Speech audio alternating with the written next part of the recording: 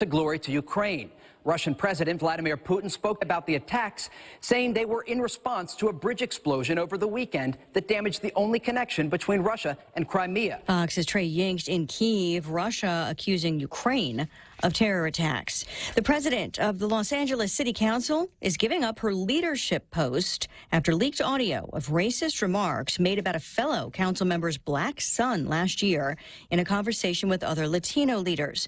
Nuri Martinez releasing a written statement. In her resignation statement, Martinez said in part, quote, "I take responsibility for what I said, and there are no excuses for those comments. I'm so sorry. I sincerely apologize to the people I hurt with my words, to my colleagues, their families, especially to Mike," meaning Bonin, the other council member, Sean, his husband, and your son, she says. Fox's Jonathan Hunt, Martinez, and others involved in the conversation have faced calls to resign from the council.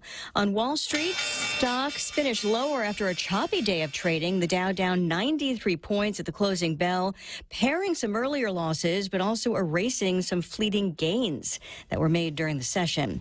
America is listening to Fox News. What's for breakfast at KFC under $3.95, you ask? What's for breakfast at KFC that's different than the other guys, you ask? KFC's chicken wrap, sausage wrap, the Colonel's chicken congee, chicken fried steak, sausage biscuit and gravy, and biscuit sandwiches made with KFC's original fluffy biscuits. All for under $3.95 and all only at KFC. Plus, with waffles and the Colonel's chicken fried rice, we've got something for everyone. So visit KFC for breakfast today. It's finger-licking good. Family Finance has been serving the people of Guam since 1959, and they will continue to be there for you in the years to come. Whether you're looking to get a personal loan for that summer vacation or paying off those long overdue bills, Family Finance has got you covered. Apply for a personal loan from $1,000 up to $4,100 by calling Family Finance in Hagåtña at 671-475-4545, Upper Tumon 671-647-5626, or in Dededo 671-633-4473. There's more progress on Florida's long road of Hurricane Ian recovery. The power company in Greater Fort Myers could be through with much of their restoration work, according to Governor Ron DeSantis. They said that they're going to have it all done today, but if you remember, their initial prognosis was this going to take almost to the end of October. DeSantis spoke in nearby Port Charlotte. Search crews have contacted 2,500 people who needed rescuing or stabilizing. Debris removal continues, and homeowners are still encouraged to speak with insurance carriers and register with FEMA. In Broward County, Florida, Eben Brown, Fox News. The only scheduled debate in Florida's governor's race is back on, set for later this month after a hurricane delay. The Democrat challenging DeSantis is former governor and Congressman Charlie Crist. An earthquake hits Taiwan's capital, just getting reports of buildings shaking briefly in Taipei, but no damage reported. Taiwan says the quake was magnitude 5.9, centered off the coast. The UK will host its first Eurovision Song Contest in 25 years on behalf of Ukraine. Liverpool will host the 67th Eurovision Song Contest in 2023. Reps for the event revealing the news with a Twitter clip, posting the BBC, together with the European Broadcasting Union, will organize the contest, and calling Liverpool the world capital of pop. The grand final will take place at the Liverpool M&S Bank Arena on May 13th, with the semifinals a few days prior. Fox's Kristen Goodwin. The event is usually held in the county that most recently won, but when Ukraine won this year, Britain stepping up to host in its honor amid Russia's ongoing attacks. Recapping Wall Street, there had been some positive territory during the session, but stocks finished lower. In the end, the Dow down 93 points. And Lisa Brady, Fox News. Stop by Olive Garden for their never-ending pasta bowls. Available for lunch and dinner. Choose a pasta, choose a sauce for $19.99. Add a never-ending topping for $7.99. You can mix and match your refills at no extra charge. Refill again and again. Your entree comes with never-ending soup or salad and never-ending breadsticks. Promotion is from October to November 20th. Olive Garden open every day from 11 a.m. to 2:30 p.m. for lunch and 5 p.m. to 9 p.m. for dinner. Please call 671-989-0008. portions are not available for takeout. JV International Safety Equipment has it all for you. Fall protection, rain gear, traffic signs, speed bumps, custom signs and banners, PPEs, fire extinguishers, plus more. Check them out on Facebook at JV International Safety Equipment Company or visit their website, www.jvisec.com. JV International Safety Equipment, Guam's leader in occupational and environmental safety equipment. Call 688-9524. JV International Safety Equipment, located in Harmon Industrial Park. Half a day, this is Josh here at APL. Our expertise and extensive network can help you grow your business and reach out to more global markets. As a responsible carrier, APL is also committed to a sustainable future, whether it's protecting the environment or investing our efforts in giving back to the community. Our dedicated teams in Guam, Saipan, and on U.S. mainland are here to support you. Call 588-4651 or visit www.apl.com.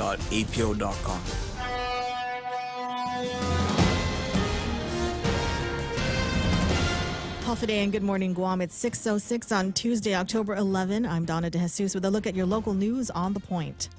21-year-old Jonathan Pangilinan, who led police on a high-speed chase after robbing Costco Mart in Maina last week, is facing more charges. Court documents state that Pangilinan is homeless and confessed to the latest accusations of robbery and carjacking.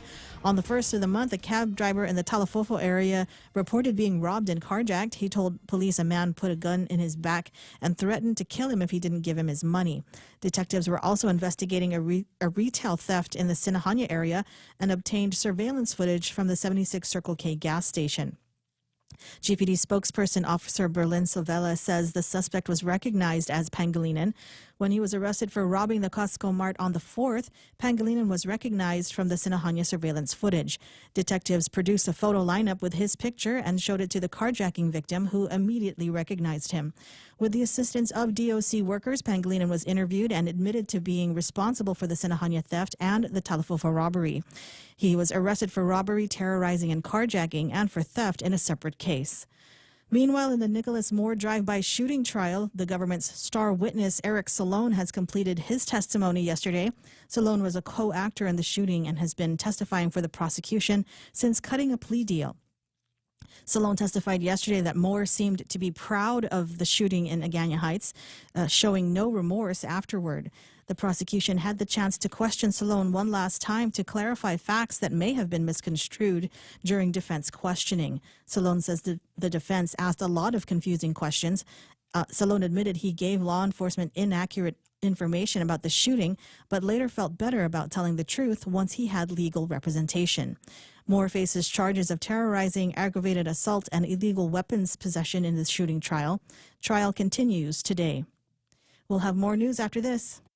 Insurance for my family is difficult. I need to know our health insurance will protect us now and in the future. Take Care members have access to the island's largest offering of free fitness classes and health education programs, and a high-quality credentialed network of on- and off-island healthcare providers, including the convenient one-stop FHP Health Center and urgent care. My family choose Take Care. Your family should also consider choosing Take Care. Call 671-647-3526 for more information. Take Care, our island, your health plan.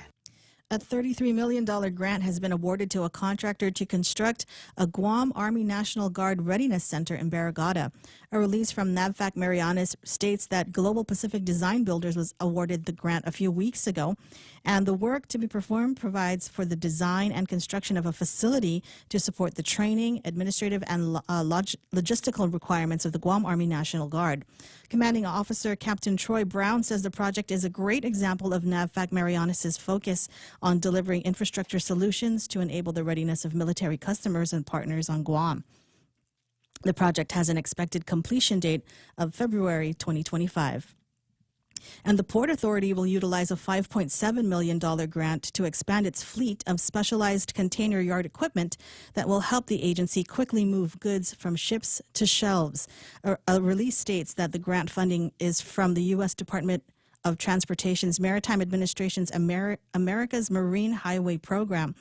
The port will be investing in new equipment such as additional container handlers, forklifts, yard tractors, and two 40-plug mobile reefer generators.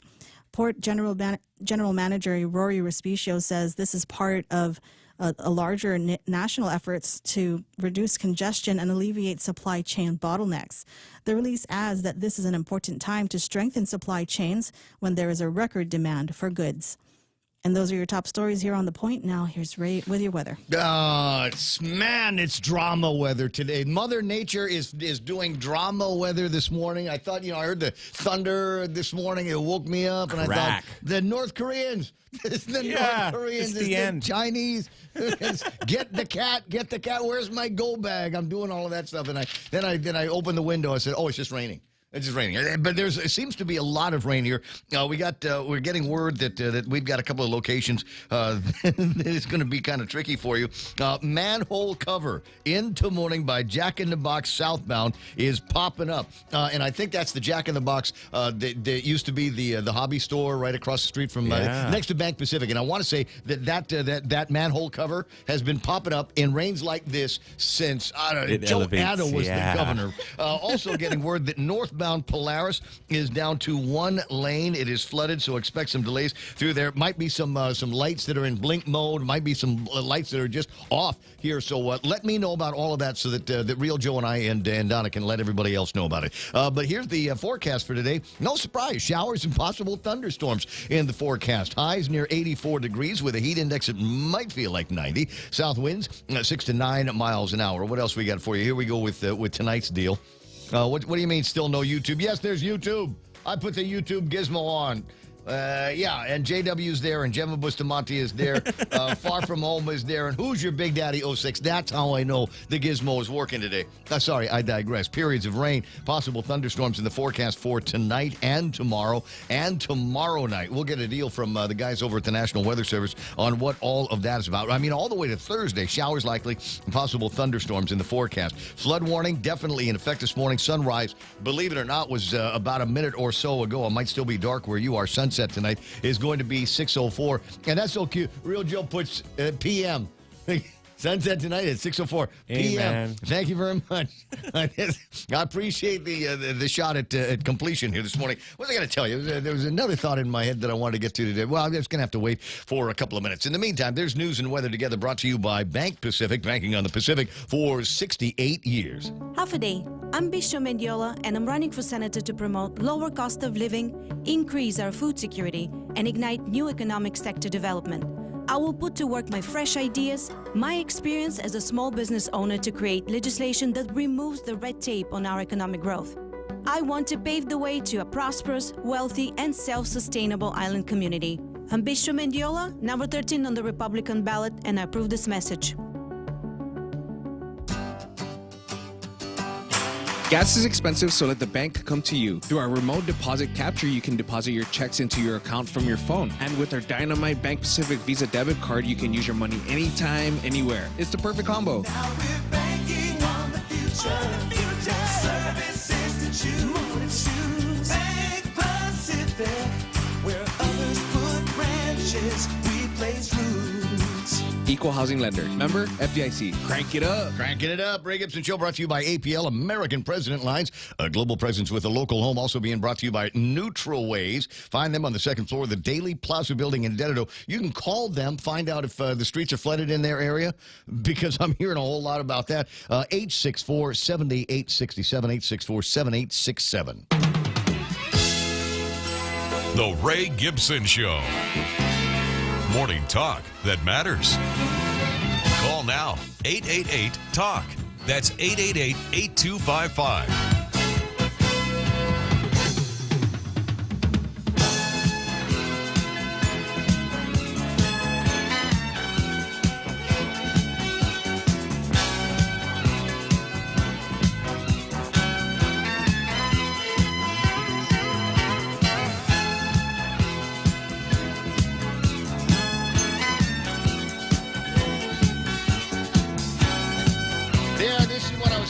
while I was doing the weather, actually showing you the weather map so you can see what is going on out there, and you can see where the reticle is pointing, where it says Guam. And this is a scientific thing for me. I want to make sure we're as accurate as possible in this particular graphic. And as you can see over the last several hours, there's an area of disturbed weather, I think is the phrase they like to use over at the National Weather. It's been disturbed. It was doing okay. And then somebody came up and started telling it knock-knock jokes, and it got disturbed. And so it is begin to bubble up, and it's not moving. That's the thing. That thing has been on top of Guam since the middle of the night, and I don't know that it is going to be moving off anytime soon. The guys with a whole lot more and greater sophisticated technology over at the National Weather Service are going to be checking in with us in about 5 minutes. In the meantime, that's what things are looking like out there. If I had the latest in the radar imagery, I'd share that with you as well. In the meantime, welcome to the program. Excuse the mess. It is the Ray Gibson Show on 93.3 The Point. My name is Ray. Thrilled, as usual, to be here with you this morning because I was able to make it all the way into the office without getting soaked. I didn't need to call Real Joe and say, Real Joe, could you come out with the umbrella and get me? Because I was going to set up the pop-up tent for you, man. It would have been nice, but I did not need that this morning. And I got to do some shouts to the guys over at the Guam Solid Waste Authority.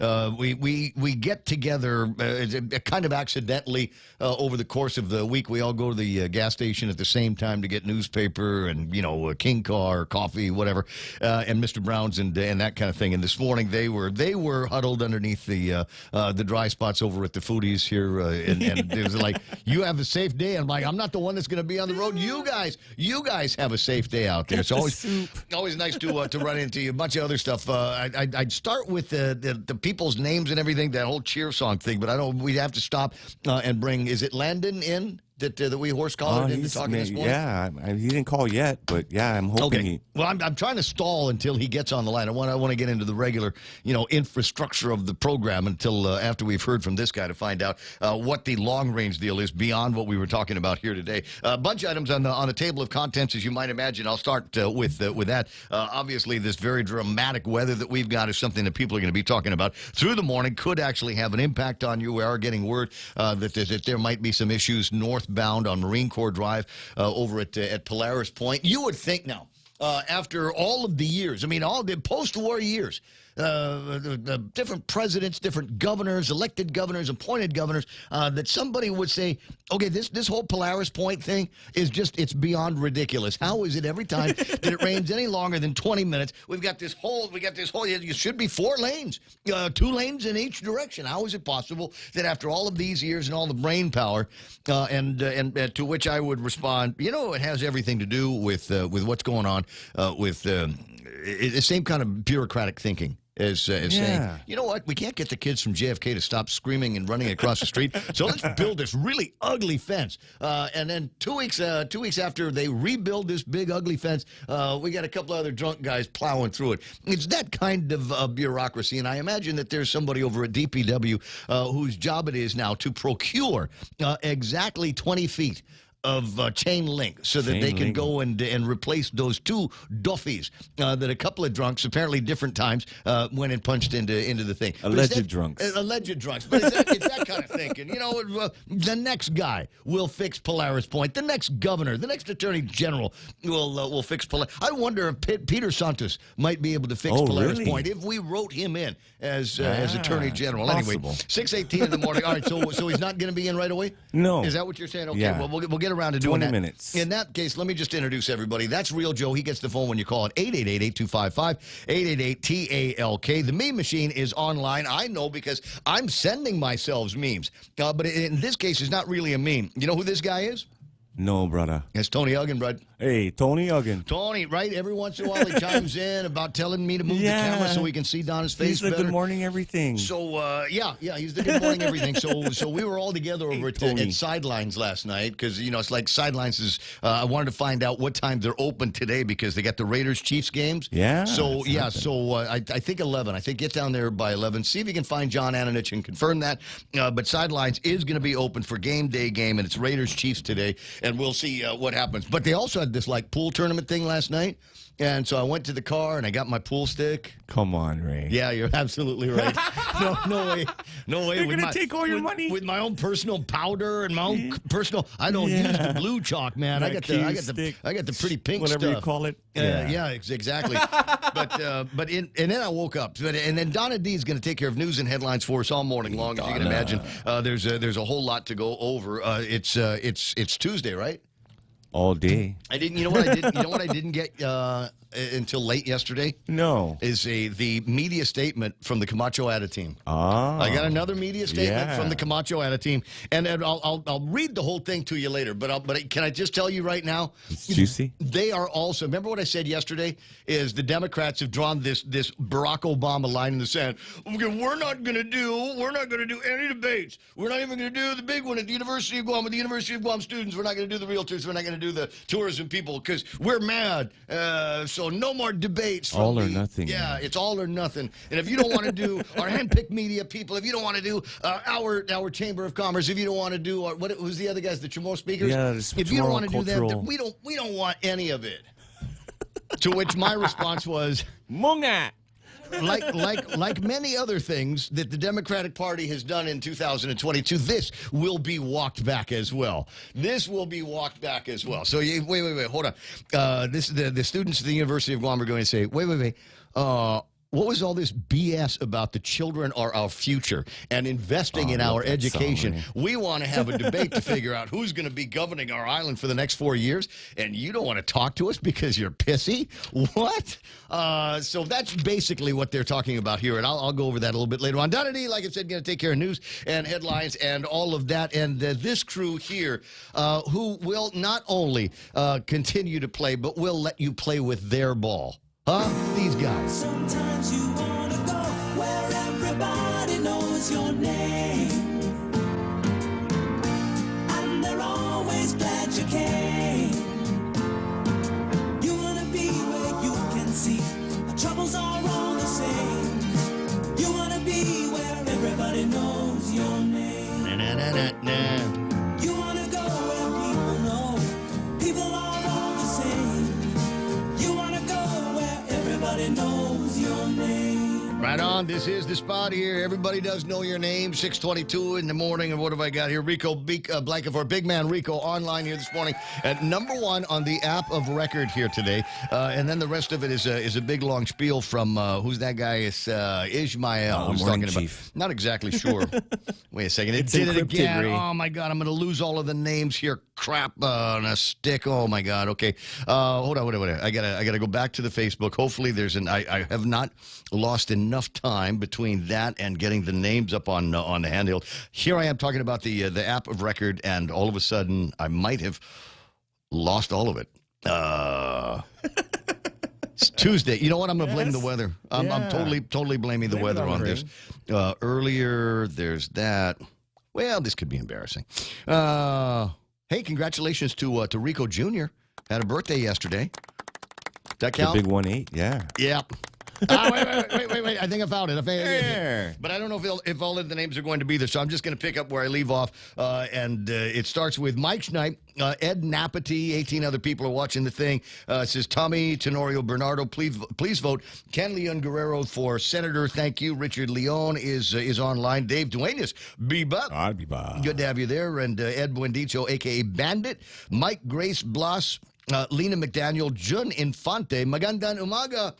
Oh, wait. Hold on. It's a long... I was only ready for the first two words. Oh, nice. Magandang umaga po sa lahat.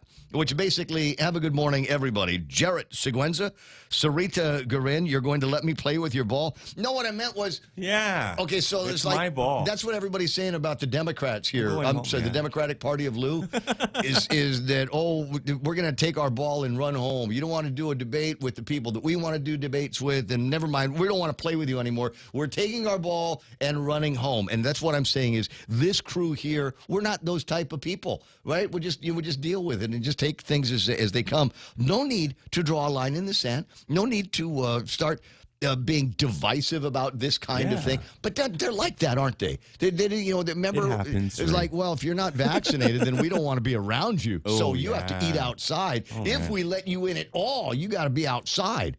And so here's the thing. Oh, you don't want to do debates with people we want to do debates with? Then we don't want to have anything to do with you. That's the way they are here, and not even bothering to find any kind of middle ground, common ground. Brad Wood, who is probably still falling in his sleep. Yeah.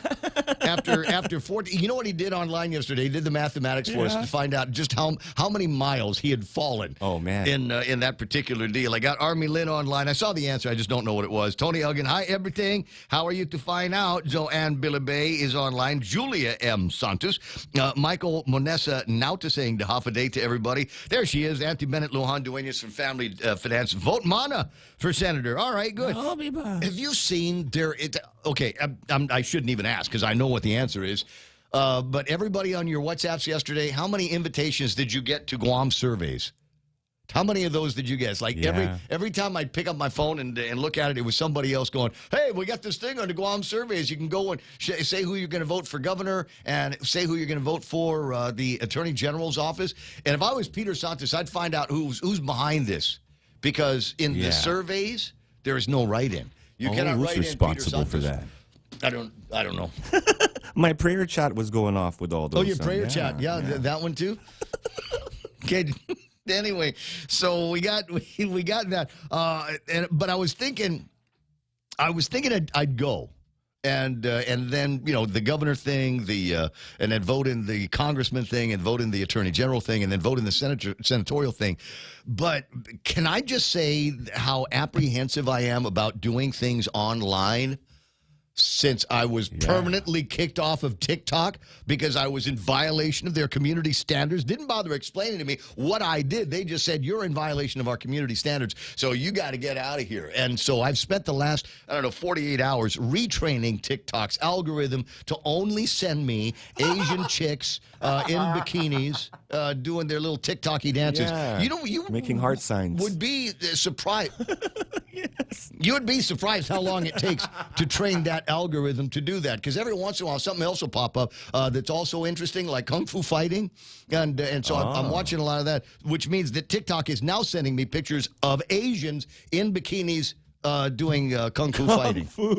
Exactly. So I'm afraid to mark anything down on that survey because what I don't want to have is to have somebody come back and say, "Oh, wow, look at we were able to find and extract Ray Gibson's IP address, so we know that these are the people that he voted for on the senatorial side." So. And it was already too late yesterday when I had that thought in my head. So I'm just saying this right now. If it comes out, there will be one singular vote on the senatorial side. Wow. And it's from my baby sister, Montesilva Tyrant. That's the Marianne is on her name on the thing. So that's the only name I clicked on because I figured I couldn't get in trouble for that.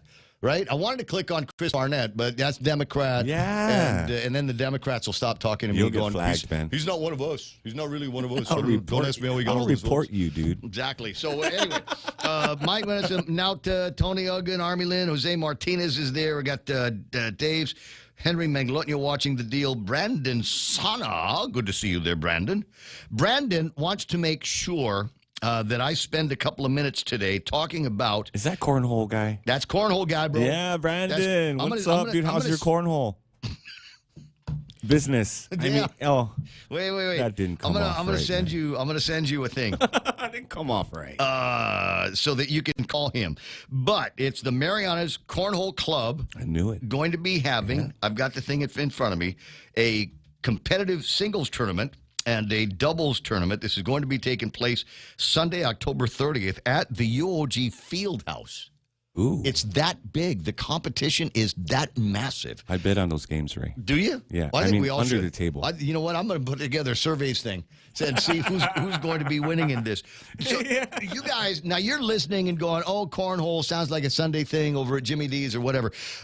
This is what's going to happen. This competition, and there's plenty of time to think, you're going to go down there and everybody is going to have matching shorts. They're going to have dry fit shirts with their team logos on them, maybe even matching hats and things like that. They're going to be playing on they will have their own individually tailored cornhole bags. You're right.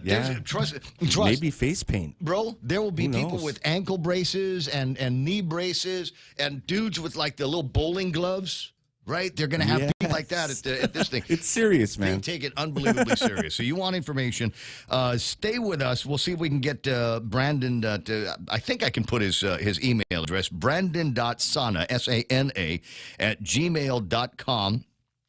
Or if you know James Rios, then you can give him a jingle as well. But yes, Brandon, we will take care of helping you publicize this. In fact, you're always welcome to come by the radio station because last time you brought food. So, having said that, I'm just kidding. You don't have to bring food here.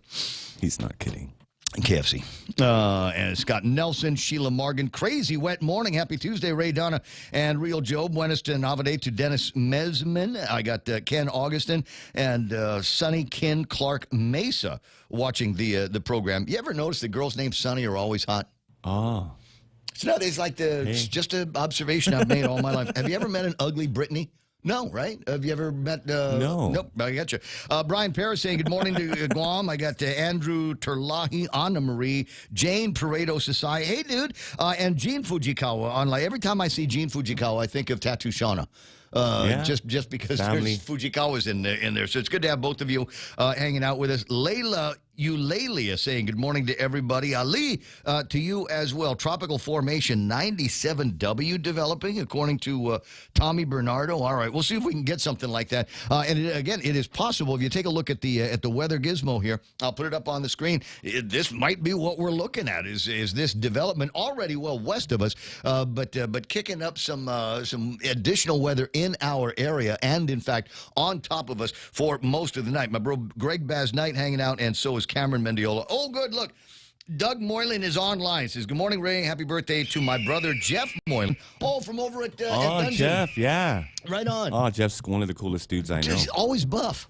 Have you ever noticed that? Have you ever gone to the dungeon and not seen him? He always looks like he just came back from the gym. Arms. Yeah. What is that? Happy birthday, dude. What happened to you, Doug? I'm just kidding. Jeff ate all the food. Ramona Nakamura is online as well. So where was I going to go? I remember now. Okay, let me get another gizmo up on the meme machine. So I saw this yesterday, and I'm not sure, but Doug Moreland may have already commented on it. And somebody's doing a little bit of research here. I don't know where this came from. I asked permission to use it on the air. And as far as they didn't say yes, but I haven't gotten anything that said no. So I'm going to assume that it's okay. And said, according to magistrates' reports, this is just July to mid-September, missing a letter, July to mid-September of 2022, there have, in that period, July, August, September, 34 drug arrests, 82 arrests for domestic violence, beaten women, children, and the elderly, stabbings, strangulations, beatings, and violence against neighbors and strangers. There have been 45 cases in the magistrate reports there. Theft, injury, and damage to cars, homes, businesses, and people. 114 people have been hauled before the police officers. Now, there might be a little bit of interaction between all of these things, but add it up. We have 34 of this, 82 of the other, 45 of one, 114 there. I guarantee 99% of it is all drug-related. But here is the point here, guys. Guam is not a safe place, and we got to get some serious people here that understand the nature of the effect of all of these cases against individuals. And, in fact, our entire community is sicker as a result of these 34 drug cases, 82 cases of domestic violence, stabbing, strangulations, and break-ins to homes and businesses and cars. So I like I said, have not seen Doug's response to that on Facebook, but I might spend some time watching out for that. Kennedy Robinson is online. Tattoo Shauna has made herself noticed. I love the dungeon. Happy birthday to Jeff. William Nault is there, and Auntie Bennett. All right, so Jeff from over at Jeff Boylan from over at the dungeon. What is, Doug, you can find out for us as well. What is the hottest Halloween costume so far? What is it that people are buying? What do you mean hot? What? Oh, okay. What do you mean? What do you mean? I'm What just do I saying, mean? What man. is hot? During the Halloween, all the women, they like to dress up in the super hot, Exactly. Fire. And it's sometimes the taboo thing. You're right. I don't need to see a whole lot of pregnant nuns. That was funny back in 1982. I don't know. It's about as funny as coming out dressed as a Tylenol pill. People will get it. It's just not funny anymore.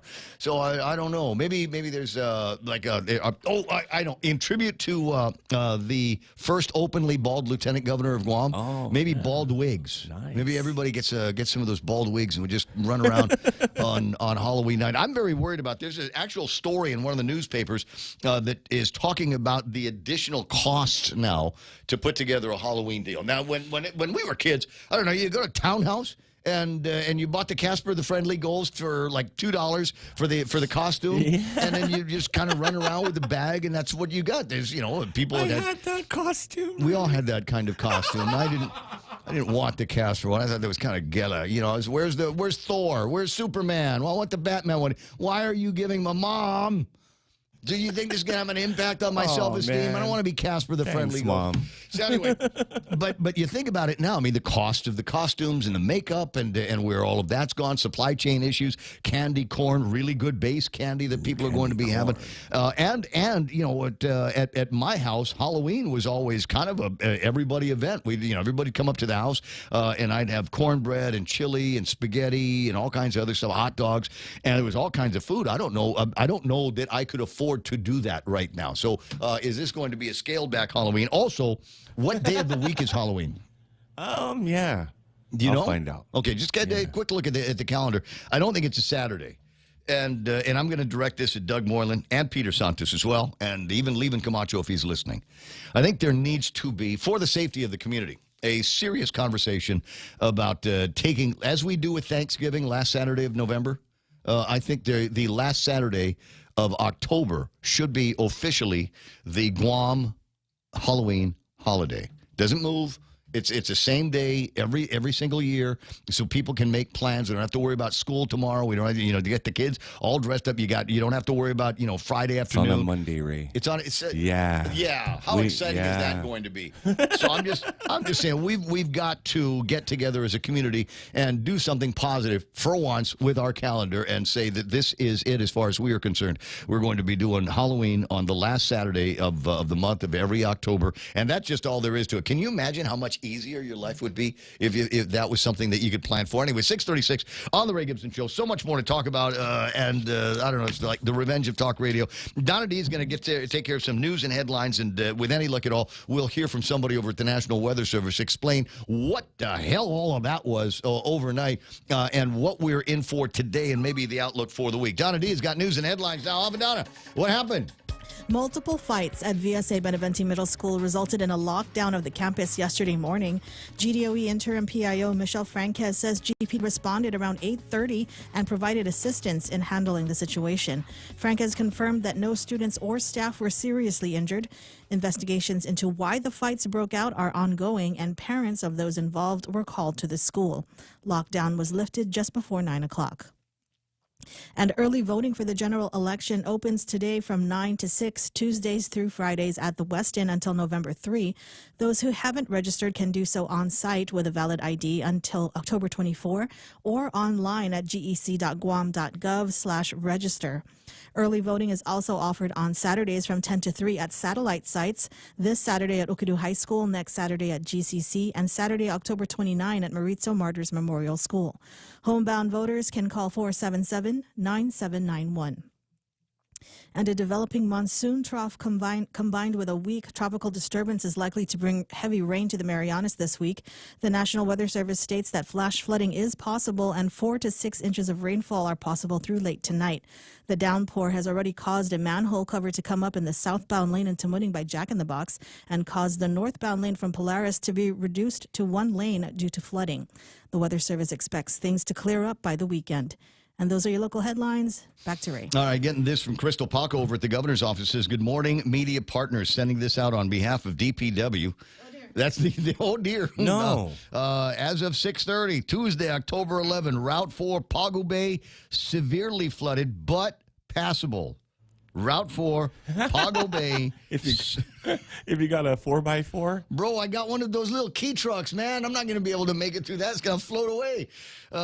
Motorists are advised to use caution or seek an alternate route. Route 4, Pago Bay, severely flooded. Let me just put up the traffic gizmo and see if I can get an idea of other areas that might be experiencing some traffic issues right now. It's going to be tricky. We see, there it is. I knew it was going to be happening. What we're looking at over here is a little bit of traffic down in the Polaris Point area. area, that area in Petey. We are looking at traffic slowing down in both directions through there. Let me see if I can get down to the Toyota Bridge in that place. Stand by. I got it. We can. Oh, there yeah. it is. Yeah. I see it. I see it now.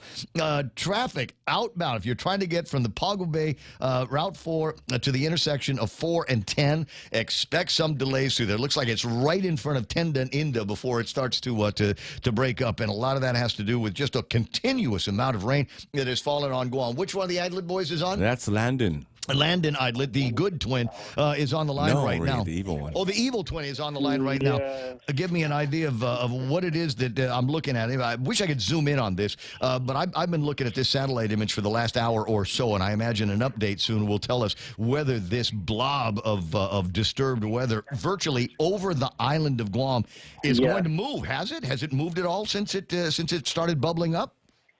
Well, we have two different things at play right now. The showers are indeed in motion across the island, even though the satellite's showing that clump of clouds dead stop over the island. We have several features at play. One's that monsoonal flow of a circulation tropical disturbance well to our west, and then another one just barely west of us, and then possibly the monsoon trough axis extending eastward to east of the Mariana Islands. We're right there in the middle of the conveyor belt of moisture.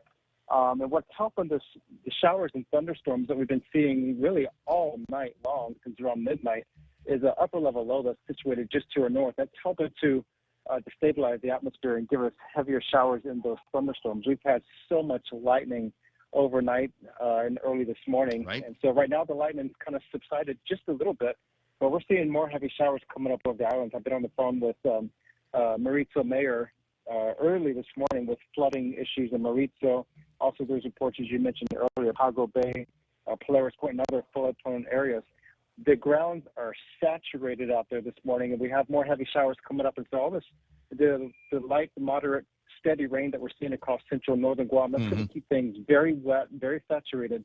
And any additional heavy showers that we see over the next several hours will only make flash flooding more likely throughout the day. So we're seeing those heavy showers coming up over Mauricio. You know, it's so weird you say flash flooding, and people are thinking about what's happening in the boondocks, but flash flooding actually happening in the roads in some of the areas where we're going to see a lot of water and a lot of moving water as well. I'm getting word from Dennis Benzer here. He says traffic is absolutely stopped at the bottom of Pago Bay. So when DPW made that report, maybe then it was passable. Maybe it's not right now. So alternate routes are definitely suggested for you. Maybe it's going to be one of those days where you take Cross Island Road, but even when you get to the other end of Cross Island Road, you're going to have to deal with slower northbound traffic at Polaris Point. Inundated there and has been for some time. Yeah, that's correct. And we're kind of in a situation now with the heavy showers now over Agate, Santa Rita, coming up over Navy Base, Guam. We're going to probably see Polaris Point get a little bit deeper and higher over there with the floodwaters. So maybe this is just a time that you might want to delay your departure for work.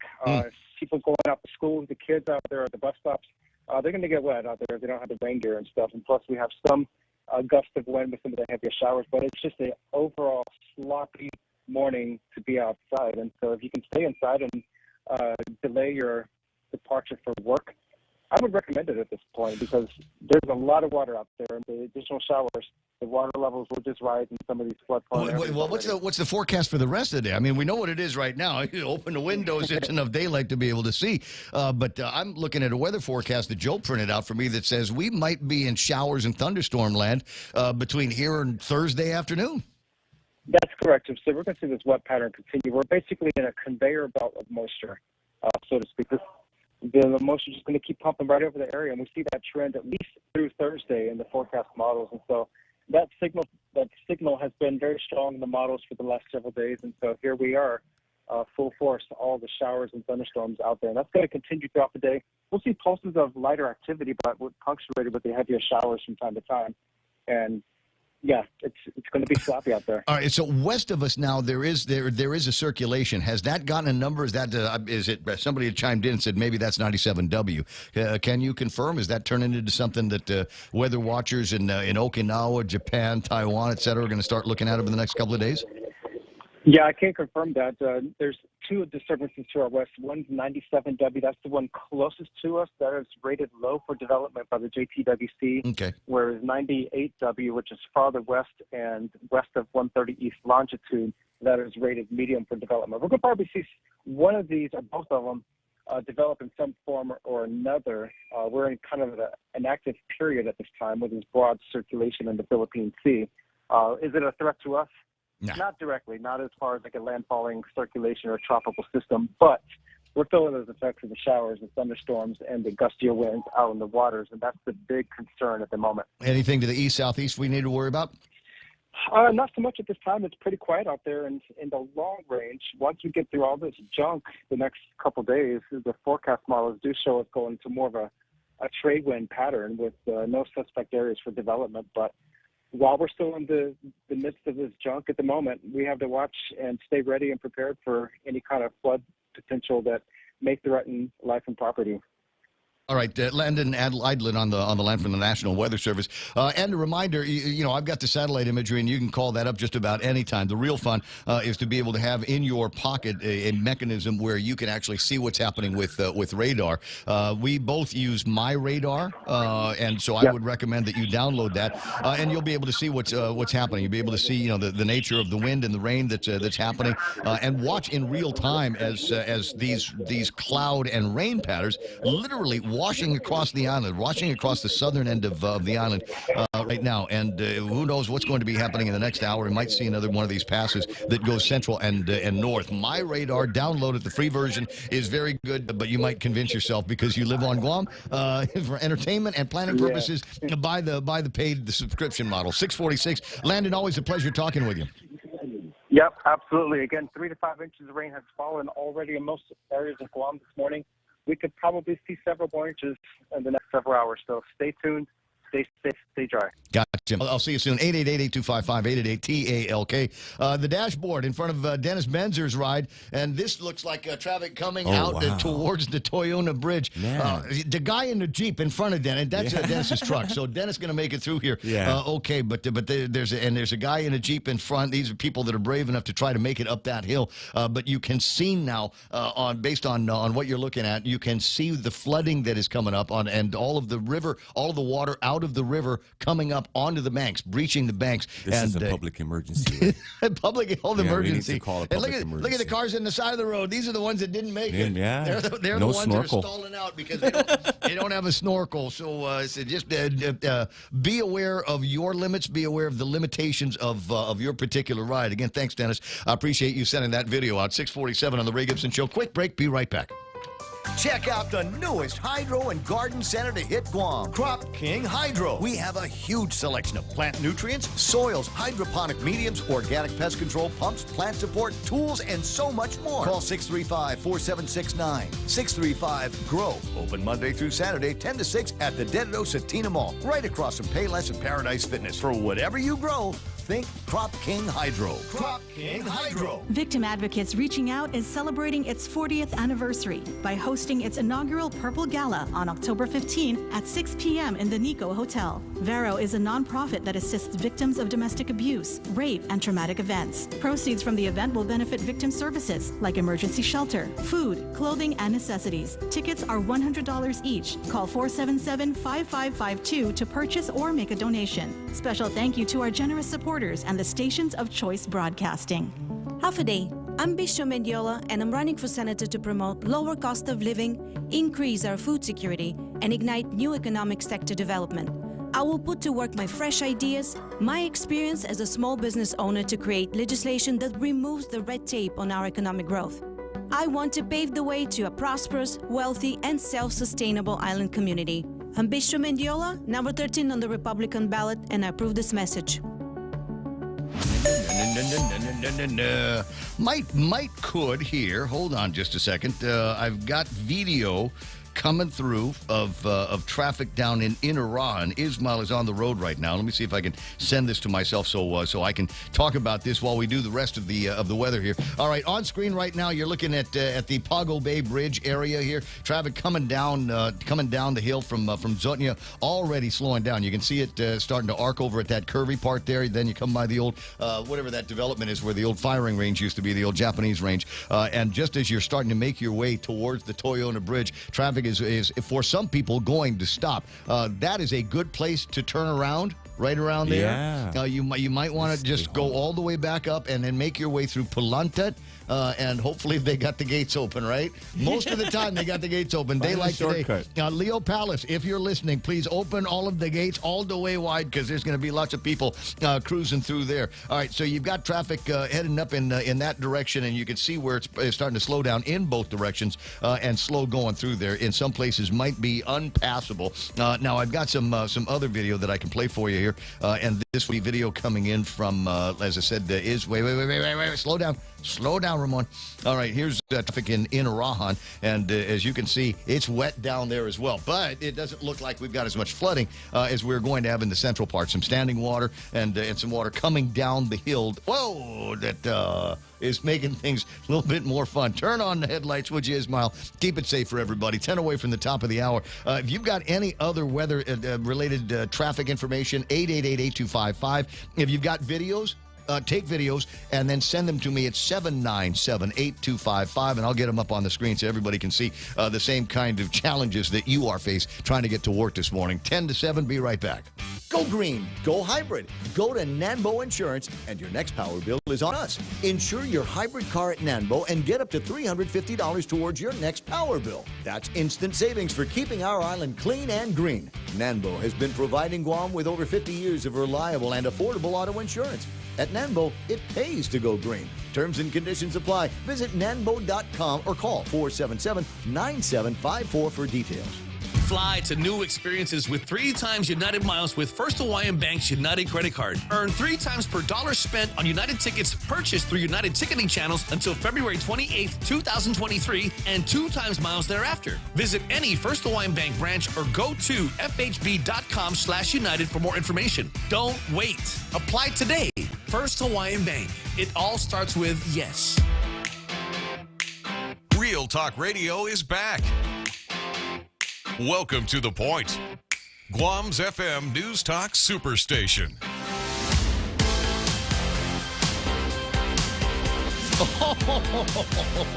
I see what's going on. It took me a second. It took me a second to wrap my head around what I was looking at. All right, this Marine Corps drive, for those of you that are watching the show here this morning on Facebook and YouTube and ThePOINT.gu, this is what I believe is southbound traffic on Marine Corps Drive over by Polaris Point. And you can see as the car's coming up to a little bit of congestion, you can see the brake lights ahead. But if you look in the other lane, what would be the inside lane, you can see oncoming traffic. You can see oncoming. Right. Everybody's on the way one side. All right, so northbound, apparently that's dangerous, Ray. Oh, my God.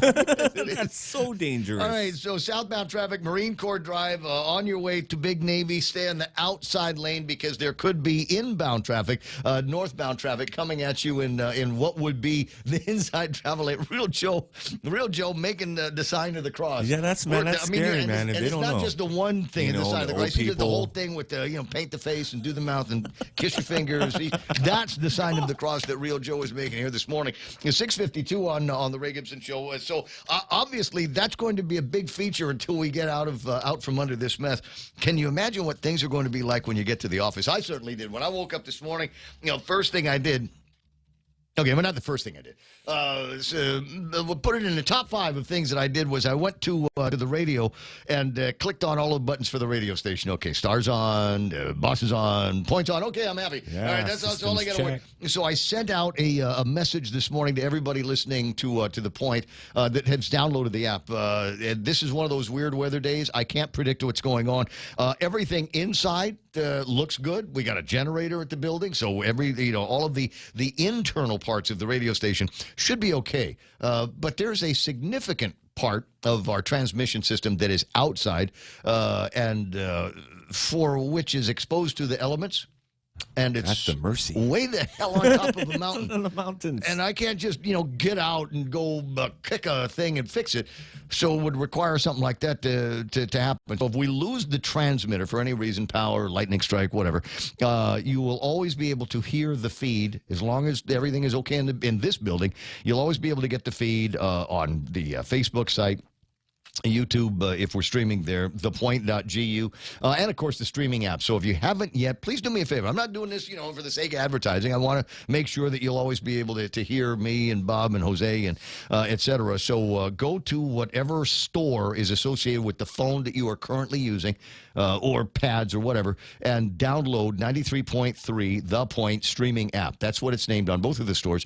And get that. It's absolutely free. And it'll get you all the information that you need if you are more of a laptop kind of platform guy than just go to thepoint.gu, click where it says listen live, and it will open up an entire player that has a whole lot of more features that I can't describe on the radio because, frankly, there's other stuff. Also, while I'm thinking about it, The Point, go to PDN, the Pika thing, and give me a vote for the best radio station. Who else is doing this kind of stuff for you here this morning? Risking their lives. Who is receiver oriented better than we are here? We know what you're going through. We know the information that you need, and we know how often you need it, and that's what we're doing here. So go and give us a vote for Pika's Best, and if you like the sound of my voice, Annette, then all you need to do is go to the same place. Before you get to best radio station, there's best radio personality, and I would love to get one of your votes here this morning. It's 6:55 on the Ray Gibson Show.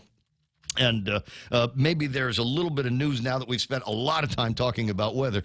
Maybe there's a little bit of newsy stuff that we can talk about here this morning. Nah, I still want to talk about the weather. Let me see. Do I have sunrise pictures from Jeff over at Pirates Cove? Sure do. Oh, no. The sun is up. On a Taco Tuesday over at Jeff's. The sun definitely up. You just can't make it out in any of these pictures because we're literally under a cloud, as the man was saying, kind of a high-altitude, low-pressure system that is around us right now, and that's why you cannot see where the sun is coming out. But there's all kinds of other stuff that we can talk about here this morning. I mentioned the Camacho Ada media statement. And I want to read some of it to you. But then there's another part of me that also wants to, let me get this on the screen. So I got a friend. Her name is Kate. Oh, yeah, Kate. Yeah, I know Kate. And apparently Kate is now making sea moss gel over at the Bodega. Oh, yeah. Which is next to Porky's and across the Hyatt. You know what I'm talking about? Yes. And sea moss. Sea moss gel, and it's sour sop. Sour sop. Sea moss gel. You can find it at Da Bodega, again in Tumon, across from the Hyatt. Now, I don't know what it tastes like. I don't know whether you're supposed to put this on toast or do you need to, do you put it on, fruit or something like that? Yeah. I'll get with Katie and find out a little bit later on what the deal is on that. A report now, for those of you that are curious, it has now been 48 hours since I've signed up a new TikTok account. You can find me at Kaduka Ray. Actually has my picture on it instead of the smiling, sunglass wearing Jesus Christ.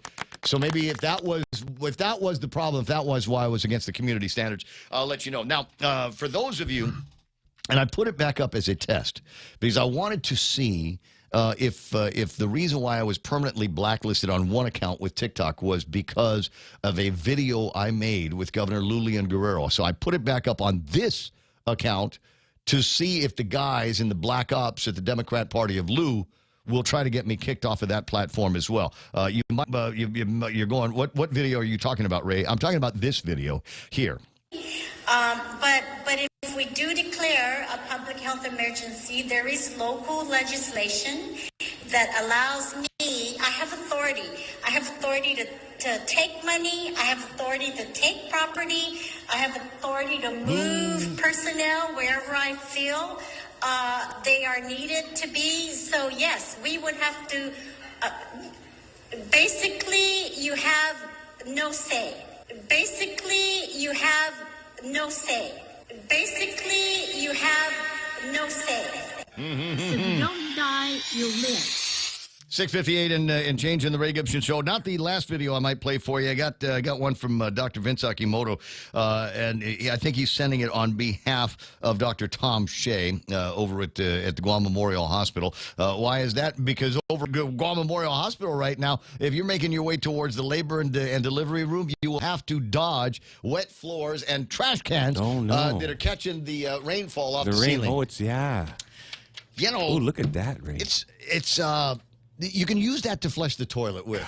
I'm just saying, I'm looking for the high side in all of this stuff. If there was a requirement for bucket flushing over at the labor and delivery ward at the Guam Memorial Hospital and say you didn't have water, you just take whatever's in those little buckets and then just pour it over the top. If it's yellow, let it mellow. If it's brown, flush it down. That's the old rule, but that's the way it works. GMH's air con, all of that stuff. Wow, how about that? 6:50, and we're going to build a new hospital so we don't ever have to worry about all of that stuff. I've got 30 seconds left in the top of the hour. More videos and more shenanigans coming up in the next hour of the program. Although I gotta say, one of the other thoughts that are in my head, they're careening around here, is I keep thinking about this new hospital that they're talking about, but not publicly. This is going to be the same as the Hawaiian rail system, and they're having even more problems with the rail system on Oahu. I'll tell you all about that, if for no other reason to make you feel better about what we got here at 7. Here's Fox News.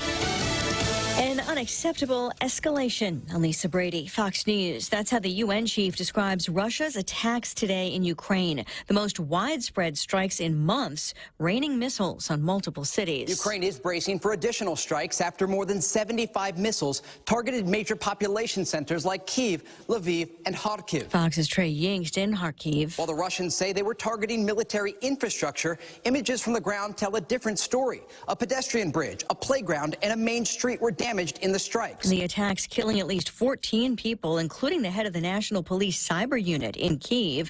Nearly 100 others wounded. President Biden, after a call with Ukraine's president, pledging continued U.S. support, including advanced air defense systems. He also condemns the attacks, which Russia describes as retaliation for what it calls a Ukrainian terror attack, an explosion on the bridge that links Russia to Russian-occupied Crimea. The Mexican government is trying again to hold U.S. companies responsible for the flow of illegal weapons into Mexico, filing a lawsuit today in Arizona that appears to target gun dealers after a lawsuit against U.S. gun makers was recently dismissed. Mexico's Foreign Affairs Secretary says they also plan to appeal that ruling. A warning to Facebook users about third-party apps that may have compromised their passwords. Meta's researchers discovering more than 400 malicious apps designed to steal Facebook users' login information. The company says these apps are disguised as fun or useful services like photo editors and fitness tracking tools, often requiring folks to log in with Facebook before they can be used. Fox's Kristen Goodwin. Meta says they're reaching out to as many as 1 million Facebook users who may be at risk. Apple and Google say all of the apps identified have been pulled from their app stores. America is listening to Fox News. Half a day, Guam. Dr. Bob and the team at Guam Pet Hospital humbly ask for your vote in the annual Pika's Best Veterinary category. You can vote every day at guampdn.com. We pride ourselves on honesty, integrity, and client education. Our advanced pet care includes a full in-house digital laboratory, digital x-rays, cancer screening, soft tissue surgery, orthopedic surgery, and an intensive care unit for the emergencies. Please vote Guam Pet Hospital for Pika's Best Veterinary, because your pets deserve the best. Everyone has a busy schedule these days, and sometimes we forget to schedule our routine dental checkup and cleaning. Don't neglect your dental health. Schedule one today with Dr. Robert Yang and his Smile team, conveniently located at the East West Business Center on Marine Drive, Upper Tumon. Call us today at 647-8702 or 3. Again, that's 647-8702 or 647-8703. We make smiles happen. News. State officials in Colorado say it was just a mistake after voter registration forms were sent to non-U.S. citizens. The Office of Colorado's Secretary of State, Gina Griswold, says none of those nearly 30,000 postcards will lead to processing of a voter registration. In a statement, Griswold called it an issue of names of non-citizens who get driver's licenses not being separated from those who should get voter registration information. A voting rights watchdog group calls the issue to human error. But the chair of the state Republican Party, Christy Burton Brown, says the mistake should have been easily avoidable. Fox's Gernal Scott, it's not clear whether anyone who got the cards tried to register. California offering new guidance for building in fire-prone areas. Local governments should require developers to upgrade building materials and use installation techniques to increase the development's resistance to heat, to flames, and to embers. State Attorney General Rob Bonta also says development should be close to evacuation routes or consider building new roads. A celebrity lends her voice to an effort to raise awareness. Selena Gomez opens up about her personal health journey in an upcoming documentary. Just be who you are, Selena. No one cares about what you're doing. It's about who I am. The trailer for My Mind and Me unveiled Monday in honor of World Mental Health Day. The Apple TV Plus documentary, which premieres November 4th, follows the only murders in the building star's life over the course of 6 years, including her struggles with lupus, depression, and anxiety. World Mental Health Day is aimed at initiating conversations, raising awareness, and showing support for those living with a mental illness. Lillian Wu, Fox News. A down day on Wall Street, stocks slide again, the Dow dropping about 94 points. Elisa Brady, this is Fox News.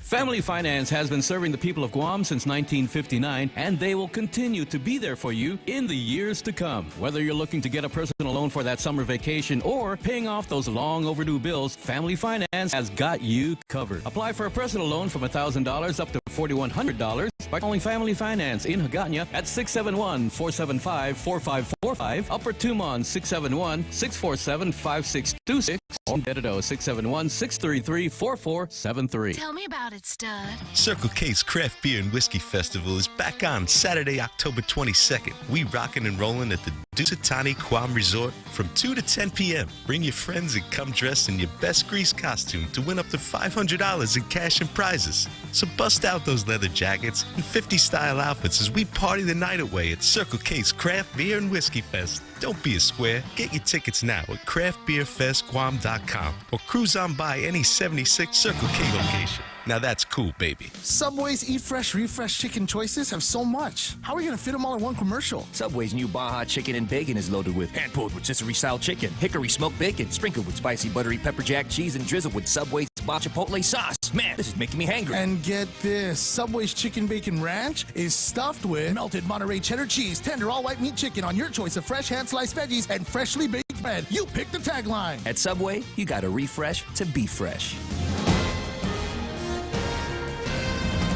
Half an A at 7:06. I'm Donna De Jesus. Here's a look at your local news on The Point.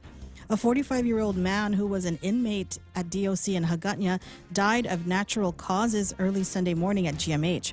DOC spokesperson Major Anton Ugin says the man was recently detained for violating a probation order and clarified that nobody died at DOC and that it was a medical issue. Ugin says the man was experiencing shortness of breath. He was initially transported to U.S. Naval Hospital in Agana Heights for treatment. Once stable, the man was transported to GMH where he died following an emergency pickup for medical care. Ugin confirms that the man passed away at GMH Sunday morning just around after midnight. Foul play doesn't seem to be a contributing factor to the death. The identity of the man has not been released by either GMH or DOC. And a judge is considering whether former DOC Deputy Director Joey Terlahi can be charged again for his involvement in detaining a woman for 3 days. This is the first time Terlahi has been back in court since his case was dismissed in August.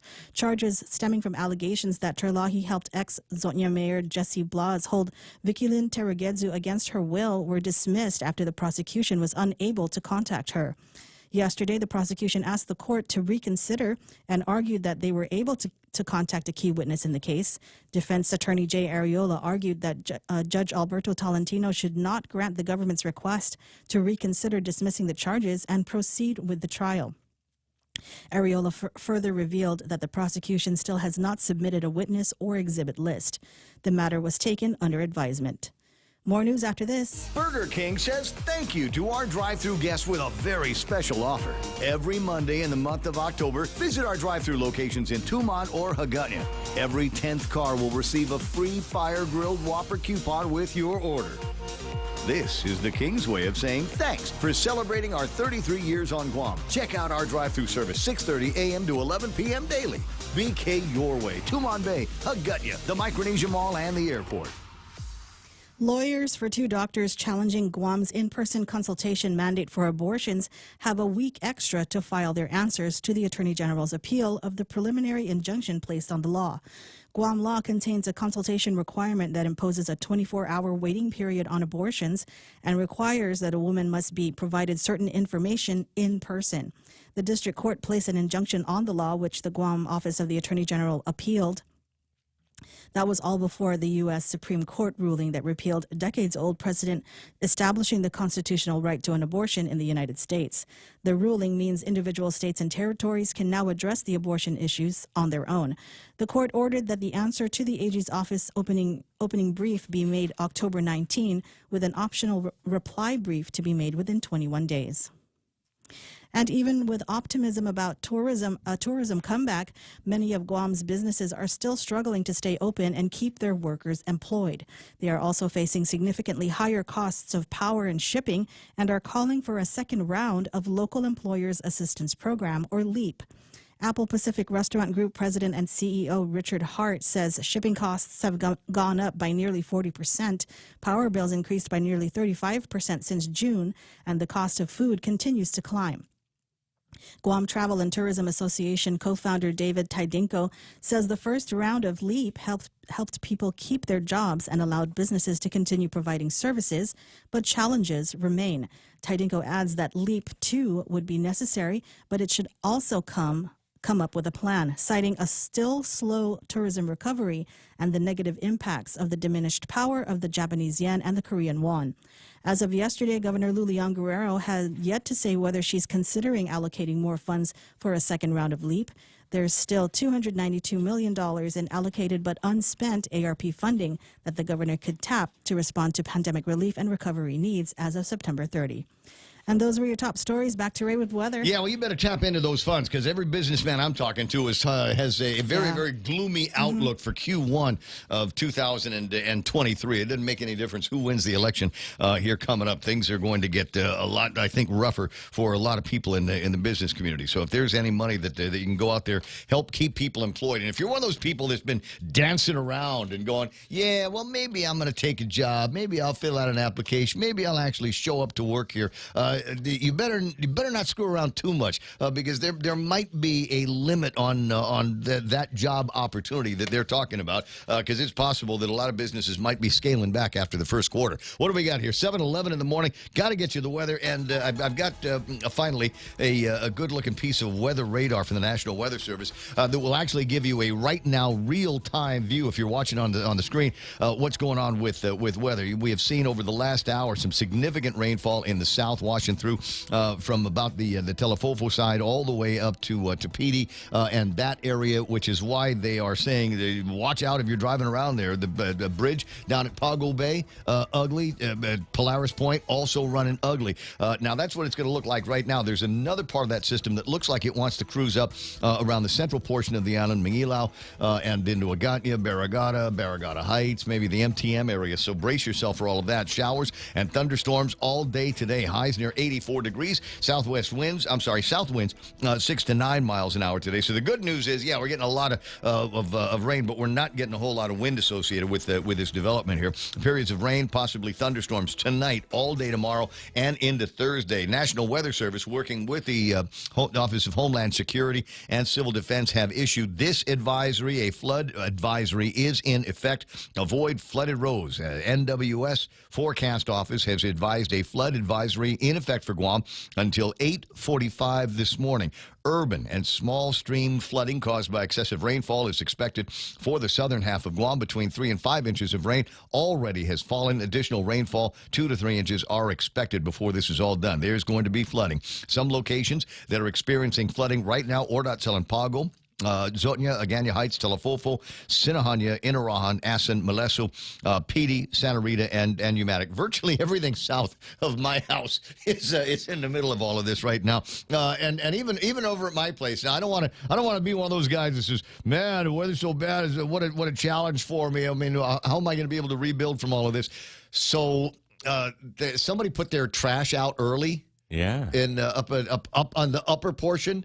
And so as I was leaving for work this morning, I watched this GSWA trash can swim down the street. Down I'm the just road. wondering. And if you're one of the neighbors that lives up above my house and you cannot find your trash can, go look over by my place or the Cepeda's place. Maybe it's down in that direction. Motorists, all right, following roadways are reporting still passable but heavily flooded. That's Polaris northbound lanes, Pago Bay Bridge. Motorists, especially those with smaller vehicles, those little Japanese cars and vans and trucks are planning to travel through these areas are advised to seek alternate routes until the flooding subsides. And this would be a good time to find out just how much curb weight those vehicles have. Will they stay where they are if you get flooded out, or will it just kind of float back down the bridge or whatever, just like that trash can over at my place? That's the latest word that we've got for you on the weather. That's the latest imagery that we've got for you on what's happening weather-wise here on Guam. So just brace yourself for more rain that is going to fall all day today, all day tomorrow. 7:14 news and weather together on The Point. Is your business ready for digital transformation? The latest Wi-Fi technology is here, and it's Docomo Pacific's WorkPass, powered by Plume. WorkPass unlocks connectivity, productivity, and security tools all in the palm of your hand. Access features like adaptive Wi-Fi, guest and employee networks, evolving AI security, plus so much more. To learn more about WorkPass, visit business.docomopacific.com. Docomo Pacific Business. Work better together. Come try Guam's original Chamorro restaurant with Pica's Best 5 years running. Mezcla Chamorro Fusion Bistro. Experience Chef Peter's candied salmon over scallion coconut rice, octopus to naktak, Chamorro platter, and their award-winning gourmet hamburgers. Or if you're looking for something healthy, try their keto-friendly menu. Come and enjoy Mezcla's half-a-day service at their Hagåtña and Grand Plaza Tuman location. Call their Hagåtña location at 479-2652 for reservations. 7:15 in the morning. Ray Gibson Show brought to you by APL, American President Lines. Global presence and a local home. I tell you what, weather's so bad out there, flooding so bad, APL might be able to take one of their ships and actually move some goods from the southern end of the island to the northern end of Guam. Ray Gibson Show also brought to you by the guys over at NissanGuam.com and the World Wide Web. When was the last time you took a look at a Nissan? Well, you're going to get a chance here. NGen is back after a 2-year COVID hiatus. Nissan Generation Car Show, NGen, is back November the 12th of 2022. Lots of great events. We got tons of raffles and giveaways at Gran Turismo time trial. Food and drink guys are going to be down there. Nismo Kids Racing. Get them a start on that and plenty more. And lots of T-shirts for the first 250 to register. And you can do that online right now at NissanGuam.com. News to fill your mind. Talk to get it out. The Ray Gibson Show. Call now, 888-8255. So yesterday I was talking about the back and forth that has been going on between the Bickersons, leaders of the Camacho Ada team, and the guys over at the Democratic Party of Lou and the All In people, and it all has to do with the debates.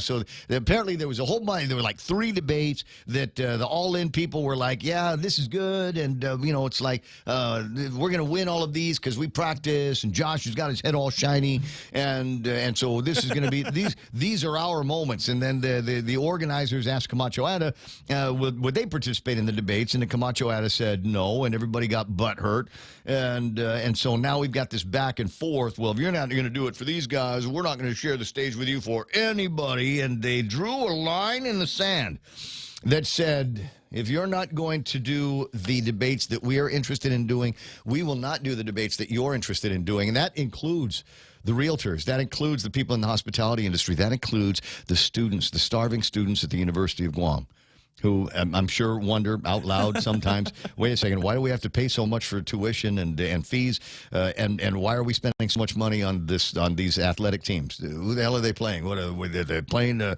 the National Football Division League? 1, right? Exactly. So, maybe there's some of that. But anyway, so they're going to have, as they have for decades now, going to have a debate, the great debate, as it's called. But will the all-in people go? Because they've already said that they're not going to be doing any of that stuff. Says, well, no, we're not doing it. We're taking our ball and running away. We're going home with our ball, and we're not going to be doing these debates. Camacho Ada agreeing with me. Quote, the preparation for the Camacho Ada campaign and our candidates remain on track. Our initial release last week inadvertently excluded the Guam Hotel and Restaurant Association Forum, GHRA, along with the Travel and Tourism Association, scheduled for October the 25th. Our collective focus is on the Guam Association of Realtors Virtual Town on October 13th, GCA's forum on the 19th, the Guam Hotel and Restaurant Association and Travel and Tourism Association's forums on the 25th, and, of course, the University of Guam's Great Debate, which has already been scheduled for November 3rd. They say, we are hopeful that Lou and Josh would reconsider their statements this past weekend that they will not be sharing the debate stage with Felix and Tony for the balance of the 2002 general election. Wow. Do they have, do the Democrats have one more walk back left in them? Do they have one more walk back? You remember they were there, oh no, we're going to close the primary. It's only going to be open to real, honest to God Democrats. And the guys over at the election commission said, well, you know, you've only got like 200.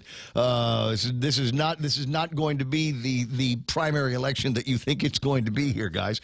And then so they had to walk back that. And so I'm thinking maybe there's some guys, maybe Ginger right now is writing the walk back that Rory will have in the next statement that they're going to have. And just out of an abundance of blah, blah, blah, blah, blah, they're going to come up with all the pretty words. Guam is not the only place that is having an issue with debates.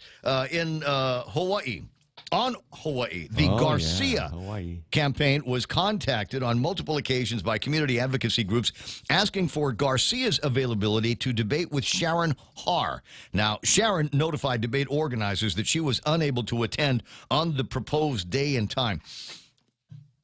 Okay, I'll back up here. Let me just back up. There's a couple of headlines from a couple of stories that you need to know as we go into this. Headline from February the 27th. Of 2021, Republican Har, DUI arrest, smelled of alcohol, yelled Black Lives Matter. January 12, 2022, how many legislators were partying with Sharon Har during COVID shutdown? Do you see where this is going? All right, now I'll go back to the original release. The Garcia campaign informed the debate coordinators that Diamond Garcia is willing to clear his schedule to accommodate Har, and still Har has not responded. Quote, after all her legal troubles and public embarrassment, the people of West Oahu deserve to hear from her as to why she should be re-elected to her position. It's a shame that she's avoiding all public debates and forums, said Garcia. Stand by now for cutthroat phrase. If it would make Ms. Har more at ease, I'm willing to meet her in the tavern or bar of her choice to conduct a debate. Oh, you thought it was hardcore here. We're Guam, hardcore Baltimore. But no. That, my friends, is an example of the hardcore. So that's what, if you're wondering what it is that I'd like to see out of the continuous, the recurrent battle between the Democrats and the Republicans and the debates here on Guam, something along those lines would put a huge smile on my face. 7:21 in the morning. Quick look at what's going on in the markets. It wasn't a great day. They all drifted down. I mean, they all drifted down here and across the world. S&P 500 off by 27 points. They're at 3612. The Nasdaq lowest it's been in a couple of years, 10,542. They dropped 110 points. Dow Jones Industrial Average. They were over 30 for a heartbeat in the last 7 days, but back under 30,000 or 29,202, off by about 93 points. I've been watching them drift down all morning. FTSE off by 31 points. I got the Nikkei down by 195. That's not the big one. The big one is Hang Seng, which lost 523 points here. Bad day in Hong Kong Exchange. Shanghai down by 50. And the DAX drifts down by less than a point. Like I said, NASDAQ, biggest loser here today. But Walgreens, Moderna, Kraft Heinz, Old Dominion, and Netflix. Isn't Old Dominion a bar down in Tumon? No, that's Old Tradition, sorry. And Netflix rounding out the top five there. I'll give you the bottom five. But in fact, not only will I give you the bottom five, forget everybody else. At the bottom, PayPal Holdings. Good for them. What do you think, Jerry? Good for them. What do you think that might be a little bit of investor blowback here on a major policy faux pas? Yeah. and deservedly so. They lost 6.26% of their value. What they should have lost is their certificate. PayPal's a bank. That was ridiculous. That was ridiculous. Any other world, right? Oil at $90.82. That's off by $1.82 from where it was before. It's nice to see that back in the red, but it needs to be red down to about 83, 82 for me to be happy. Gold at $16.75, off by $33 here. And if we're going to Japan, not much better today. 145.7 yen. If you're doing the banking route, you might be able to get a better rate depending on which direction you're trying to make that trade in. But today could be the day. Today, yeah, I think I've got a story that I printed out about how United Airlines, across their entire system, is going to be ramping up flights into. I printed it out, but it only gave me the headlines. United Airlines to increase Tokyo capacity by 13%. They are upping flights to Tokyo after now they have lifted that pesky daily passenger cap. And according to the write-up that I saw, if you want to be eating yakisoba at the subway station with me, you need to be vaccinated with at least one booster or negative PCR test. Oh, yeah. Inside of 72 hours prior to your travel. Or, yeah. So it looks like I might have outlasted the rules and regulations. I'll wait until a couple of my other unvaccinated friends give it a shot before I decide to get myself a ticket to go to Japan, if I can afford one of those kinds of things. 724, 2 times Jerry Roberts today. Just FYI. No, they didn't tell me. It's back in the Guam back in the Guam Daily Post. You might recall writing an article for the Work Zone called "Toxic People in the Workplace." Sound familiar? Yeah. That's what they printed today, and you can get a copy of that in today's Guam Daily Post. Well, thank you, Post. Otherwise, you got them right here on the point here, brought to you by First Hawaiian Bank. Question: what's the value of a promise in business today? How about politics? We'll dig into the topic of promises next on the Extra Point. Fly even higher and get to your destination with the United Credit Card from First Hawaiian Bank. You can earn 40,000 miles with $2,000 worth of spending within the first 3 months. That's 40,000 reasons to get on board with the First Hawaiian Bank United Credit Card. It all starts with yes. Certain restrictions apply. To learn more about this offer, visit any First Hawaiian Bank branch or go to fhb.com/United. Hafaday, this is Severina. Here at APL, our expertise and extensive network can help you grow your business and reach out to more global markets. As a responsible carrier, APL is also committed to a sustainable future, whether it's protecting the environment or investing our efforts in giving back to the community. Our dedicated teams in Guam, Saipan, and on U.S. mainland are here to support you. Call 588-4651 or visit www.apl.com. With a nod to John Lennon, let's consider a few things. Imagine we're an auto shop and we promise a customer that we're going to fix their vehicle. Instead, we charge them for the work but don't make a repair. Imagine we own a restaurant and a diner orders a meal asking for it to be cooked a certain way. We promise to do that, but then we decide that they should have it another way, not the way they specified.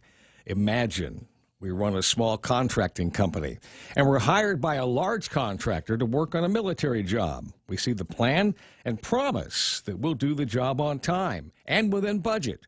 Instead, we go off the plan, do something else entirely different, creating a big problem that delays the project. In each case, a promise was made based on the desire or requirement of the buyer.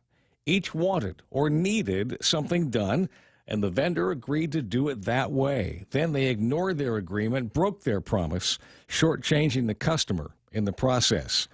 In business, there are repercussions for acting in such a manner. Unhappy customers for sure, perhaps some bad publicity that loses future business, and maybe even legal action. Yet when politicians make promises, why are they not held to the same level of accountability?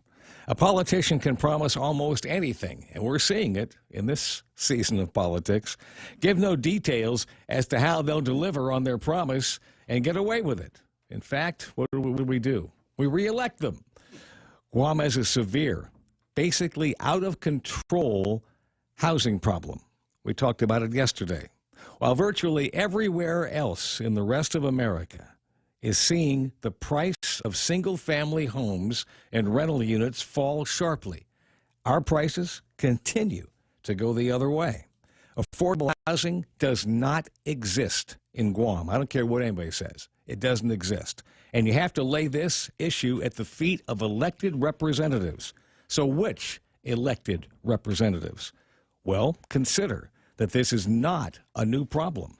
As media reports on growing housing troubles date back 15 years, 20 years, perhaps more, elected officials have stood by and watched as housing has become less and less affordable.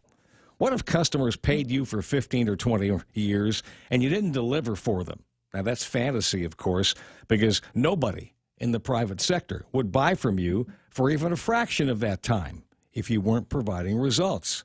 Yet, over the same 15 or 20 years or more, we've paid a few $1 billion in taxes.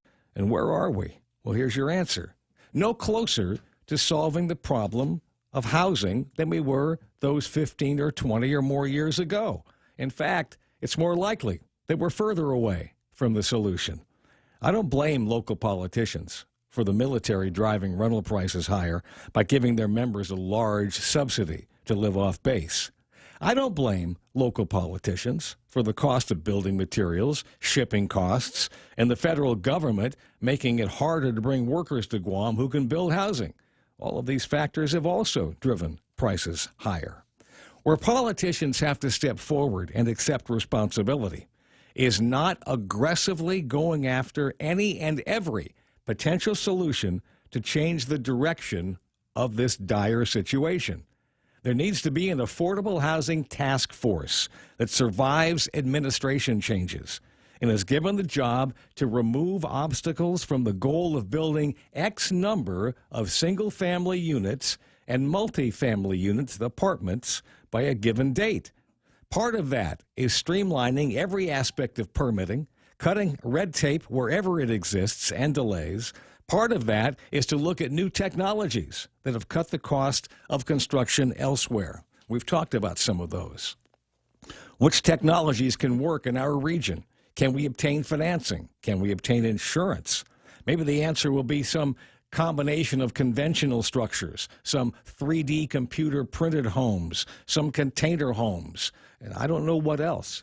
What I do know is that promises have long been made and then ignored. That has caused an enormous problem that will only get worse before it gets better. I call upon the two gubernatorial teams, plus any legislative candidates, to come up with a plan to turn this situation around. Not just a bunch of promises, but also details, and then doing something about it once you have the positional authority of the people to do so. With a broken justice system, crime that's rampant, plus unsteady infrastructure, Guam is already leaning in the direction of being labeled a third world destination. Stabilizing our housing market will be a big step in the right direction of positive change.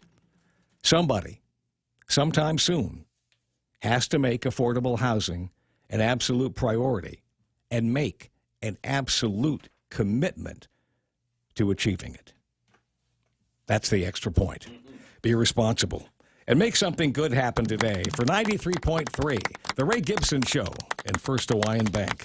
I'm Jerry Roberts. Yeah, I appreciate that, and I hope the message is heard in all of the right places by all of the right ears. In the meantime, I'm kind of curious about a trend that I'm beginning to see on social media.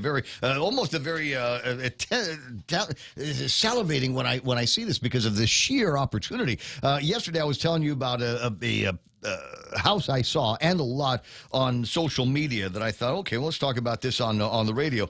This is clearly a fixer-upper. This looks like it's one of those things that somebody went out to clear the boondocks and said, holy smokes, there's a house back here. And all of a sudden, $250,000 $250,000. Get out of here with this. A little bit of pain. That place is ready to go. Well, I tell you what. Now, not to be outdone, somebody else has been doing a little bit of work out in the boondocks and has found another piece of property that they have posted up on the social media. And so I'm getting to a point where I don't know if this is a joke or not, but we have on the Guam Grabs a picture here of a Kaiser Dedido fixer-upper. $269,000 for what looks like a crack house. It looks like bad things have happened in that house for a long, long time. It is boarded up. It's graffitied all over the place. Certainly the yard could use a little bit of attention, but that's the low-hanging fruit on the refurbishment tree. $269,000 for a 1960s, 70s era Kaiser Dededo unit, 650 square meters. And as I said, 3 bedrooms, probably just 1 bath. And my guess is maybe a dozen electrical outlets in the entire house. Easy payments. So it's only $54,000 down. And then you finance the rest. So I mean, you look. I mean, think of this. And I know this is an outlier. We don't have probably a lot of these. Maybe. I went up on the multiple listing service yesterday, and I pumped in the price $426,000. What'd you find? Okay, and I had 3 bedrooms, 2 baths, basically any village on the island. There were a number. I think there's 60 or 70 homes that fit that category. Almost all of them are in the 400 to 450 category. Almost all of them. Right, there were a few that were a little less than that, but you look at it, and I'm not casting any aspersions on what village you want to live or don't want to live in, but you take a look at it again, and you go to Zillow.com or someplace, and you pop in 426,000, and you take a look at what you get in any place not called New York City or Los Angeles or San Francisco or some major market, and you take a look at the quality of the homes that are available, and then, I mean, is it any wonder that people take a look at this and say, wait a second, I'll just move. What am I still doing here? I get more money over there, cost of living is lower, and I can spend my housing dollars and get this rather than this. Hospitals, schools, you come back here when somebody gets married or dies. Yeah. Like everybody else does. So, I mean, it's something that we have to look at, and if politicians do not have their heads screwed on straight on this particular topic, then we are in deep trouble. I'm wondering if it's too late already. Jerry Robertson, today's Extra Point, again brought to you by First Hawaiian Bank. Hey, you want to get yourself into one of those houses? Call the guys over at First Hawaiian Bank and ask them about some incredible loan rates and mortgages for you. Getting this from Tommy Bernardo. Apparently, we've got a school bus now that has gotten itself stuck in high waters. Don't know exactly where that is. I think there's a description in the note that he sent to us. I'm getting a ton of videos like this, guys, just all over the place. We've got inundation, so anywhere where once upon a time it rained and it would just run off, there's no place for it to run off to. The ground is all saturated with water and has been for days. And so today is just one of those days with all of the rain that they say we're going to be getting over the next little bit. It's going to be a challenge for you. School bus stuck due to deep water flooding near Palacios residents in the Chalampago area. Thanks, Tommy. I appreciate you sending that down here. This one from Pago Bay, which I think, according to Donna and some of the people that are writing to her, might be one of the more adventurous spots that you have here. This is testing the metal, if you will, of all kinds of vehicles all over Guam, as people trying to get north of the 4 and 10 intersection, or trying to get to the 4 and 10 intersection, have to go through a significant amount of water. And what we're seeing here, let me restart the video. What we're seeing, I'll describe it on the air, is a bunch of cars that are able to make it through most of this. But when you get to the end of the Tendan Inda parking lot, that's where the water is starting, and that's where we're seeing people begin to stall out and run into problems and have to pull over. They are suggesting that unless you've got the right kind of vehicle, and when I say right kind of vehicle, I'm thinking taller than Donna. Anything taller than Donna, I meant the wheels, right? Any wheel that will help you get up and over all of this stuff. It's 7:37 in the morning. Donna's got more news and headlines. This one brought to you by our friends over at Half a Day Realty for all of your real estate needs. Did you find a house in the boondocks when you were clearing too? Give them a call. Maybe they can sell it for $250,000. Now the number is 588-4232, 588-4232. While you're at it, give them a vote for Pika's Best at Half a Day Realty. Also being brought to you by the guys over at Burger King. Drive-thru Mondays, well, that was yesterday. Vote BK for Best of Pika, Best Burger, Best Fast Food, Best Drive-Thru, and plenty more. And thank you, Guam, from Rudy Rodolfo. Now with news and headlines, here's Donna D. It's been about 4 days since the tragic motorcycle crash in front of Iglesia Ni Cristo Church in Harmon. No arrests have been made. A man riding his motorcycle along Route 16 crashed with a car around 10 o'clock that night. That man, who police have yet to identify, died from his injuries at the scene. Guam Highway Patrol officers are still investigating. And the free drive-through COVID-19 testing services at the old Carnival grounds in Tidzin will no longer be available. Residents can still receive free COVID-19 testing and vaccinations at the Plaza Shopping Center in Tumon and Public Health's Northern and Southern Health Centers. Residents must bring a valid photo ID. And DPW has announced the launch of road improvements between the intersection of Route 4 and Route 10 starting this Thursday, October 13 in Chalampago. Improvements will feature milling and paving, installing raised pavement markers and guardrails, striping, and spot repairs. Motorists are advised to anticipate delays due to lane shifts for southbound traffic between 8:30 and 4 o'clock. And those are your local headlines. Back to Ray. Well, I'm kind of sort of checking on some other things, some commentary that I'd made a little bit earlier, hoping to see a groundswell of support for an idea that I think is time has come. Including specific parking spaces for pregnant women. Oh, yeah. Yeah, We don't have those? No, I've never seen Oh, one. yeah, that was on base. Men with beer I've bellies. never seen anything like that. Yeah, I think every grocery store on Guam, anything that sells kids' clothes, whatever. When I was Prego and Joanne used to have base access, there was expectant mothers parking, and she was like, "Oh, I'm so glad I have you with me. We can park here." Yeah, but men can give birth now, Ray. You know, and men can give birth. Absolutely. But Expectant fathers. The other idea that I'm trying to get through here, Halloween is Monday. Can I just say boring? Yeah, Stale Baleo. Stale Baleo. We need to make we need to officially make Halloween the last Saturday of every month. Turn that into a Gov Guam law regulation deal. Every month. That could work. No, I meant every October, the last Saturday of October should be set aside as the Halloween holiday for Guam, so that moms and dads have plenty of time to get things go. You can have your grown-up parties on Friday or whatever, but you get the family stuff on Saturday. The kids got all day to go hang out at the malls and the shopping center, put on their costumes, do that stuff. Everybody got time to get to Talo Verde and Barragata Heights, and and hit up all the rich people up there. And Would they allow that at Talo Verde if you want to go trick-or-treating to all the rich places? I don't know. We have to check with Miffy and Buff. It's 7:40 in the morning, so I'm checking to see if anybody likes it. I did get somebody with a hashtag that agreed with me. Gene Fujikawa online, Rodney Mendiola, James Itokazu. Good morning to Joe Dizon, Tony Uggan, Darlene Blas. Good to see you. Hug and a kiss to the old man. Would you? Sheila Morgan says yes. Hashtag make Halloween the last Saturday in October. And Sheila is the kind of very sophisticated and connected individual. She can get you elected. Doesn't matter which office that you're going for, right, Sheila? Oh, and Real Joe?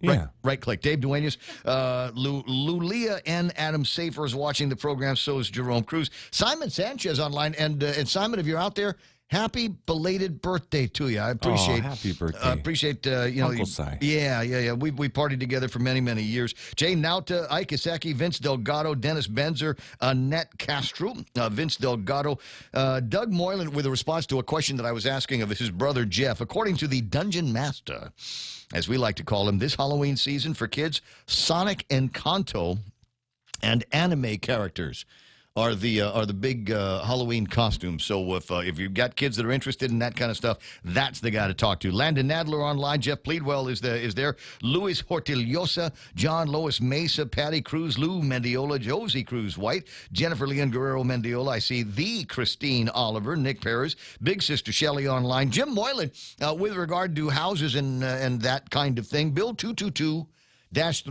the Homes Act, was introduced since November of 2021, and despite continuous lobbying to get a public hearing, the legislation continues to sit in committee. The measure creates incentives to increase affordable housing inventory. Harvey Egna with a note, the real estate follows the law of supply and demand. There is more demand than supply. The insurance industry drives whether alternative and cheaper building materials can be used for homes. No insurance, no mortgage. Mike Grace Blas says Hempcrete Homes, Gina Kono, and Brad Joe's Chillin' Online, Ben Servino, Michelle Charlene Lasunko, Summertown Estates, one bedroom, $694,000 a month. And that's low-income housing over at that place. Hava Annette Garcia, Ryan Trent, Tony Uggan, and Pat Saul, Ron and Cindy De La Rosa. There's another happy belated birthday. Marvin Napati and Mike Grace Blas. Pedro Lizama. It's a huge crowd here this morning. Could you guys do me a favor? Hit the like and share button and go to PDN, the Pika thing, and vote. Michelle Concepcion, Marco Antonio Iniguez. I am Inigo Mendoya. You killed my father. Prepare to die. I got the Yes, I have a Halloween party on the weekend if it is on the weekday. That's the way we do that, right? Tattoo Shauna, Sarita Garin. We will be in the Philippines for Halloween. You know where I want to go for Halloween one year? San Francisco. Does that, in my mind, does that not just sound redundant? Halloween in San Francisco? Yeah, I could smell it already, Ray. I know, it's 7:43. I don't know, just the gay, everybody's in costume atmosphere. I just feel like that's going to be a good time. 7:43 in the morning. Now, would normally say checking in from the free zone, but Big Bear Barry Mead is back on Guam. Good morning, Bear. How you doing? Hey, good morning, Ray. Half a day from rainy Guam. I just got done with 48 straight hours of frickin' rain from that hurricane. And I come here, and I'm inundated. Dude, don't go Pago Bay. No. We're trying to convince everybody to avoid that area. Head through Palanta. That's the way you're going to get to work today. It's backed up all the way to the Jonia Mayor's office. Yeah. 2 lanes, all backed up. So now I'm going cross country to try and cut through Leo Palace. Gotcha. I can hear the windshield wipers in the background. That's the route I had to take to get home too. I remember that. It's so nice to hear your voice. I'm so glad that you're back on Guam, and I'd love to get you into the studio here, and so that you can describe in great detail. First of all, the hard feelings that you must have had after living on Guam for all of your adult life, and then moving to the state of Florida. But all of the almost cultural significant impacts that you felt as you arrived in Florida and were able to do things like stand in line for about 5 minutes and get a new driver's license, be able to get kids and grandkids checked into school, found the hospital, checked out all the VA guys, all of those kinds of services that are there for the picking. It's not to support bureaucracy, but that actually to serve the people that need the services. Oh, crap. This is blocked off, too. Oh, no. Oh, no. Wait a minute. They got that road blocked off. I don't think that's not the way you go to Leo Palace. This is the way you go. It's blocked off. Everything's flooded, man. Yep. Yeah. So, remember, we left on May 20 of 2020. Yeah. Right after they had the roadblocks to tell you to get a whatever. Stupid. And we got back to Florida. Going down 95, of course, we come to the first Waffle House we saw. So we hit the Waffle House, go inside. We go inside, and there isn't a darn person in the place except the staff wearing a mask. Nobody's wearing masks. Nice. So when we get our cars, 2 of them anyway, we go down to, everything goes to the state, to the tax collector's office. Everything is a tax collector's office. We go there, register 2 cars, get 4 driver's licenses and 1 ID, and we're out of there in under an hour. Oh, my God. Well, you just take a number. And all the clerks that are there all do everything. They collect your tax. They do the driver's licenses. They do the car registrations. They do everything. Like ordering at a fast food restaurant. Give me 1 of these. I need 2 of those. And you don't have to walk around. You don't have to leave your spot, going to visit the treasurer, and then come back. Yeah. So the driver's license was, my driver's license is good for 10 years. You believe that crap? I'm going to be 80-plus something years old before I have to renew my driver's license. Keep talking, baby. It's starting to. There's a lot of people they're starting to. So and then you also get your concealed weapon permit the same place too. Nice. I gave them my DD-240, and they gave me my permit. I tell you what, you're ruining the punchline on this because I want you to come to the studio before you leave, so we can have a visit. All right? I want to hear about all of that stuff. One thing I want to ask you. This house you're talking about that's on Facebook.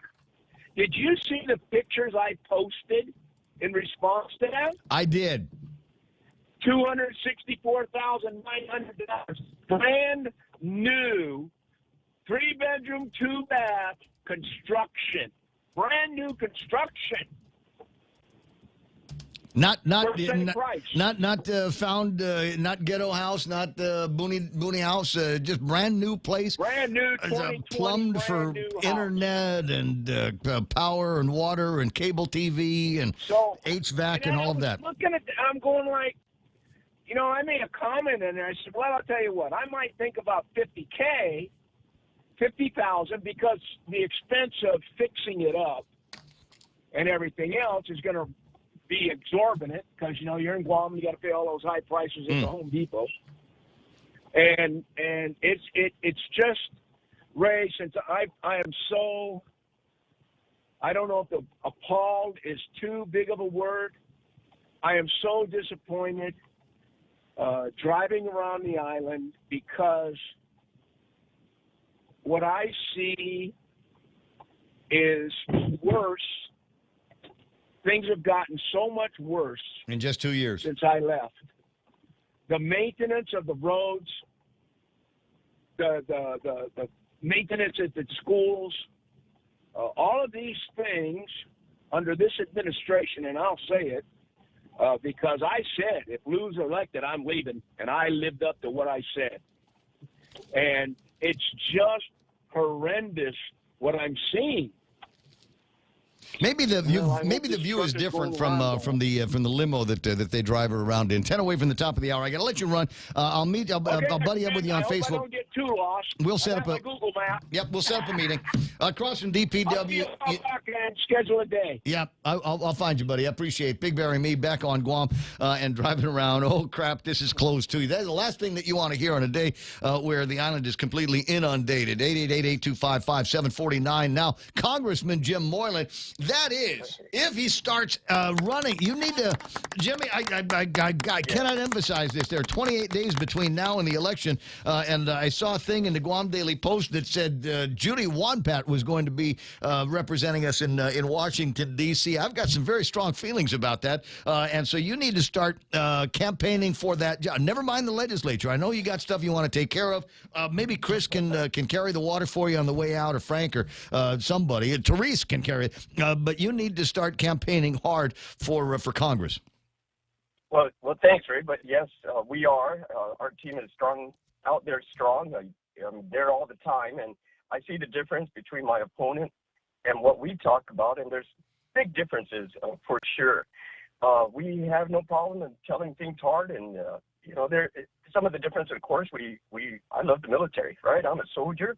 I can see the importance of the military being on Guam. I can see the importance of what this brings into our island in forms of funding and businesses that are created and livelihoods that this helps. I can see the importance of that going on, and I see that we do need to increase our relationship with the United States, but that doesn't mean break away from the United States, right? Going in there for Congress is to improve our relationships, in which we have started already by getting these endorsements from many of our Congress folks that we met back when.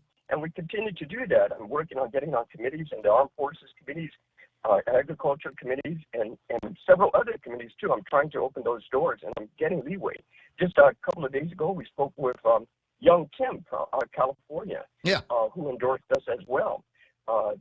Barry Moore out of Alabama, who's in charge of the Veterans Subcommittee on the Veterans, and he endorsed us as well, and welcoming him. He's welcoming us to his committee on Veterans Affairs. So these are important groups that we're already establishing the framework for. The difference between the Republican and the Democrat is these aren't the things they're looking at, right? Guam's importance in our region, the military impact, our quest for self-determination should be there. That's fine. But also everyone should vote for that purpose when it comes up to vote.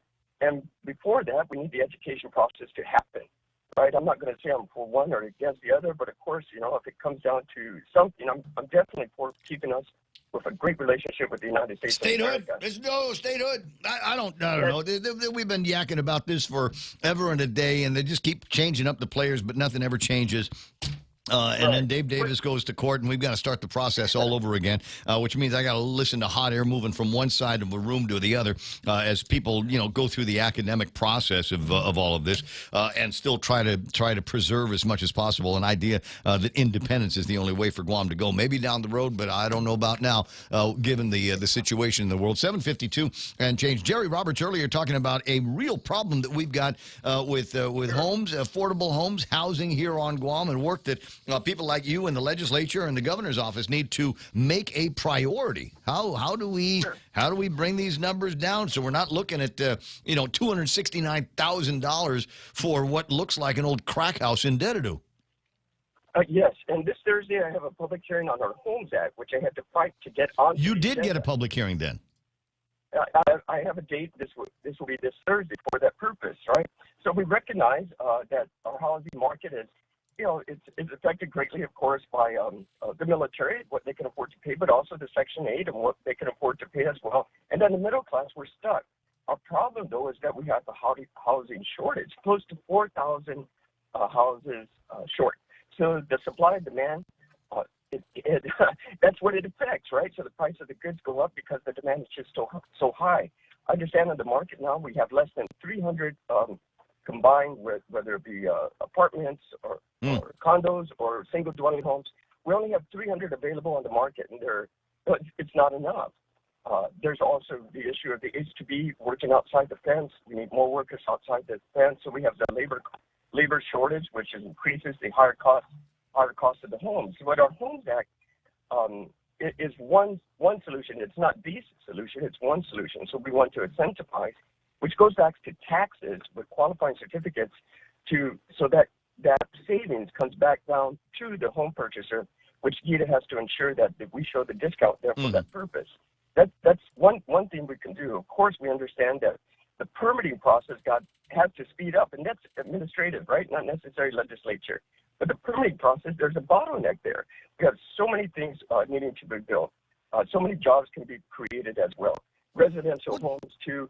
Well, check with Uncle Carl on that, because didn't they say that was one of the things that was a priority for him in terms of construction and an industrial turnaround here on Guam, is to do as much as possible to streamline that permitting process.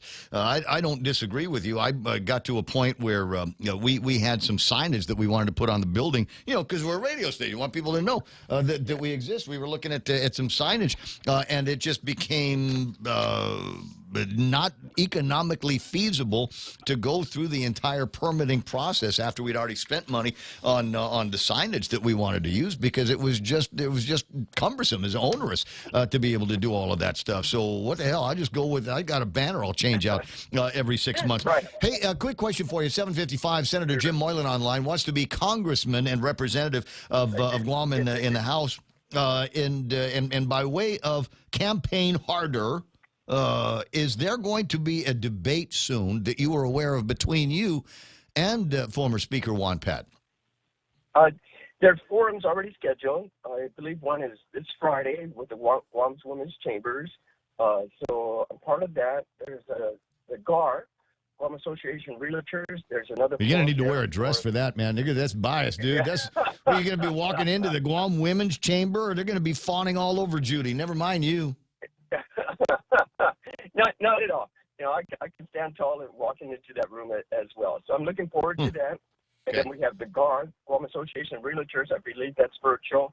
And then we have a few, I think there's maybe one or two Rotary clubs that are scheduling as well. So these are all upcoming. And it's important, right, that people need to know a lot of the differences between your two people that are running, myself as one. So I'm taking those questions and answers. I'm working that. I'm looking forward to that, just to show our differences. Well, I think there's a couple of stark differences, and I worry after what may happen with the military here on Guam and the buildup that we're seem to be currently engaged in, unless we're okay with the North Koreans continuing to fire missiles across the bow here. 7:57. Jim, I got to run. I'll talk to you later. All right. Will do. All right, drive carefully. Appreciate the time there. 7:57. I saw that Guam Daily posted one of those surveys. It said Judy going to beat him by like 30 points, and I thought, hey. Jim, get in the game. Never mind writing letters to Lou. They don't answer them anyway. It makes you feel good, but it ain't going to get you too many points here. You need to get in the face and start campaigning very, very hard. I want the kind of debates like they have in Hawaii. I'll meet you at any bar or tavern you care to name. That was just gorgeous. All right, so 7:57, and today in Japan, there are supposed to be major changes that will be applied to the hospitality industry there. And based on those major changes, United Airlines will increase Tokyo capacity by 13%. Thank you, Donna D., for finding the story and printing it out for me properly. From November onward, United's Houston service will move from 4 times weekly to daily. Connections from Newark and Los Angeles will see larger aircraft deployed out there. The headline, Japan is open once again. 2.5 years after shutting its borders, Japan is once again fully open to international visitors. While travel guidelines still apply, the notorious daily passenger cap will be gone effective today, allowing airlines to fly in and out as many travelers as they can from the country. No more requirements for you to be in some kind of a tour or any of that stuff. United jumping on the chance to increase capacity to Narita Airport. Their carrier, the 4-time weekly service from Houston, will be increased to daily with 777s. Existing flights from Newark and L.A. will see equipment upgrades to increase the number of daily seats that they're going to be going. According to United's head of worldwide sales, Doreen Burse, I think I've met her, the carrier is hoping that demand recovery to Japan will follow a similar trajectory seen in other reopening countries like Singapore and Australia. Indeed, traffic has ramped up significantly to both countries since they dropped most COVID requirements late last year and earlier this year. Travel between Japan and the U.S. is a lucrative market for airlines. 1.9 million passengers in 2019, aided by strong business and premium leisure travel. Indeed, the L.A.-Tokyo route is serviced by no fewer than 5 airlines operating flights to Japan from key cities. So, and the bottom line here, starting October 11th, visa-free agreements will resume, allowing many to travel. Not all restrictions are gone yet. Passengers will need proof of triple vaccination or a negative test before departure to enter the country. Happy days could be coming soon. Increased demand in both directions. For the Japanese, all we got to worry about now is, number one, cleaning up the island, and number two, getting the yen to be a little bit stronger than 145 where it's at today. Stand by now. Fox News Live playing KUSG again. This is The Point.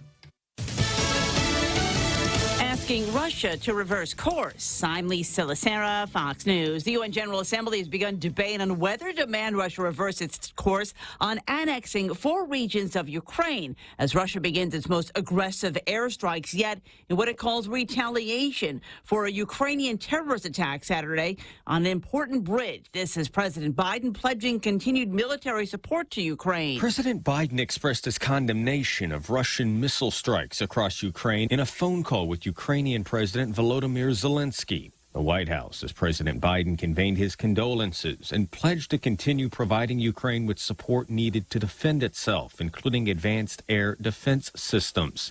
Last week, the administration announced an additional $625 million drawdown of military equipment, a package that contains high-mobility artillery rocket systems. Jared Halpern, Fox News. Remnants of Hurricane Julia continue to drench Guatemala and El Salvador after pounding Nicaragua. At least 19 people have died as a direct or indirect result of the storm.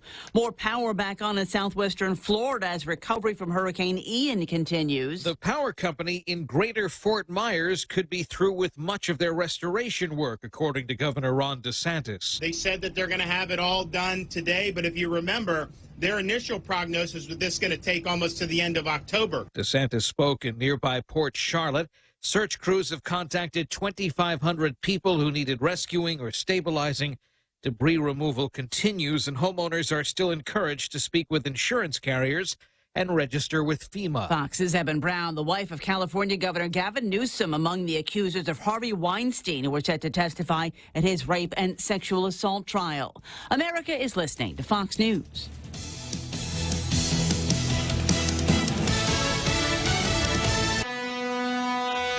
Half a day, this is Honey. Here at APL, our expertise and extensive network can help you grow your business and reach out to more global markets. As a responsible carrier, APL is also committed to a sustainable future, whether it's protecting the environment or investing our efforts in giving back to the community. Our dedicated teams in Guam, Saipan, and on U.S. mainland are here to support you. Call 588-4651 or visit apl.com.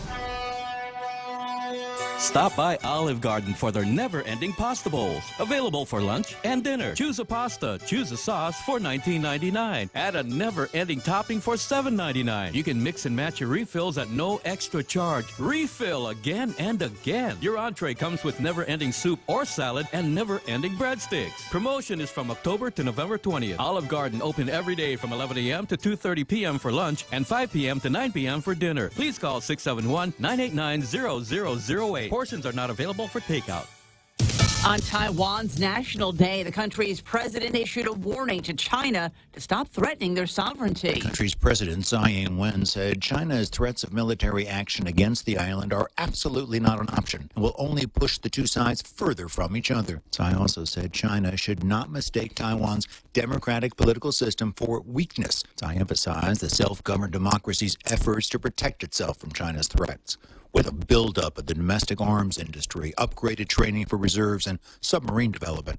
It comes after a year of aggressive military drills against Taiwan by China, calls from mainland China to take over the island, as well as a Chinese Communist Party conference expected to approve President Xi Jinping for an unprecedented third term in office. In London, Greg Palcott, Fox News. Colorado's Secretary of State's office says it mistakenly sent postcards to about 30,000 non-citizens, encouraging them to register to vote.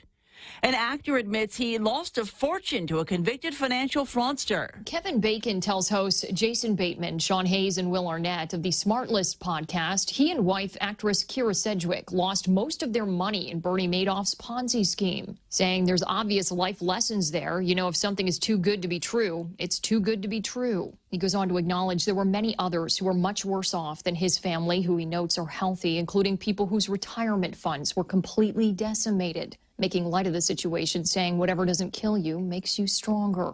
Madoff, who died in prison last year at the age of 82, pleaded guilty in 2009 to 11 felonies, including fraud and money laundering, sentenced to 150 years.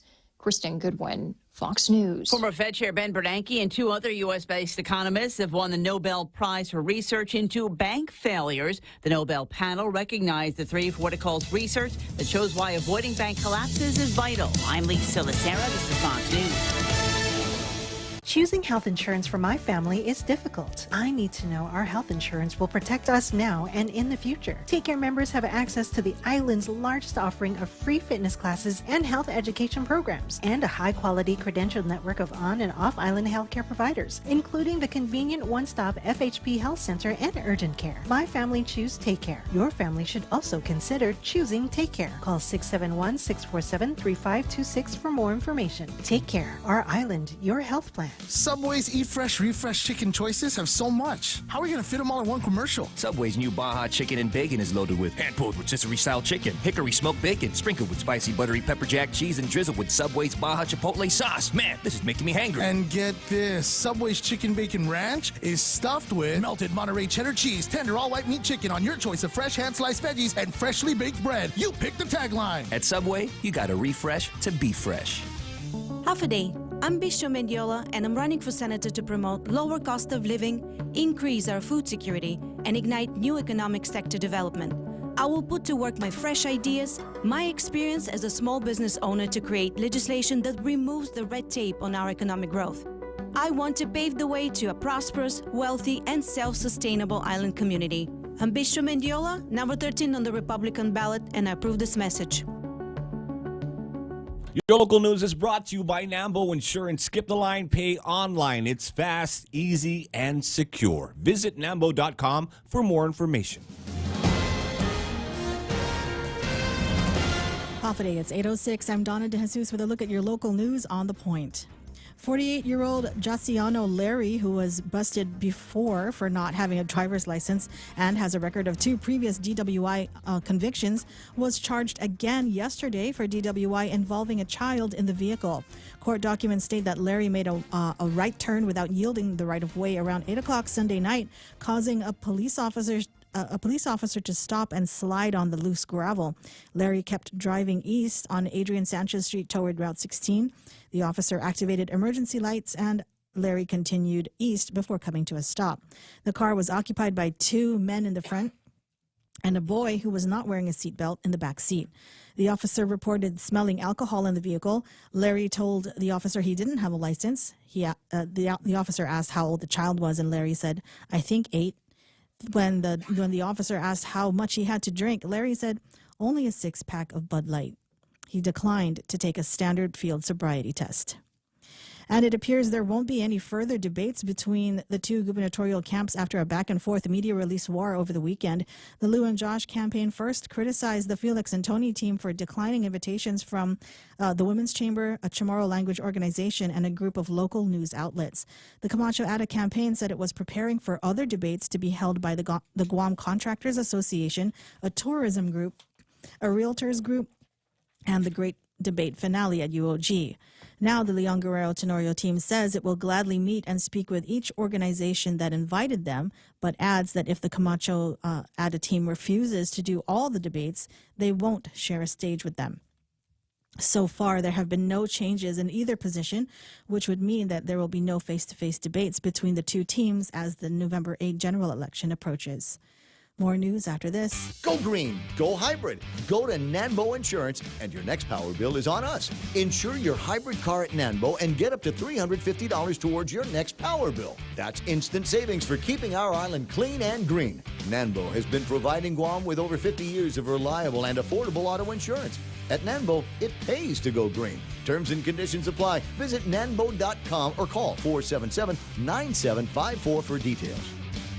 Electronic express ballots will be available for early voting, but the Guam Election Commission is not encouraging their use.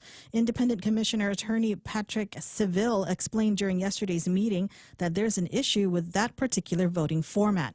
Seville says the electronic format only shows a handful of senators per page, requiring a voter to scroll and giving a built-in advantage to whoever's first. The current setup has all Democratic candidates, then the page goes to all the Republicans. He adds that this primarily affects the legislative race, which has the most number of candidates. On the paper ballot, all the names are on one sheet. But reorganizing the electronic ballot to do that would present another challenge. Trying to change the current order couldn't be done, and those with the printout from the electronic machine could not be used in the tabulation. But commissioners decided to still use both formats, but favor the more conventional one. The contractors said combining all the names on a single electronic ballot was possible if they used machines with larger 22-inch screens. However, it's too late to provide them. Early voting starts today, and the general election is 28 days away. And UOG has launched a Guam-specific memory resource. Local adults experiencing issues with memory loss now have a resource to help them initiate discussions and reflect on the past. Guahan Memories, Images, and Conversation Starters for Adults with Memory Loss features images and conversation prompts specific to the experiences of people of Guam. A release states that the resource will be useful to elderly Guam residents, including those living with dementia or Alzheimer's. Adult Daycare Center Program Manager Maria Timoteo says clients will immediately connect with the pictures and conversation starters. The Guahan Memories resource was funded by the Geriatrics Workforce Enhancement Program Award from the U.S. Department of Health and Human Services Health and Resources Services Administration.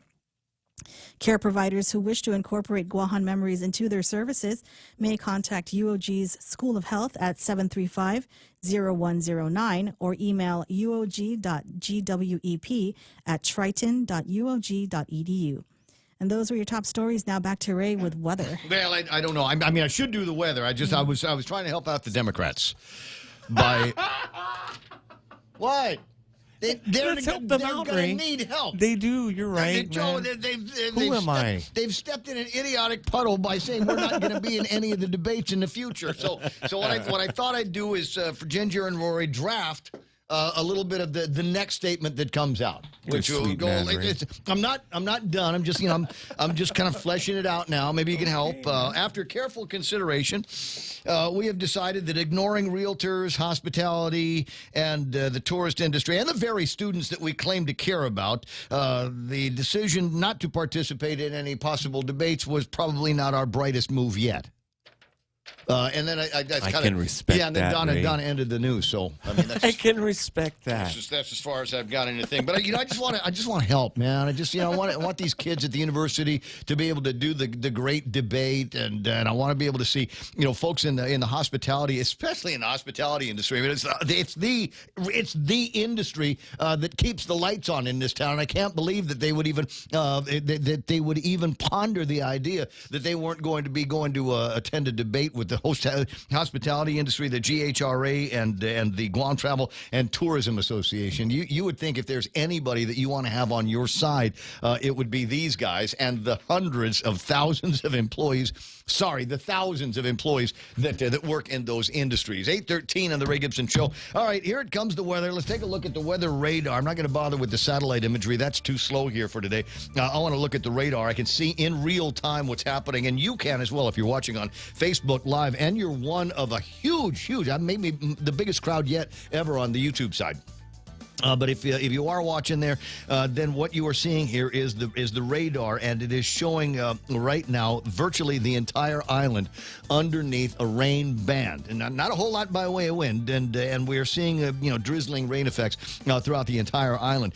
There is coming up from the south on the eastern side of the island.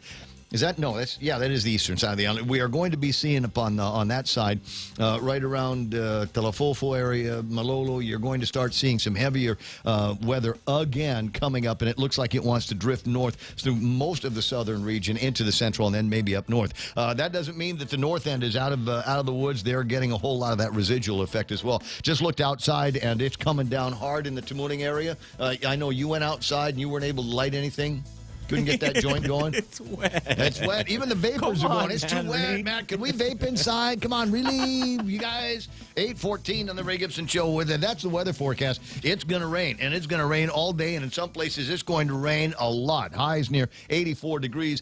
Maybe if the heat index is going to work, it might be up around 90 degrees. This is the forecast that we've got for you between today all the way through Thursday. Now, guys over at the National Weather Service are saying a lot of instability in the area, and that's going to be bringing in a whole lot of rain. So, man, figure out what it is that you got to do over at your place to prevent any further damage here. Sunset tonight at 6:04. It's going to look like sunrise at Pirates Cove. Just gray, I think is what it's going to look like tonight. 8:15, there it is. News and weather together on The Point. Are you looking for a new place to hang out with your friends? Let's go along the sidelines at Sidelines Bar and Grill.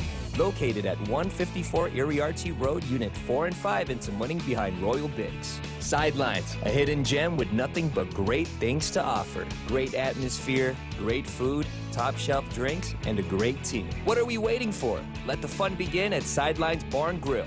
Open daily from 3 p.m. to 2 a.m. See you there. Is your business ready for digital transformation? The latest Wi-Fi technology is here, and it's Docomo Pacific's WorkPass, powered by Plume. WorkPass unlocks connectivity, productivity, and security tools all in the palm of your hand. Access features like adaptive Wi-Fi, guest and employee networks, evolving AI security, plus so much more. To learn more about WorkPass, visit business.docomopacific.com. Docomo Pacific Business. Work better together. 8:15 Ray Gibson Show brought to you by APL. American President Lines, a global presence with a local home. Also being brought to you by the dudes over at Guam Regional Medical City. They are your, wait a second, GRMC, your healthcare, they're your first choice for all of your real estate needs. I'm sorry, I got too many tags in my head. At GRMC, you got to eat fresh to refresh. No, wait. GRMC, they're your healthcare partners. Rediscover talk radio here. Your FM News Talk Superstation. This is The Point. Quarter after 8 o'clock in the morning. You ever get the feeling that maybe like Lou and Josh probably more so, are looking at some of these press releases that come out from the All-In people and go, next time, run this by me before you send it to the media. What did you just say that we're not going to be doing the great debate at University of Guam? Did you guys say that we weren't going to be doing the GHRA and the tourism and the realtors? What were you thinking? From now on, you let me see everything that goes out. I'm just sure that because now somebody's got to draft the letter just like the one that I was working on for him. And Rory, Ginger, if you're listening, I'll send something in your direction soon. 8:17 on the Ray Gibson Show, and I want to take a second to wish a very good close friend, and I consider him family, Simon Sanchez, a happy belated birthday. Hey, Si, how you doing? Oh, thank you, Ray.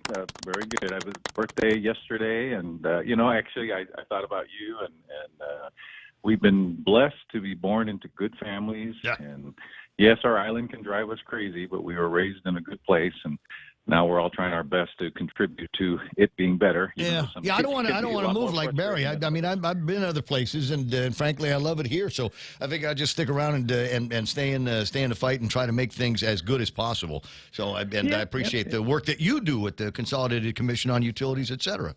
Well, it's an honor and a privilege to serve our people, and they've been kind enough to allow me to serve them, and I'm going to try again this year. We want to get that new generator finished, and we so we can get more solar farms, although we're not making a lot of solar energy today, so it's good to have a generator.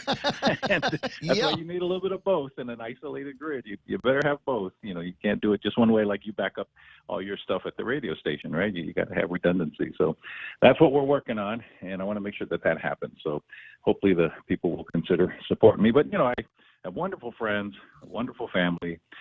We live in a good place. It drives us nuts, but who else is going to fix it, right? That's why I listen to you in the morning. Thank you for keeping me company during the gym. I use that app. Oh, good. Facebook doesn't let me go to my exercise app. It cuts out you on Facebook, so I just go to the Point app, which I also enjoy for the other radio stations that you manage and own. So yes, all three of them nominated for Pika's Best. But I don't want to pat myself too much on the back. I'll let you do more of that later. But I did want to point out for those of you that are listening, in number 6 on the, I don't want to say it's the back page, but the other side of the big general election ballot is where you'll find CCU guys, Guam Ed Board guys, AG's office, and there is a spot there with Simon A. Sanchez. It says incumbent, and so birthday present. If you want to give Si a birthday present, I'd say in about 28 days, remember his birthday and vote him in one more time. If for no other reason, and I gotta say this, there's people that love you, and then there's people that love to hate you, and for both parties, I'm glad that you're always on the air with me talking about what's going on in the electrical business, in the water business, etc. Kind of curious though, as a businessman and somebody affiliated with the Guam Travel and Tourism Association, there's a story in the newspaper, one of them, about the possibility of maybe getting another LEAP deal because there's so many businesses, even with the number of Koreans that are coming into town and a growing number of Japanese coming into town. It's just going to take forever, and I'm not seeing a whole lot of light in the first quarter, second quarter of next year. I'm sure you guys feel the same way. Yeah, I mean, you and Jerry cover it very well every day. You got the exchange rates not working in our favor. The price of oil's not working in our favor. Global events aren't working in our favor. And so tourism is going to come back slow. And despite the efforts of Governor Carl and Jerry, I think they were saying maybe we'll hit 250,000 this year. That's still only, 12% of what we did pre-COVID. And you and I know any business can only, surviving on only 12% of what we used to do. It ain't going to make it. I mean, personal and families are affected as well because employees are not getting hours. They're getting any hours at all. It's still reduced if you're in tourism. Other sectors of the economy are doing quite well, but if you're in tourism, it's a battle. I went to dinner last night at a really nice, one of our nice local places that usually has a lot of tourism retail, and the number of empty slots in that place that usually is full with tenants selling goods to tourists, it was very disappointing. And so it's a reality for all of us that have any part of our income that's touched by tourism. It's going to be a very slow climb. And what was good, we are meeting with the governor on Friday, the tourism folks, and GHRA is joining us, and we've spoke with Senator St. Augustine and Senator Shelton and others, and everyone wants to help. The challenge is finding the nickel But we like many other sectors of the community, the tourism economy is really struggling, and it's going to struggle for a while. So how do we keep that portion of the economy? Well, I'm worried, and not just the tourism business, but I mean, many of the businesses, GHRA business, restaurants, fine dining, that kind of thing, the margins are getting way smaller. There's a quote in here from Rich Hart, and I want to see if I can remember. I don't remember it off the top of my head, but we are seeing this on the consumer side. We're seeing some serious pressure on prices. You talk about going out to eat breakfast, going out to eat a dinner someplace. And it is incredible where the prices for entrees and drinks and even just basic chessa have gone in the last few months. Yep. I mean, you nailed it. And so even those of us, when we eat, so many of us will then, can't go out like I would like to on a Friday or Saturday night for dinner. So I cook at home. Then we go to the grocery stores, and inflation, shipping costs, utility costs. We're facing all those pressures no matter where we eat, right? Eating's becoming expensive, and so, but people won't go to restaurants, and I think that's part of the challenge we're seeing. We're actually starting to see now all the PUAs have gone through, all the PPPs have gone through, all the LEAPs have gone through, and yet here we are, and as you point out every day, tourism is still struggling to get back. I mean, it's great to see United adding flights, but they need people to be on those airplanes, right? And if the yen is at 140 or whatever it is, it's 145 today, bro. Yeah, they're not going to come. It's just too expensive. Then you add on the airplane ticket, and they have to pass on the cost of oil. It's just not. It's like with the weather we're having, the perfect storm of lousy weather, except it's lousy economic weather, and it's putting pressure on all of us in so many different ways. So, it'll be interesting to see how the leadership of the community, the legislature, and the governor look at this situation. They have some resources, but there's also a lot of demand for those resources, right? A lot of mouths to feed and a lot of needs. And, here we talk about the flooding. So, we're going to have to help the South in particular, Pago Bay, Molesu, the usual suspects, right? How do we address those long-standing issues, right? So, it's not an easy job right now, and yet you have lots of people vying for those jobs. Early voting has started, and so voting has started. So the other thing I actually in about a half hour, I went Donna D at 9 o'clock. Voting starts over at the Westons. I'm with you. Maybe go get it done and over with as early as possible. 8:24 in the morning. Talking with Simon Sanchez, and I did want to do a little bit of low key bragging. I mean, the last time I had you on, I was complaining about a couple of things. One of them being the price of electricity at the house, and I took some fairly aggressive steps. Had the air conditioning Kuya guy come in and make sure that my refrigerant was topped off. Had him come back and clean out the inside unit, and then I had my friend Ton Mendiola go up on the roof and do some pressure washing in advance of it being dry enough to paint the thing white here before too much longer. And I checked in with My Energy, your online thing, your portal. And it says I'm on track to use 416 kilowatt hours less this month than I did last month, and that's almost what I paid Ton to go up there and do the roof. Well, that's good, and that return will keep benefiting you. And again, and also we go through the cycle of weather. The rainy season, we're pretty much in the middle of it, and that tends to cool roofs down, except, as you know, when it ain't raining during the rainy season, it's hot. And so I think you've done all the things that you can do at home at the margin to help on your side. But when that new generator kicks on, you're talking about 500,000 barrels of oil, less oil being used to provide the energy we provide at $110 a barrel. That's $50-60 million. That's how that LEAC's going to come down. Yeah. And then we can put on more solar farms, and that's going to further bring down LEAC. We wish we could do it overnight. That new generator will kick on late 24, early 25. It got delayed by COVID. The solar farm got delayed by COVID. And now we have 2 solar farms that are dealing with the delay of COVID and whether they can come online or not. So, it's kind of frustrating that 1 step forward, 2 step back. But we know that new generator is so critical to retire finally the Cabris units that have been operating since you and I were in high school. And that's a long time ago.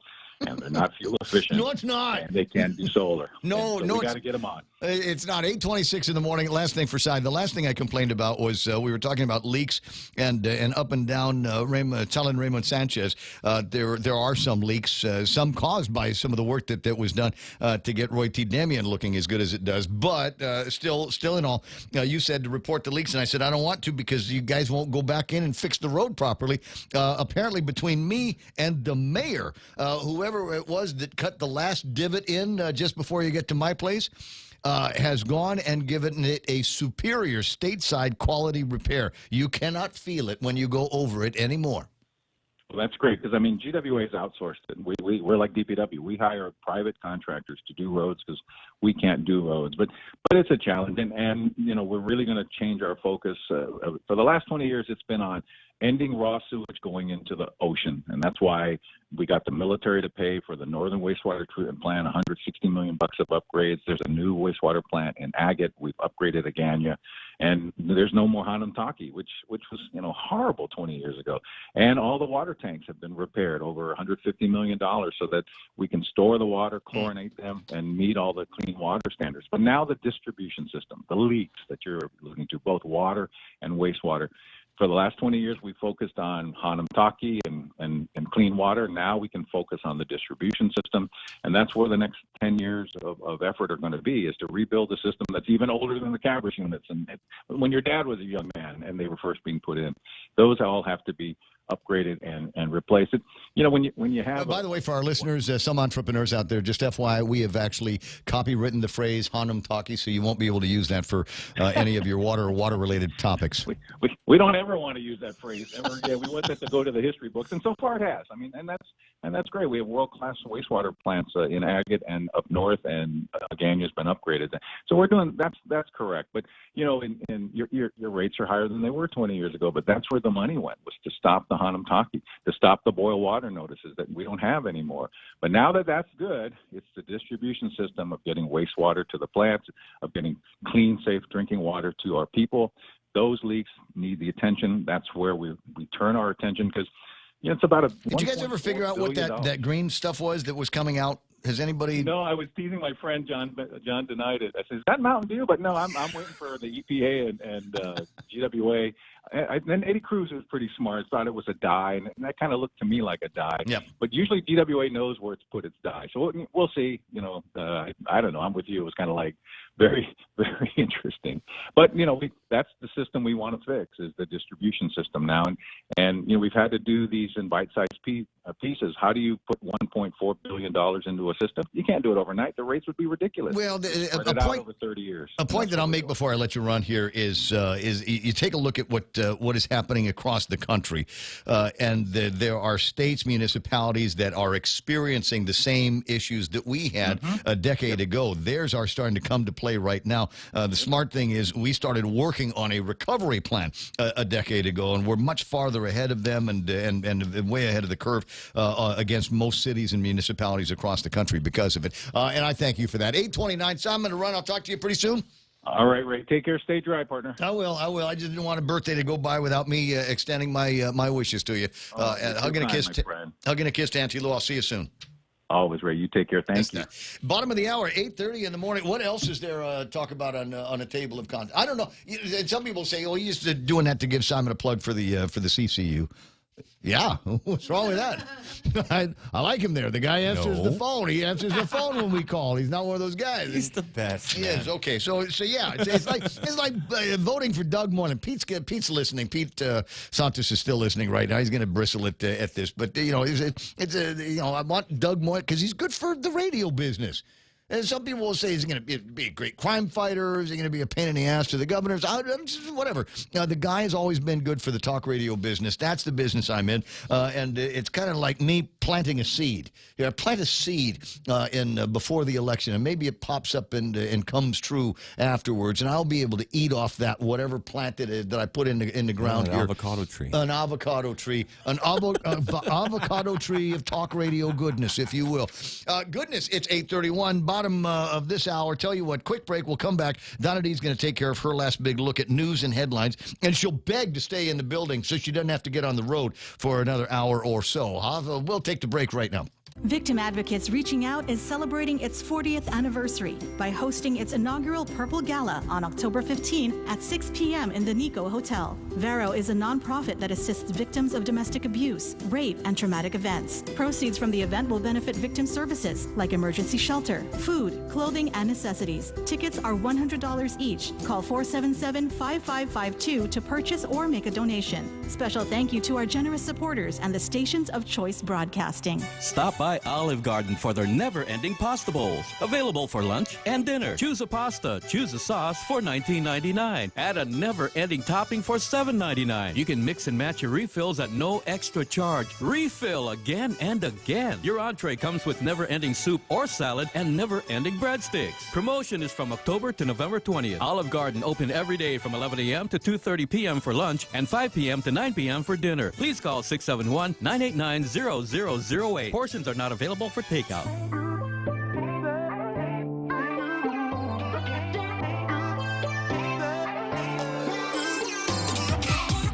Can I tell you what one of my favorite features on my phone is?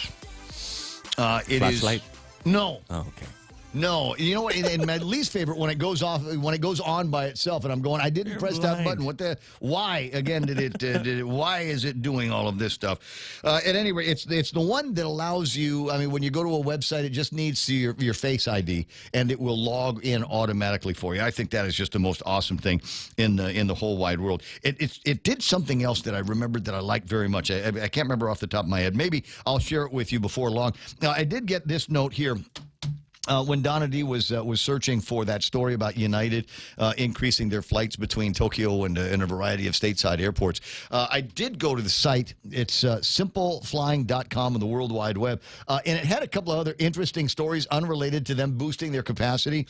One of them was major U.S. airports hit by a DOS cyber attack. This story isn't any more than 4 hours old. And so I'm worried about anybody that might be doing traveling right now at major U.S. airports. DDoS is a significant kind of an attack on these systems. It's basically a denial of service. And what you get is all of these little Internet of things that are out there, all at the same time trying to ping the same server. Bang, bang, bang, bang, bang, bang, bang, bang, bang. And eventually the server will just stop working, which means work from the outside ain't going to get done, but work on the inside ain't going to get done either. Interesting story. I'll check to see if there's any updates on that and how it's impacting daytime travel. Passenger, here's another. I thought of you when I saw this, Real Joe. Passenger allegedly on magic mushrooms arrested after assaulting United Airlines crew. Of course you would, Ray. Well, I'm But I wouldn't have assaulted the guy. No, because would have offered him some. You're like super peaceful, right? when you got the stuff here. Let's see if it's around here. Yeah. Oh, never mind. Miami to Washington. This is not like a local story. No. And the reason why I was hoping it was a local story is because I'm hearing guys are always talking about, oh man, you know what? I had a mushroom a while ago. It's not, yeah. I said, what, like dinner? And they're like, their eyes are big puppy dog eyes. Anyway, so 8:34 in the morning, time for our last big look at news and headlines. Off of Donna D, what happened? I was hoping you'd scroll down to what's for dessert. Did you see that one? No. What's for dessert on United Airlines flights or something? I'll go check. I'll back up. What's going on?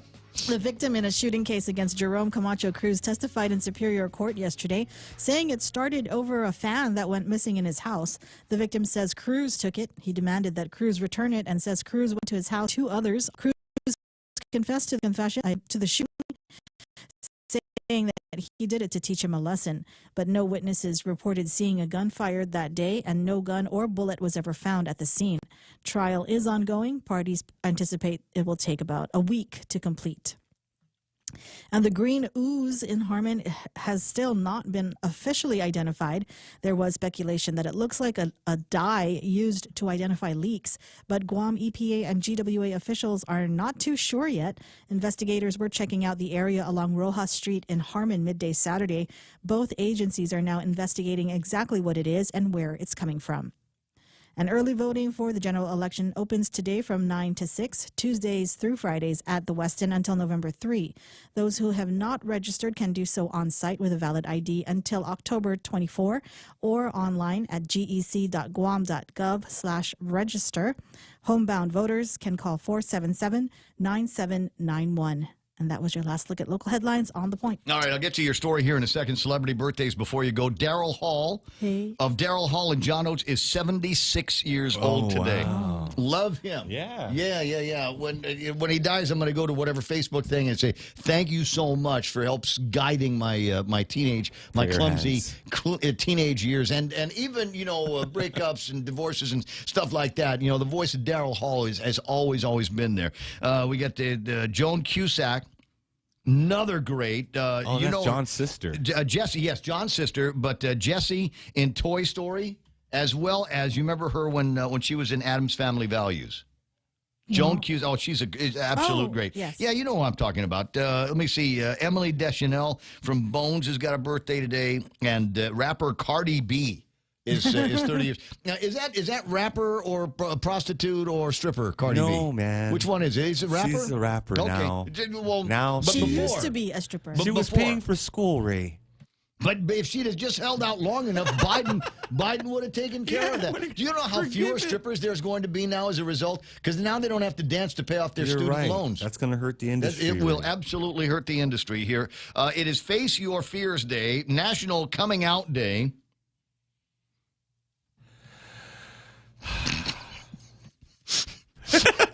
Come on, man.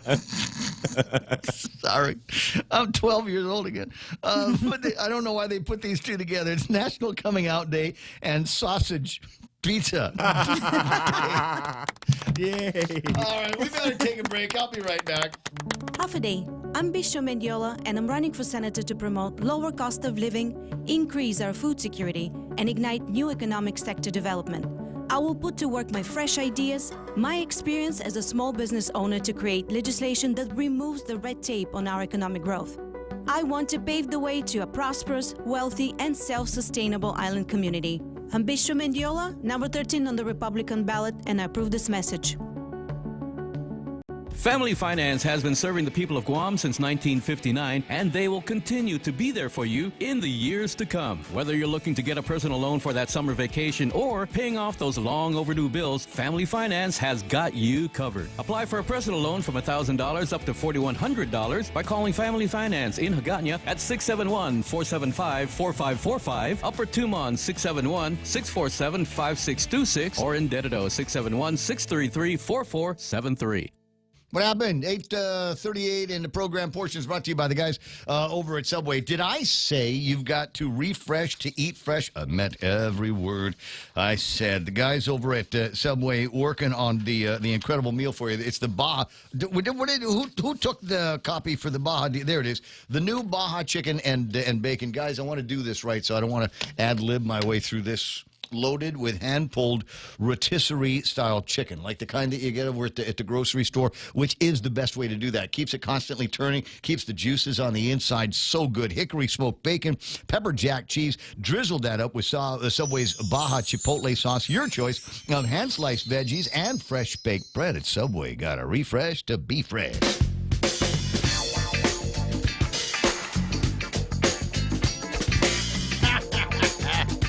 You're a day late, Bobby. You're a day late. I got a note here from one of my Republican super friends. Are the Democrats going to release their list of candidates to vote for like they did in the primary? Right. Whose name is going to be blacked out on the sample ballot when it comes out these days? The answer is I don't know, but we'll see very, very quickly. All right, so Donna D was looking at the stories that I was lefting about the magic mushroom guy and the 13% increase in United flights to Japan, but she saw a story about what's for dessert, a look at United Airlines' new economy and premium plus offerings. Hi, my name is Ray, and I can only fly in economy and keep my fingers crossed that somebody that knows me at the front will give me an upgrade.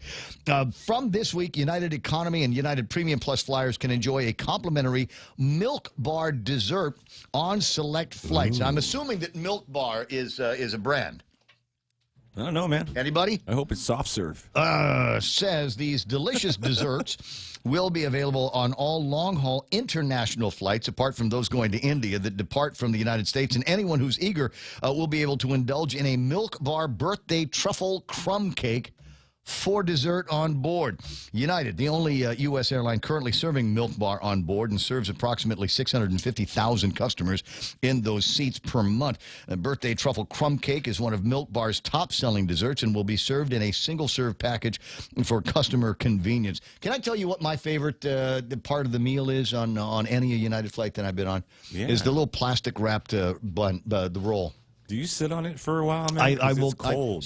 I put the roll on under one cheek. Oh yeah. And then I put the frozen butter underneath the other. To soften it up. Yes. Yes. You know. And, we do the same thing, man. If you put, I leave it in the wrapper, by the way. But if you put a roll under your bum, there's less likely a chance that the person sitting in the seat next to you is going to ask you if you're going to eat it. Oh yeah. Yeah. They go, oh.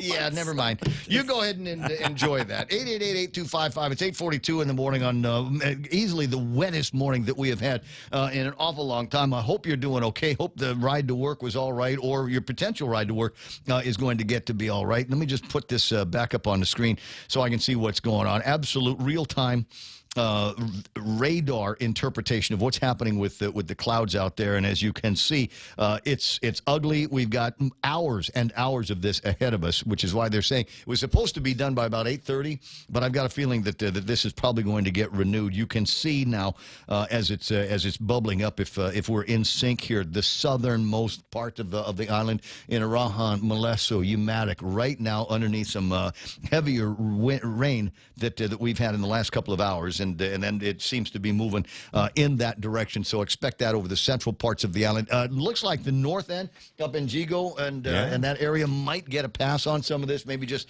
sprinkles. Not as bad as what they're seeing in the south this morning. It's 8:43. Ken LG is on the line. Well, how's the weather for you, buddy?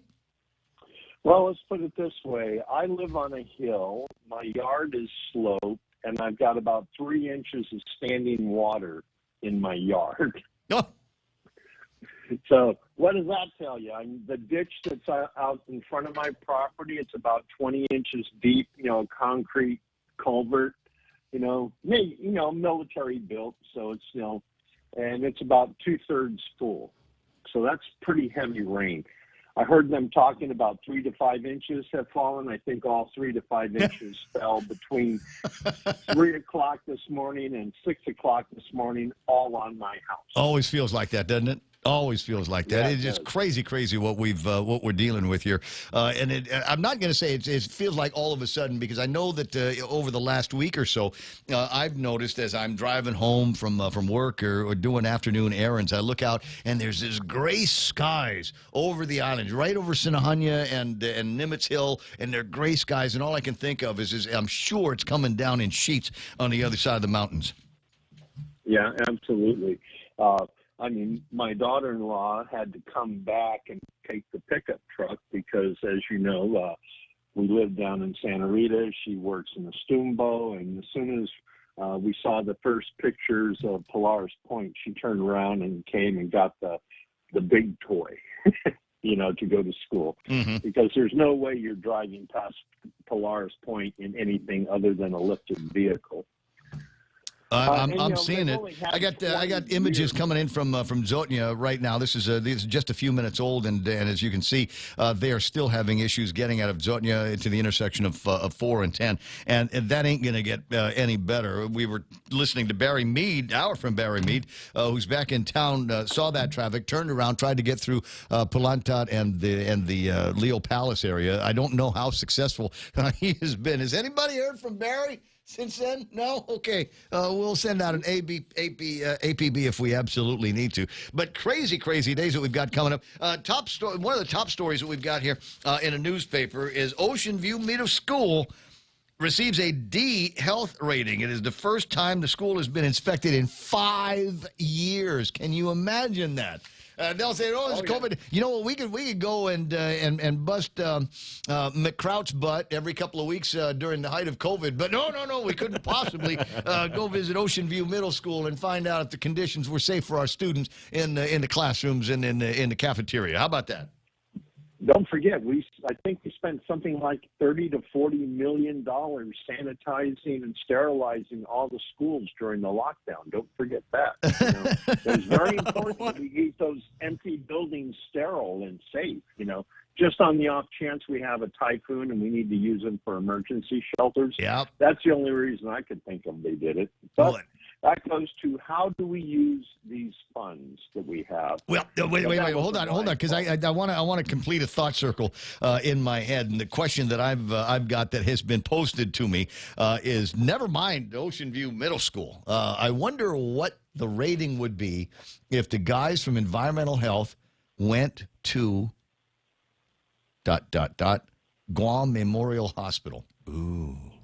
Oh, they'd shut it down. I mean, I heard stories that the CMS team was just appalled as they were doing their tour, and they saw all these trash cans half full of algae, with water that, the cans had never been cleaned. There was algae floating on the water in the cans under the leaks of Guam Memorial Hospital. So if they're going to close down Ocean View, then they would condemn Guam Memorial Hospital just based on the environmental stuff. No choice, and I got to keep the place open. So I'm getting a bunch of pictures that come from a Department of Interior report that is 132 pages, and wondering if I can get my hands on the other of all of these pages, because I'd love to see, outside of leaks and mold, some of the other conclusions that have been made on this kind of thing. Wow, absolutely damning, I tell you what. Anyway, 847, questionable use of money, but we'll never be able to get answers to those questions. Look, if the Speaker of the Legislature cannot find out how much money is left, how much money has been spent, what really has it been spent on in some kind of coherent report, then how much more are just plain old citizens like you and I going to find out? Well, I'm having a lot of success using the courts. Maybe the Speaker needs to file a petition with the court. That might do it. But it's already in the law. My understanding is it's already in the law. There's supposed to be some kind of report that comes out from Tendon Gibetnu, and which is basically procurement on Guam, that says where those monies have been spent. I've so far only seen one that was kind of an omnibus report, but the sorting on that report left quite a lot to be desired. It was not sorted by date. It was not sorted by contract number. It was not sorted by vendor. It was not sorted by amount. And so if you wanted to do something with it, you had to go page by page by page and purchase by purchase by purchase, put that in your own database, and then try to get some kind of an answer. Absolutely useless. Well, that's what that level of disregard and contempt for the people is what we're seeing in the whole debate issue as well. But the reason why I called today is all the senators, me, the FBI, Candid News, all got a letter from a government of Guam employee pointing out potential fraud and abuse. But you know what was missing on this? The Guam Ethics Commission. So I find it interesting that even government of Guam employees don't feel the Ethics Commission is a viable place to report violations in ethics.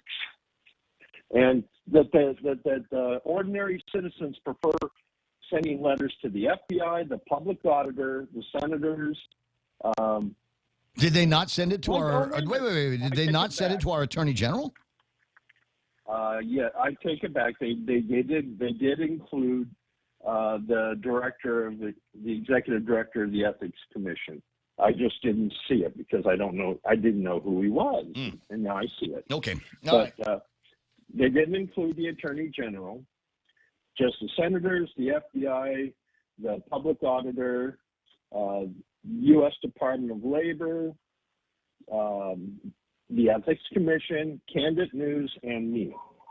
And that goes back to something that I've been dealing with for the past 15 years, where ordinary government and Guam employees are so afraid that even though they know where fraud and abuse is, they don't have any way to report it, and that's where I've been getting most of my information over the past 15 years. They get fired. You know, they'll get fired. They'll be outed.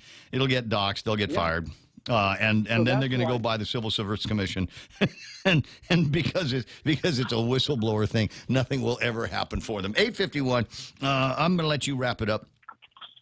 Okay, what we need to do is we need to elect politicians that will instill a sense of confidence and transparency in the government of Guam, to the point where the people closest to the fraud and abuse will feel safe in reporting it, because that money comes out of our pockets. You know, when we're talking hundreds of thousands of dollars, sometimes millions of dollars, the people who work in these departments know it, see it, but they feel afraid. They don't know where to go. And that goes back to the legislature. Send it to me. Send it to Candid. Send it to Candid. We'll take care of it. 8:51, Ken. I'm going to let you run. I'll talk to you pretty soon. Okay. Talk to you later. Yes, buddy. 888-8255-888-TALK. That's how you got to a point. He was starting to bloviate. Did you get that? Yeah. Okay. Love Ken. But he didn't say pork barrel. He's been good about that. Right. 8:52. Ray Gibson Show. Hi, I'm Ray. For those of you paying attention, the program is on 93.3 The Point, and just FYI, a big chunk of it is inside of a building with an air conditioner and generators and flush toilets, and then there's another part of it that is as important, if not more, and that's outside, where there's a big thing, a metal thing that sticks up into the sky, open to lightning and all of that kind of thing. It's a pretty good system, pretty sturdy, but every once in a while something bad will happen, and we might go off the air. If that happens, you'll always be able to hear us at thepoint.gu, like you can watch us on thepoint.gu if we're online. Facebook and YouTube are working, or download, as Simon Sanchez was saying, our incredible app, 93.3, The Point streaming app. You can get that at either one of the stores. That way, if you lose the actual off-air signal, you'll still be able to hear exactly what is going on. You'll be able to see it on thepoint.gu. And people sending in all kinds of videos. I really, really appreciate it. I could not do my job at all today without an army of people that are sending in videos to the meme machine, including Freddie's mom that sent this one here, school bus being towed. This is the one down at, where's this? Zotnia? That got stuck in a little bit of a valley, a little bit of a cañada down there. Is that a Toyota? I don't know what kind of truck that's that. Some cello's truck, man. Some cello went and way to go, and hooked it up to the front bumper, and now they're pulling the thing out of danger. I don't know if it's going to run after this. That's the other interesting question. I don't know how much water had gotten into that thing. Was it stuck because it just couldn't get out? Was the road slippery or something like that, or is the engine literally flooded? Is the engine literally do we have a road? We got parts. You want to cannibalize the other one, bro? Yeah, I don't know if it's a flooded engine. Find me one of the cruise boys and see what they've got to say about how you repair that. 854-855-888-TALK again is the telephone number if you want to get through. If you want to hang out and just kind of meme machine, the ways that you meme machine is 797-8255, and love to get those videos up and other comments that you may have about some of the topics that we've been playing around with. As I said, what is this? Somebody got a, what's that say? Husband tracker. Oh, nice.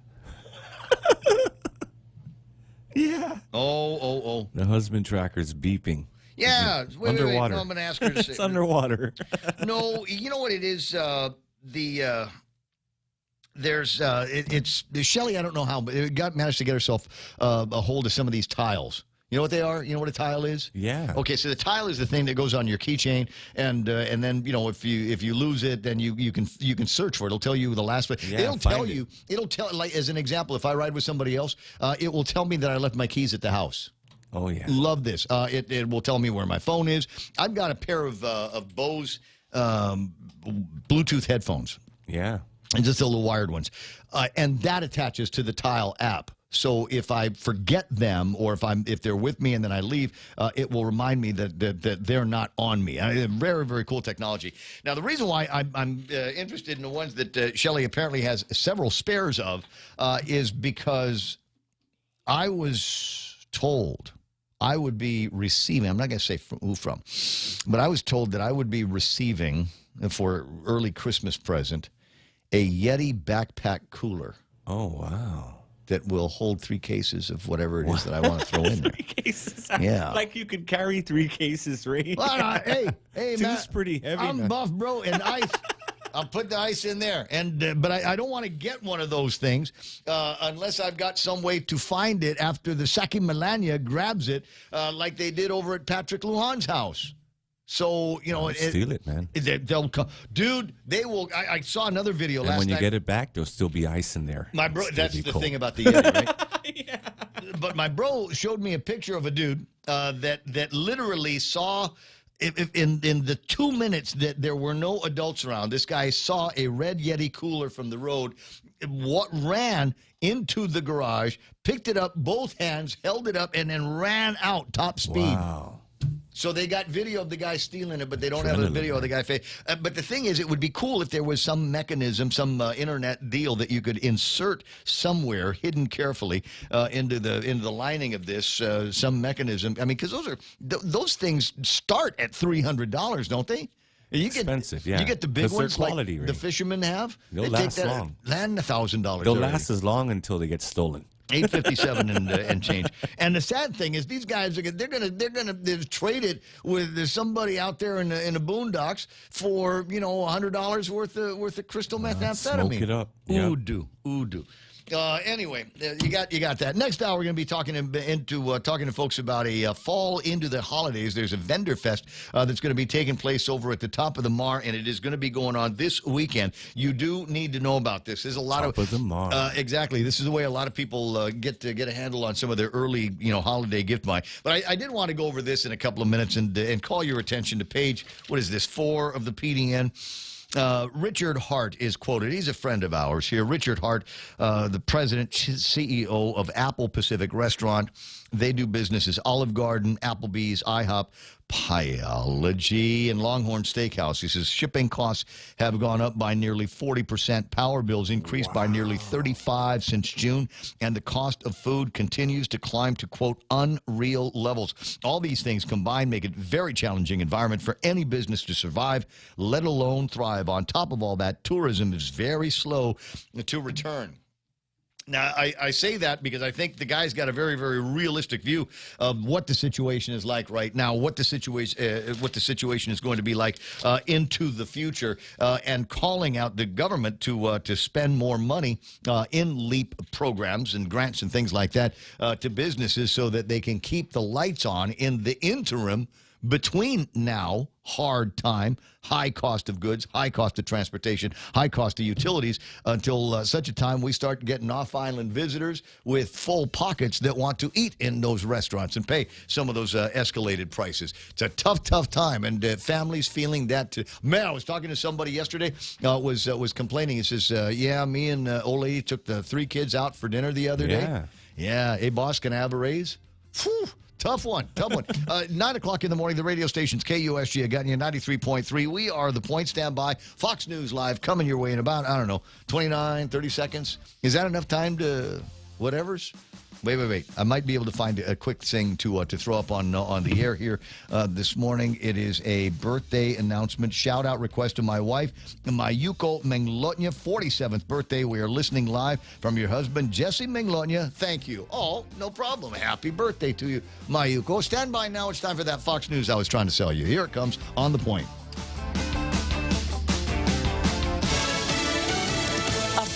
Resignation and an apology over racist comments. I'm Lisa Lacera, Fox News. The president of Los Angeles City Council steps away from her leadership role over recordings that have been made public. I take full responsibility for what I said. That from LA City Council President Democrat Nuri Martinez in a leaked audio from a conversation last year using racial epithets to describe fellow council member Mike Bonin's black son. This white guy with this little black kid who's misbehaved. The kid is bouncing off the effing walls on the floor, practically tipping it over. Martinez, who also used derogatory words in Spanish to describe the boy, now stepping down as city council president, though not as a council member, for which some LA city officials are also calling for Martinez, as well as 2 other Democratic council members and a union president in that conversation to resign. Jeff Manasso, Fox News. Documentary filmmaker Jennifer Seibel Newsom, the wife of California Governor Gavin Newsom, is among the accusers of Harvey Weinstein, who will testify at his rape and sexual assault trial. Her attorney says Newsom was sexually assaulted by Weinstein at a purported business meeting that turned out to be a trap. Weinstein's already serving a 23-year prison sentence after conviction of similar charges in New York. Russia retaliates after an attack on a bridge it claims was carried out by Ukraine, with its most widespread attacks on Ukraine in months, killing at least 14 people and wounding nearly 100. UN Secretary General Antonio Guterres calling this, quote, another unacceptable escalation of the war. Ukraine is bracing for additional strikes after more than 75 missiles targeted major population centers like Kyiv, Lviv, and Kharkiv. Fox's Trey Inkst in Kyiv. America is listening to Fox News.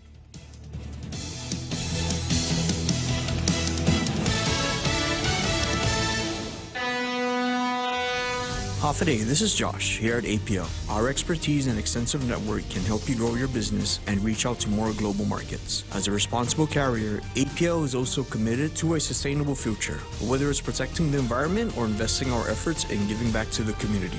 Our dedicated teams in Guam, Saipan, and on U.S. mainland are here to support you. Call 588-4651 or visit www.apl.com.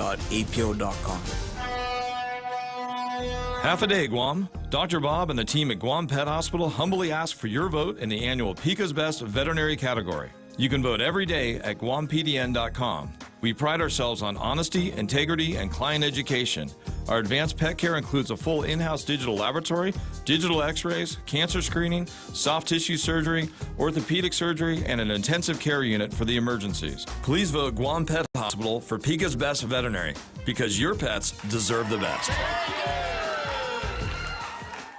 A nurse charged with murdering babies goes on trial in Manchester, England. Lucy Letby is accused of killing 7 newborns and trying to kill 10 others at Countess of Chester Hospital in northwest England in 2015 and 16, injecting them with insulin, air, or too much milk through a feeding tube. She's pleaded not guilty.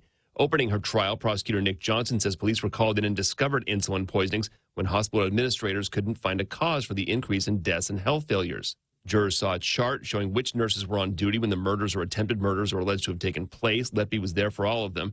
The trial is expected to last up to 6 months. Chris Foster, Fox News. The Merced County, California District Attorney's Office has charged the suspect in the kidnapping and killings of a family of 4, including an 8-month-old baby. Jesus Salgado accused of kidnapping the family at gunpoint October 3rd. Their bodies were found days later.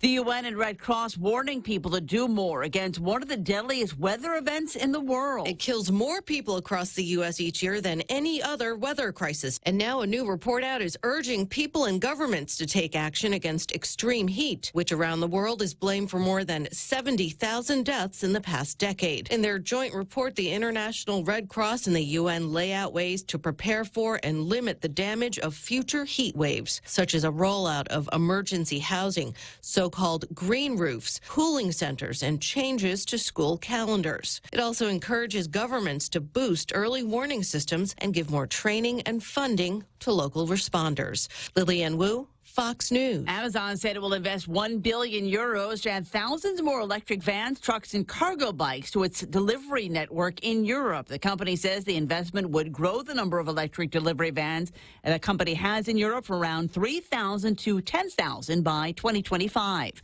I'm Lisa Lacera. This is Fox News.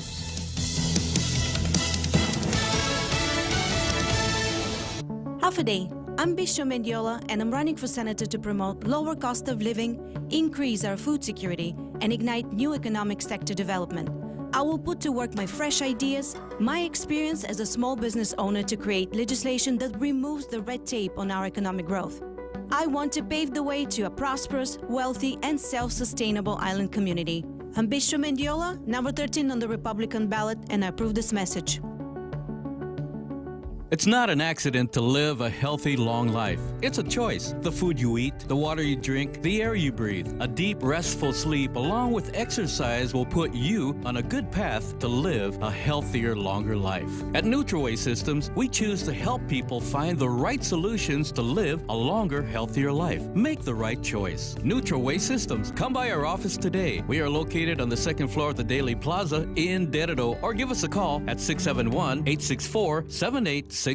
Guam Regional Medical City. We bring the healthcare advances of the world directly to you. We are an acute care hospital that complements your needs with our robust outpatient specialty clinics. From preventative care to critical care, we strive for consistent excellence at GRMC. Our core philosophy is where patients are partners, which means we work as a team to make a healthier version of you. For more information, visit us at grmc.gu, or to make an appointment, call 671-633-GRMC.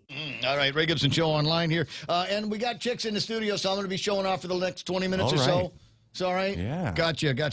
Portions of the program brought to you by American President Lines. APL, a global presence with a local home. Also, news here, the pub is back on Wendy's Made to Crave menu. Head over for the pretzel bacon pub cheeseburger. It's a quarter pound of juicy beef, applewood smoked bacon, because they put that in everything, and soft toasted pretzel-y buns. Then we're not done yet. More flavors. Smoky honey mustard, crispy fried onions, pickles, warm beer cheese sauce. Switch it up with our classic chicken filet, or upgrade your combo with the bacon pub fries. Reminisce no more. Waiting for you today over at Wendy's. The Coconut Wireless is back. The Ray Gibson Show. Call now, 888-TALK. That's 888-8255.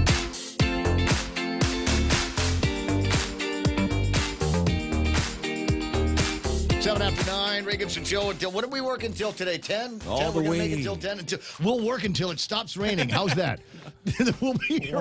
We'll be here all week. We don't normally do a whole lot of weather in the 9 o'clock hour, because most days the weather's done. But I'm still getting pictures and videos from people outside in the world talking about just how lousy it is today. Weather radar imagery right now up on the screen is showing that the raining has hit the south and is moving up towards the central highlands. Now, there's not a whole lot by way of folks that live up there, because there's mountain ranges, but over on the coast, you are going to get some rain here.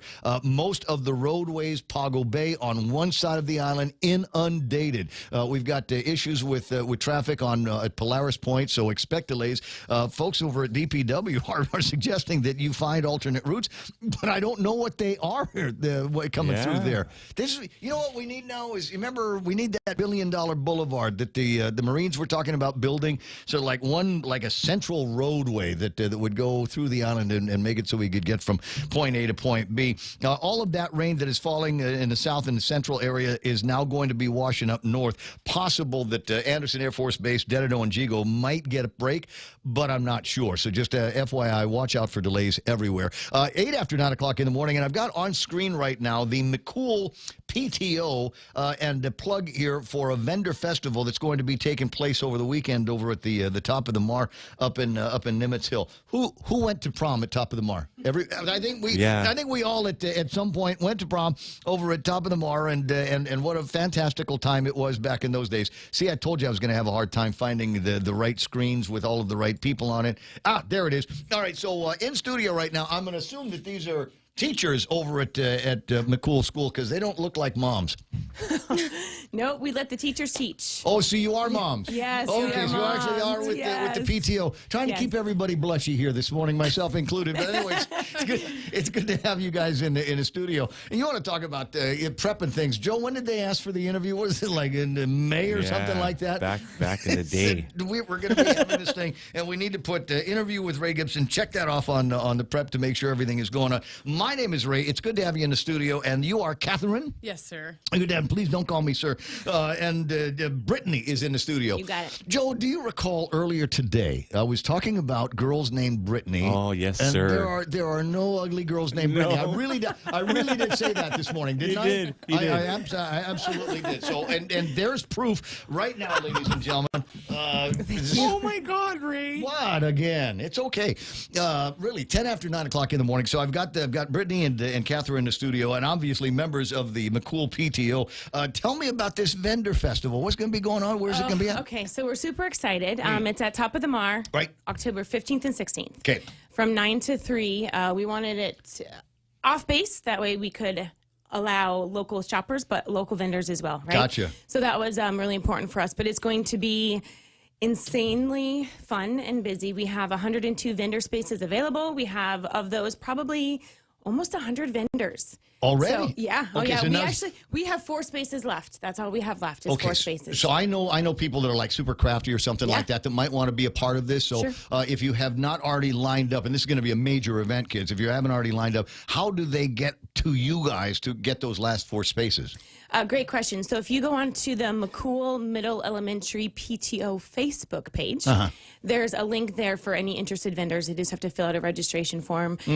We definitely want to make it fair to all vendors, and so we're only allowing a certain amount of people and businesses that offer the same or similar items, right? Oh, I see what you're saying. So saying. we want them to be able to get the best bang for their buck, and we want it to be worth it for them. Absolutely. So that's why we ask for the registration form with pictures. That way we know what they have and who to put them with, and or who to keep them away from. There you go. There you go. Now, I'm thinking this might be a great opportunity, not just for goods, but maybe for also services, things like that. Absolutely. Do you have anybody out there doing massage or yoga or that kind of thing? Not currently. We do have a realtor. We have some nutrition aspects. We have the body sculpting. We do have the body sculpting. Yeah. Yeah, there's some. I'm sucking in my gut right now as we speak. This is as close as I can get to sculpting at this moment here. But there are all kinds of things. So what time is this again? Because it sounds like I need to be there all day, both days, to see everything. So everyone will be there the whole time, right. But it's from 9 to 3 both days. We do encourage you to come early because there's a lot of local crafts that are very sought after, so they will sell out. Can I park next door at Cobb Nav Mar? Over at the what's the name of the place? Top of the Mar. So Top of the Mar is over here, and then over there is headquarters, right? Can I park at headquarters? I want to park in the Admiral's spot. You I want to park in the Admiral's spot. Circle. I'm so sorry. Wait a second. Actually, I do want to park at Flag Circle. I like the view up there. Yes, it's very, beautiful. Very nice. Yes. Kind of short walk to there to the fire station, then a short walk over to Top of the Mar, because as many I'm with you. Get there early because as many vendors are going to be there. There's not a finite number of parking spaces in the area, so you want to make sure that you've got good competition to get into a spot that's going to be absolutely perfect for you when you get there. How much does it cost to get in? For admission? Yeah. Admission is $1 for adults. Children are free, or you can donate either a can of dog food or cat food. Oh, that's nice. So we nice. can give back to the local community. Okay, tell me a little bit more about that aspect to it. Animal lovers, people that love game, and some of these organizations. And, just here in Guam, too, it's just heartbreaking to see all the animals that need the help, right? So we just thought this is a good opportunity that if you wanted to donate either a can of dog food or cat food, we would go ahead and grab it, and then we would donate it to one of the organizations. And there's so many people, there's so many organizations that have got some need that they're expressing. Now, Top of the Mar, like I said, is a great place to go to if you're having a prom. Last time I was there for any serious business, I watched a friend get married, and they're still married. So there's something about, wedding over at Top of the Mar. It'll help it stick. But there's food there from time to time. Are the kitchen's going to be open at Top of the Mar? We will have a concession. So the McCool PTO put on a list of items that we'll have for sale. Excuse me. We also will have vendors that will have pre-packaged baked goods. So there's going to be plenty to snack on while you shop. Okay, and I think that's going to be fun for a lot of people. And so we got you gonna have food trucks there by any chance? No food trucks next time. Next time we'll do something like this. You guys are this is like a pop-up mall that you guys are talking about here. And it would be awesome if there was some place to go and grab a taco afterwards. Yeah, or and cold beer. we're So the husbands, the daddies need cold beer. That's a whole nother a whole nother event. Had to care about for that, right? Right. Well, I mean, what'd you say, until 3 o'clock in the afternoon every day? So Saturday or Sunday, we'll go over to Carabao, have some sandwiches that Ann will cook up for us, and then count all of the riches that you guys have made. Are you working on other ways to? Because I'm trying to figure out what this is. I mean, this is a fun event to put together, and it sounds like you're working in all the right directions. direction. So we got donations for the dogs and the cat people, and as you said, $1 here for adults to get. What are you guys going to use the money for? This goes right back into the school. So this goes back into the school for both the kids and the teachers, the families. And so this will help us provide events like color runs and bubble runs and jingle runs and a carnival events at the end of the year, or pop-up movie nights and that kind of thing. And also the PTO does support the other smaller clubs within the school. So like our student council, and then we have an SAS club, which is student activities and spirit. And so something simple like we're purchasing hot dogs for movie night for student council. What's movie night? Wait, hold on. Because this is one of those things. It's like it's at McCool. My kid's an academy girl, so I know that they all hang out together one way or the other, and all the games and things like that, and the different sport organizations that get together over at McCool. So I know that there's a whole lot of interplay among the students with each other, but not a whole lot of opportunities for me to get there and hang out with you guys. So you got all these other great events that the PTO puts together. We do like all a through movie the year. night? We have something every single month pre-planned for the rest of the year. So movie night is next weekend, and that's through our student council. We have dodgeball tournaments. I mean, we've got awesome things planned. So this is the fall event. It's Correct. actually called Fall Into the Holidays, and it's going to take place middle of this month, which is October, and there's still plenty of holidays left. Are you guys going to be doing anything else along these lines between here and New Year's? So we don't have one planned for between now and the New Year's, but we are hoping to do a spring one. So a lot of interested vendors that maybe missed out on this one or weren't able to get ready or get registered to keep an eye out for a spring one. Are there vendors? I mean, as you said, there are 4 vendor spots that are still available right now. Are there any in particular that you would like that you haven't seen yet on the rolls of the vendors? I'd love to see some Tupperware. I love me some Tupperware. Really? I love me some Tupperware. Okay, so actually, as it turns out, I have some Tupperware, but none of the lids match the bowls. Right? Okay. That's good. So At least if we're not alone. So I'm just going to ask the ladies here, and say, what do you do when that happens? Because I've got a pile of lids, and I've got a pile of bowls, and they don't match each other. Should I just throw them out and start all over again? So I tend to give all the old ones to my husband, and he uses them in the garage, then I just buy new ones. Nice. Hey, just in the time that we've got left here, just a couple of questions, because it's not very often I get a chance to spend some time with a couple of beautiful ladies from the PTO. Tell me a little bit about the PTO. I think there's a lot of parents out and people in the local community that are kind of frustrated because they don't have a lot of buy-in. They don't have a lot of support from their parent teachers. Parents, go, oh yeah, I send the kid to school and that's all I need to do. But there's so much more to be able to support the work of the teachers and the students and the coaches at the school. So I mean, how do you guys guarantee that kind of participation at places like McCool? I think that anytime at PTO, I think parents try to run the other direction. But we are kind of hitting the ground running this year, especially coming after COVID and the pandemic.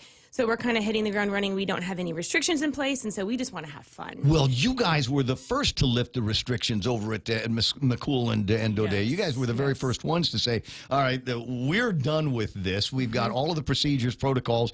It's an endemic. We're going to start treating it like an endemic in the school. And the kids must have gone wild. They love it. They love it. And so sports are back, events are back, dances were back. We did a glow dance at the end of the school last year. Yeah. But it's $10 for the year per family to be a PTO member. That's nothing. And that's nothing. And so like myself, I have 4 kids. And so, it's not $10 a kid. It's just for the whole family for the entire year. And what that also gives you is kind of voting power, if you will. So we have a general membership meeting every month. And we vote on events. We vote on activities. We vote on, an array of different subjects. And you have that vote. Are all the moms and dads involved? No. So we definitely need more This is a great opportunity then for moms and dads of students at McCool. And just a reminder now, McCool is not just the children of military, off-island military. There are a number of local kids whose moms and dads are in the military that attend McCool School. Absolutely. So an investment that you make with them is an investment that's going to pay off for everybody else in the community. Do you guys know whom the McCool is named after? Yeah, it was an amazing story there. It is. And a terrific human being and a great member of this community. Sad to have lost him in the accident. We got the graduation coming up here. I don't know about you guys. I mean, and I don't know how old your kids are, but I've got a daughter that's going to be graduating in just a few months here, and the plans are already in place for that. What about it, McCool? You guys doing something along those lines? We really like to look forward to Purple Up, which is Month of the Military Child. That's towards the end of the year. It's in April. So that's a huge event that we do towards the end of the year What's for the it entire called? school. Purple Up, Month of the Military Child. It's like a whole other vernacular that you guys are using. It's a whole other language that I'm learning here, the Purple Up. Yeah, we like to, it's an opportunity military-wide to show military and military-connected children. And, you know, that the community, their families, the base, everyone supports them and knows the struggles that they go through as military. Oh, what kind of struggles are that? Come on. All the travel, you're living in a new place every 2 years, you get to make new friends all the time. Are either of you military brats by any chance? No. No. I am not. No, I am not either. I grew up in a military town, but no. Well, same year. My dad was already out of the military by the time I started showing my face, and so I never had the opportunity. But you know, between him and other guys that I've known over the years that have had the privilege, as I say, of service, it's one of those things. And there is a great deal of sacrifice that goes on, not just for the enlisted guy, but the family that comes along with them. We see the same thing here on Guam. You know, we've got the family readiness units with the Guard and Reserve guys that are out here, and I'm a big supporter of the Guard and the employer supporter of the Guard and Reserve. So I'm familiar with some of the challenges that you guys have got to face. And from time to time, when you are the dads in the house, while the actual dad is off getting deployed and getting to fight a war somewhere. Yeah, it's really challenging. So those are just some of the struggles that the little ones face, and I mean just military kids in general. But so we take that month to kind of just celebrate them, and we did a parade last year that was really great, and they got to just kind of be the center of attention, you know, and yeah, it was really, really cool. Okay, so it's another major for graduation. What about prom? Are we going to stick a prom in there for the seniors? Well, so McCool is the middle and elementary. So we actually only go up to 8th grade. But for graduation for the 8th graders, they do what they call a promotion ceremony. Right. So they're kind of getting promoted to the high school, right? So the high school has their own booster club. And that's kind of like the PTO of McCool. Okay, I'm showing my ignorance here. I forgot. That's okay, So McCool is, okay, so you say middle school and elementary school, and then we've got Guam High, Correct. which is the high. And so do you have any kids in that one? I do. I have a sophomore. Okay, all right. I have a sophomore. What's life like for a sophomore on Guam post-COVID? You know what? She loves it. So we actually, personally, we had come here from Honduras. We were in Honduras for 2.5 years.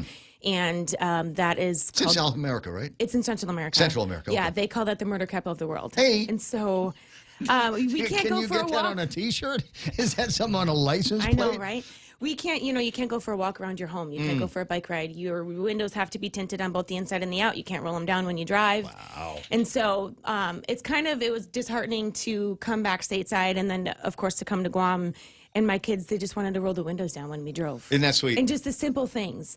And so it's heaven here for her. She absolutely loves Guam. I love stories like that. We love Guam. How long have you been here? A year. Oh, yeah. So a couple more years between now and your next rotation? Correct. Okay. Yeah. And so This is heaven. I don't want to leave. Say, I'm sure you're absolutely milking it. I mean, notwithstanding the weather that we've got right now, I get a glimpse of a tan right. on you. Just a little glimpse. Yes, it's there. Well, as soon as, look, we'll be out of this before too much longer. We're going to get into the best time of the year on Guam. The sun's going to be out. It's going to be cool and breezy between I want to say around Valentine's, or not Valentine's, but around Halloween all the way to Valentine's and past. It will be that incredible time here on Guam, and you're going to absolutely love it. What about you? How long have you been here? Well, this time I've been here 3.5 years. What? This time? Yes, my husband has been stationed here 3 times. Lifer. Yes, Cool. 5 years the first time, 4 years the second time, and now we're on 3.5. We got our little bonus half this time. I'm trying to do the mathematics. It's tough because I'm a Father Duenas guy, but that's just a few years away from retirement. Yes, we have a few years left. Did you call the realtor already? We're mourning. We don't really want to leave. I hear that from so many people. Yeah, I really do. Yeah, we're not ready, but yeah, my husband only has 2 years left in the Navy, and we'll be moving on to the next phase. So we're gonna make him an admiral in San Diego, and then he can move to Guam after that. Yeah. That's usually the way it works out. I'm fairly confident that our time here in Guam is not going to be the last. We'll make our way back here. Well, he can make his own Navy. You're telling me about this guy. I'm like, have I met? Do we hike together? Is it possible we hike together? And then she says, I think my husband, he's big in fishing, and maybe you've seen him over at Carabao because Shut Up and Fish is right next to that. That can be his new Navy. He can be the admiral of his own Navy with the guys from Shut Up and Fish. Yeah. So that's a big deal for him, right? So we got the kids into school, and you're hanging out, and he goes and fishes. Yeah. When he was here as a young sailor, he had met this local lady, and she had told him that Guam is like a whirlpool, that you find your place here, and you may kind of move out towards the outside of the whirlpool, but Guam kind of always draws you back. And it's been very true for our life. 2 of my 3 kids have been born here. Guam is home for us. Oh, I'm getting misty just listening to you. 9:26 in the morning, an opportunity to meet up with some folks I don't normally have an opportunity to run around with. And if you'd like the same, then grab $1 or a can of dog food, can of cat food, and join. We've got, as I said, we've got Catherine. Wait, did I get the names right? Yeah, Brittany and Catherine in the studio. And they will be joined by, I'm sure, another Army or Navy of volunteers at the Vendor Festival. Fall into the holidays. It's going to be at Top of the Mar up at Nimitz Hill. Everybody on Guam knows exactly where that is. 9 o'clock in the morning is when it starts. Bring a lot of folding money with you. Is it going to have a little ATM out in the side or somebody? We won't have an ATM, but our vendors will be both cash and PayPal. A lot of them have card readers. You can swipe your cards. So, paper and plastic. So 2023. Right. Okay. Gotcha. Baby steps. And again, concessions are available. Get a hold of me, and we will put you in touch with them. Or what's the Facebook site again? McCool Elementary Middle PTO. Gotcha. I'm so happy that you guys came here. An opportunity. So keep the string on me. I'm not going anywhere anytime soon. So if you guys need anything else by way of publicity for PTO events at that school, publicity events over at Guam High, by all means, let me know. Love to have you back in the studio. Anytime. So I'm gonna take some selfies that are gonna get husbands jealous, and you listen to a couple of these messages. I'll be right back. News this hour is brought to you by the friendly and hardworking folks at Hoffaday Realty. Jody, Saran, Libby, Lolita, and their team of professionals. For all your real estate needs, contact Hoffaday Realty. Recently nominated as one of PICA's best real estate companies. Call 671-588-4232 or email hoffadayrealty@gmail.com. Located at 426 Chalon San Antonio, Suite 204, Tumaning. Open Monday through Friday, 10 a.m. till 4 p.m. Fly even higher and get to your destination with the United Credit Card from First Hawaiian Bank. You can earn 40,000 miles with $2,000 worth of spending within the first 3 months. That's 40,000 reasons to get on board with the First Hawaiian Bank United Credit Card. It all starts with yes. Certain restrictions apply. To learn more about this offer, visit any First Hawaiian Bank branch or go to fhb.com/United. Tell me about it, stud. Circle K's Craft Beer and Whiskey Festival is back on Saturday, October 22nd. We rockin' and rollin' at the Dusatani Guam Resort from 2 to 10 p.m. Bring your friends and come dressed in your best grease costume to win up to $500 in cash and prizes. So bust out those leather jackets and 50-style outfits as we party the night away at Circle K's Craft Beer and Whiskey Fest. Don't be a square. Get your tickets now at craftbeerfestguam.com or cruise on by any 76 Circle K location. Now that's cool, baby. Victim Advocates Reaching Out is celebrating its 40th anniversary by hosting its inaugural Purple Gala on October 15 at 6 p.m. at the Nico Hotel. Vero is a nonprofit that assists victims of domestic abuse, rape, and traumatic events. Proceeds from the event will benefit victim services like emergency shelter, food, clothing, and necessities. Tickets are $100 each. Call 477-5552 to purchase or make a donation. Special thank you to our generous supporters and the stations of choice broadcasting. Oh, yeah. There you are. How about that? Sorry, distracted. No problem. Got it. Understood. Bottom of the hour, Ray Gibson Show brought to you by the guys over at NissanGuam.com. Boy, I tell you what, this is a frontier day. And it's not in the lineup of things to talk about because they want me to talk about, how used cars get, off the street and into a brand new home, or maybe talking about NGen or something like that. But I tell you what, with an incredible deal and the kind of reliability that you will find in this Frontier, today's the day to go and do a test drive. APR as low as 2.99%. How about $1,000 worth of free gas? You choose over at Nissan. Terms and conditions apply. Find out what they are. But here's the deal on the Frontier. Auto Trader's best new cars, max towing capacity. This thing will pull 6,200 pounds. You saw that bus that needed to get pulled out? It could have been a Frontier doing it. 3.8-liter V6 engine. We got best-in-class horsepower and brand new, totally redesigned look for your Frontier. Swing by NissanGuam.com today. Arrange a test drive.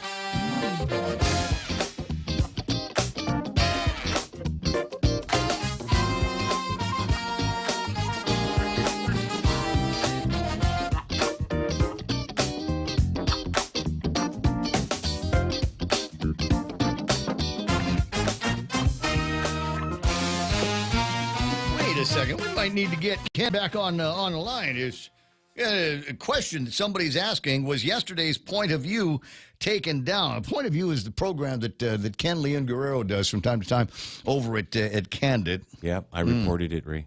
Oh, you did report it. Okay.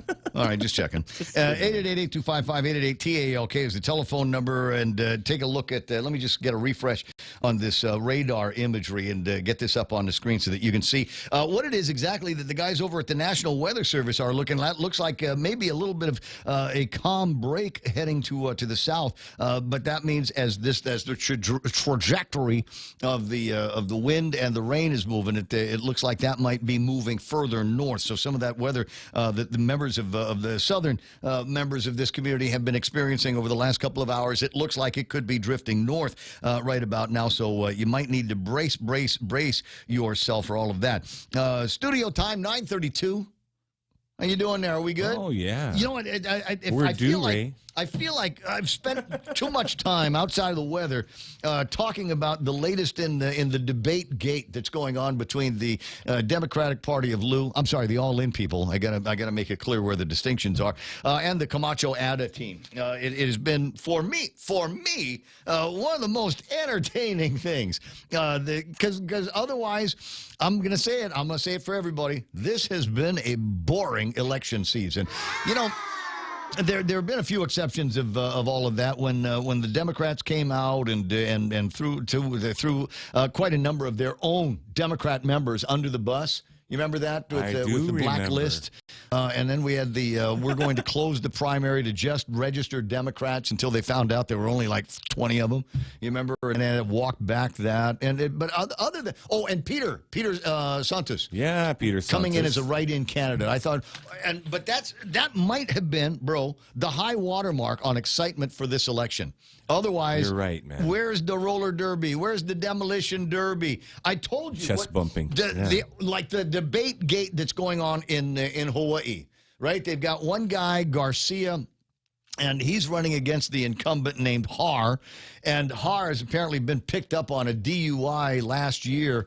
And so the guy, absolutely snarky saying, I'll meet you anywhere, anytime. You tell me what bar or tavern, I'll be there and we'll do our debate there. Yeah. And I'm going, man, those guys in Hawaii, they totally got us beat.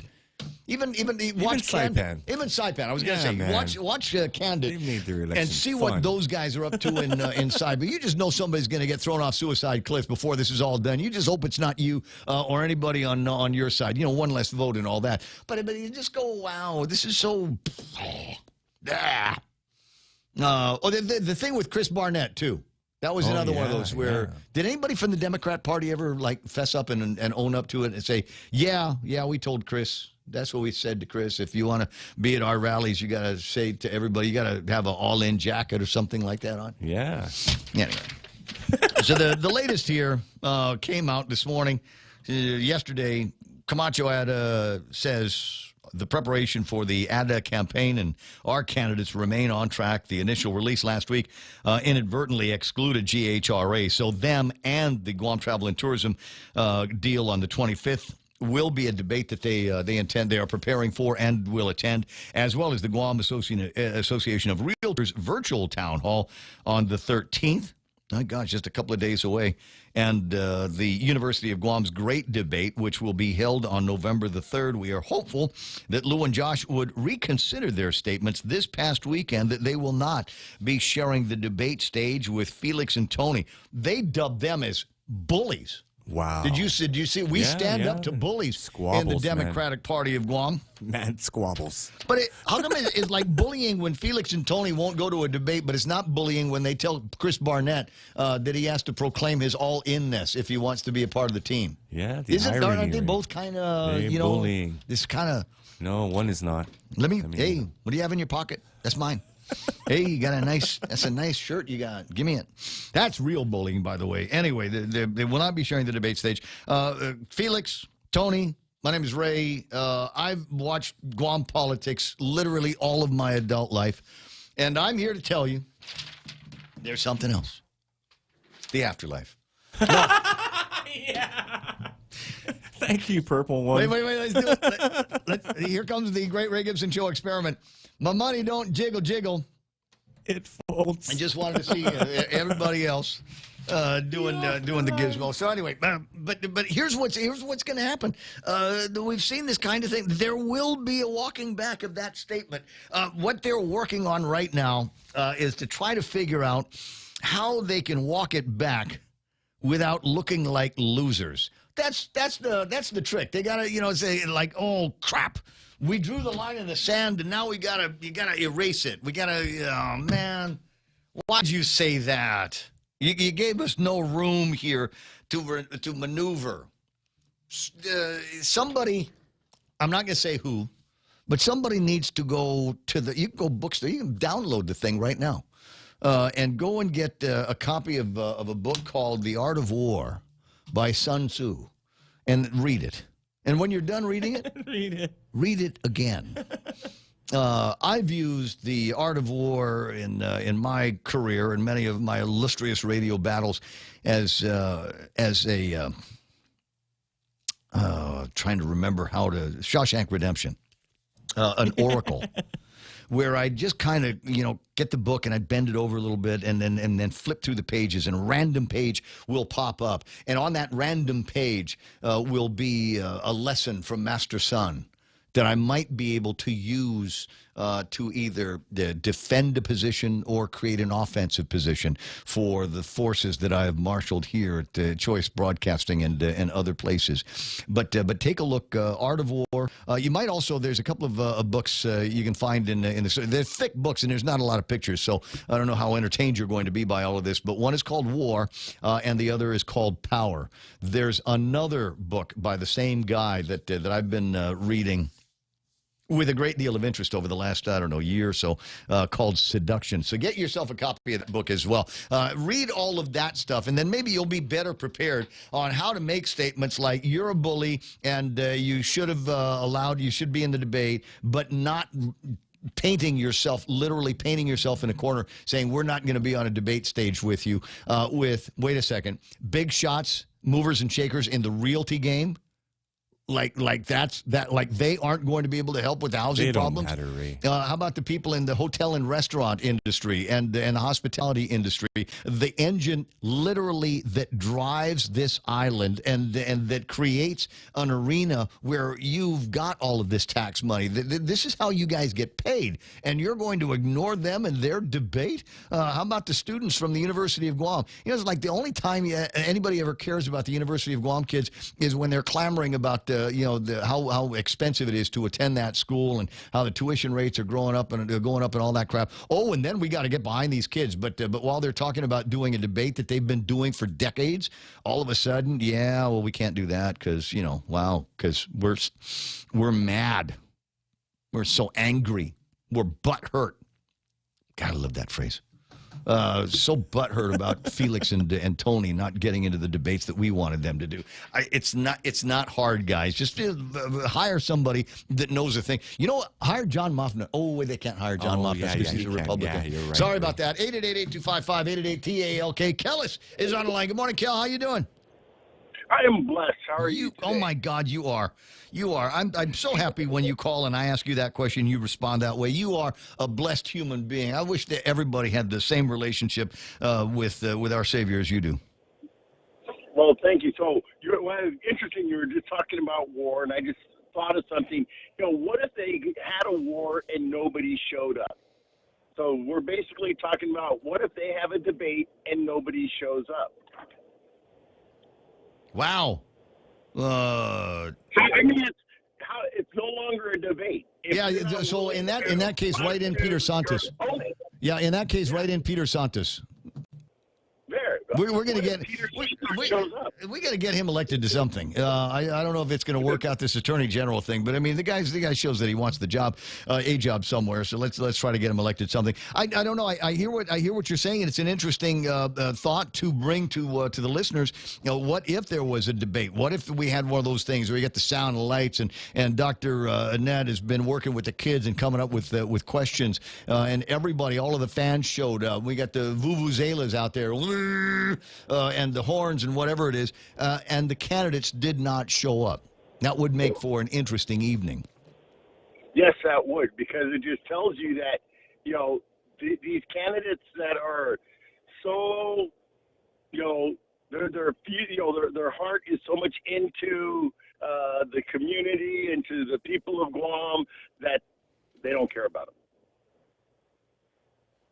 It's like, it's so important that you hear my sides, but the whole reason for the debate is that I have a different idea of how I want this island to go than maybe you do. So let's talk about how our ideas are different. So among my favorite conversations with politicians, in particular politicians, one with soon-to-be former Congressman Mike St. Nicholas. And when Mike was a new senator over at the legislature, and I can't remember what the nature of it was, but it was a topic, some policy thing we didn't necessarily agree on. And it's not like we got into fist fights and knife fights and axe fights on the air about it. It was just one of those things where we just disagreed. And he reached out to me one day, says, "Hey, what are you doing?" And I said, "I'm not doing anything. What do you want to do?" He said, "Let's go meet over at the Reef Hotel downstairs. They just refurbed a bar or something like that." He said, "Let's go and have a beer summit." And we did. And we had more than one or two of those things, and they were great opportunities, not just to debate policy and topics, but it was just fun to sit around. Here's Guy Dad, I'm Guy Dad. We're just a couple of guys that give a damn about Guam. And would talk about some of the things that we like about Guam. Obviously, there's so much to love about Guam, but there's so much to be annoyed about Guam.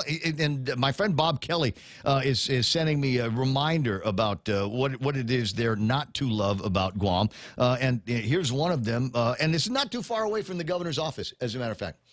Over by, you remember the old Bank of Guam there, and then you've got Johnny Gerber's museum, and for literally months now, maybe a year or more, these two vehicles have been up there, junk vehicles. One of them is an old airport crash rescue truck, and the other one looks like it was somebody's tourist van, and those have been there forever. And I'm going, wait a second. Josh Tenorio is the boss of the beautification task force.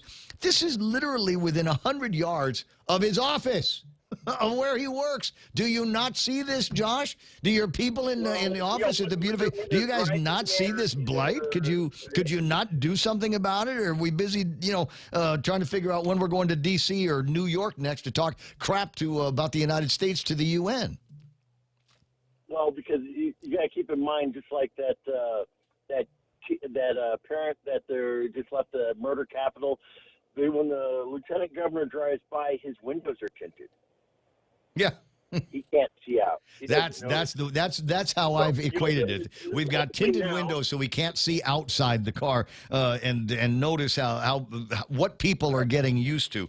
And I wish that just one person in Adelup would spend some time watching this program and taking clips of it, and because you can do that on YouTube, you can actually go to the start of a clip and then send it in and said, Ray was talking about this guy who's clearly got some mental health issues or an alcohol problem, taking a whiz at the intersection over by San Jose market.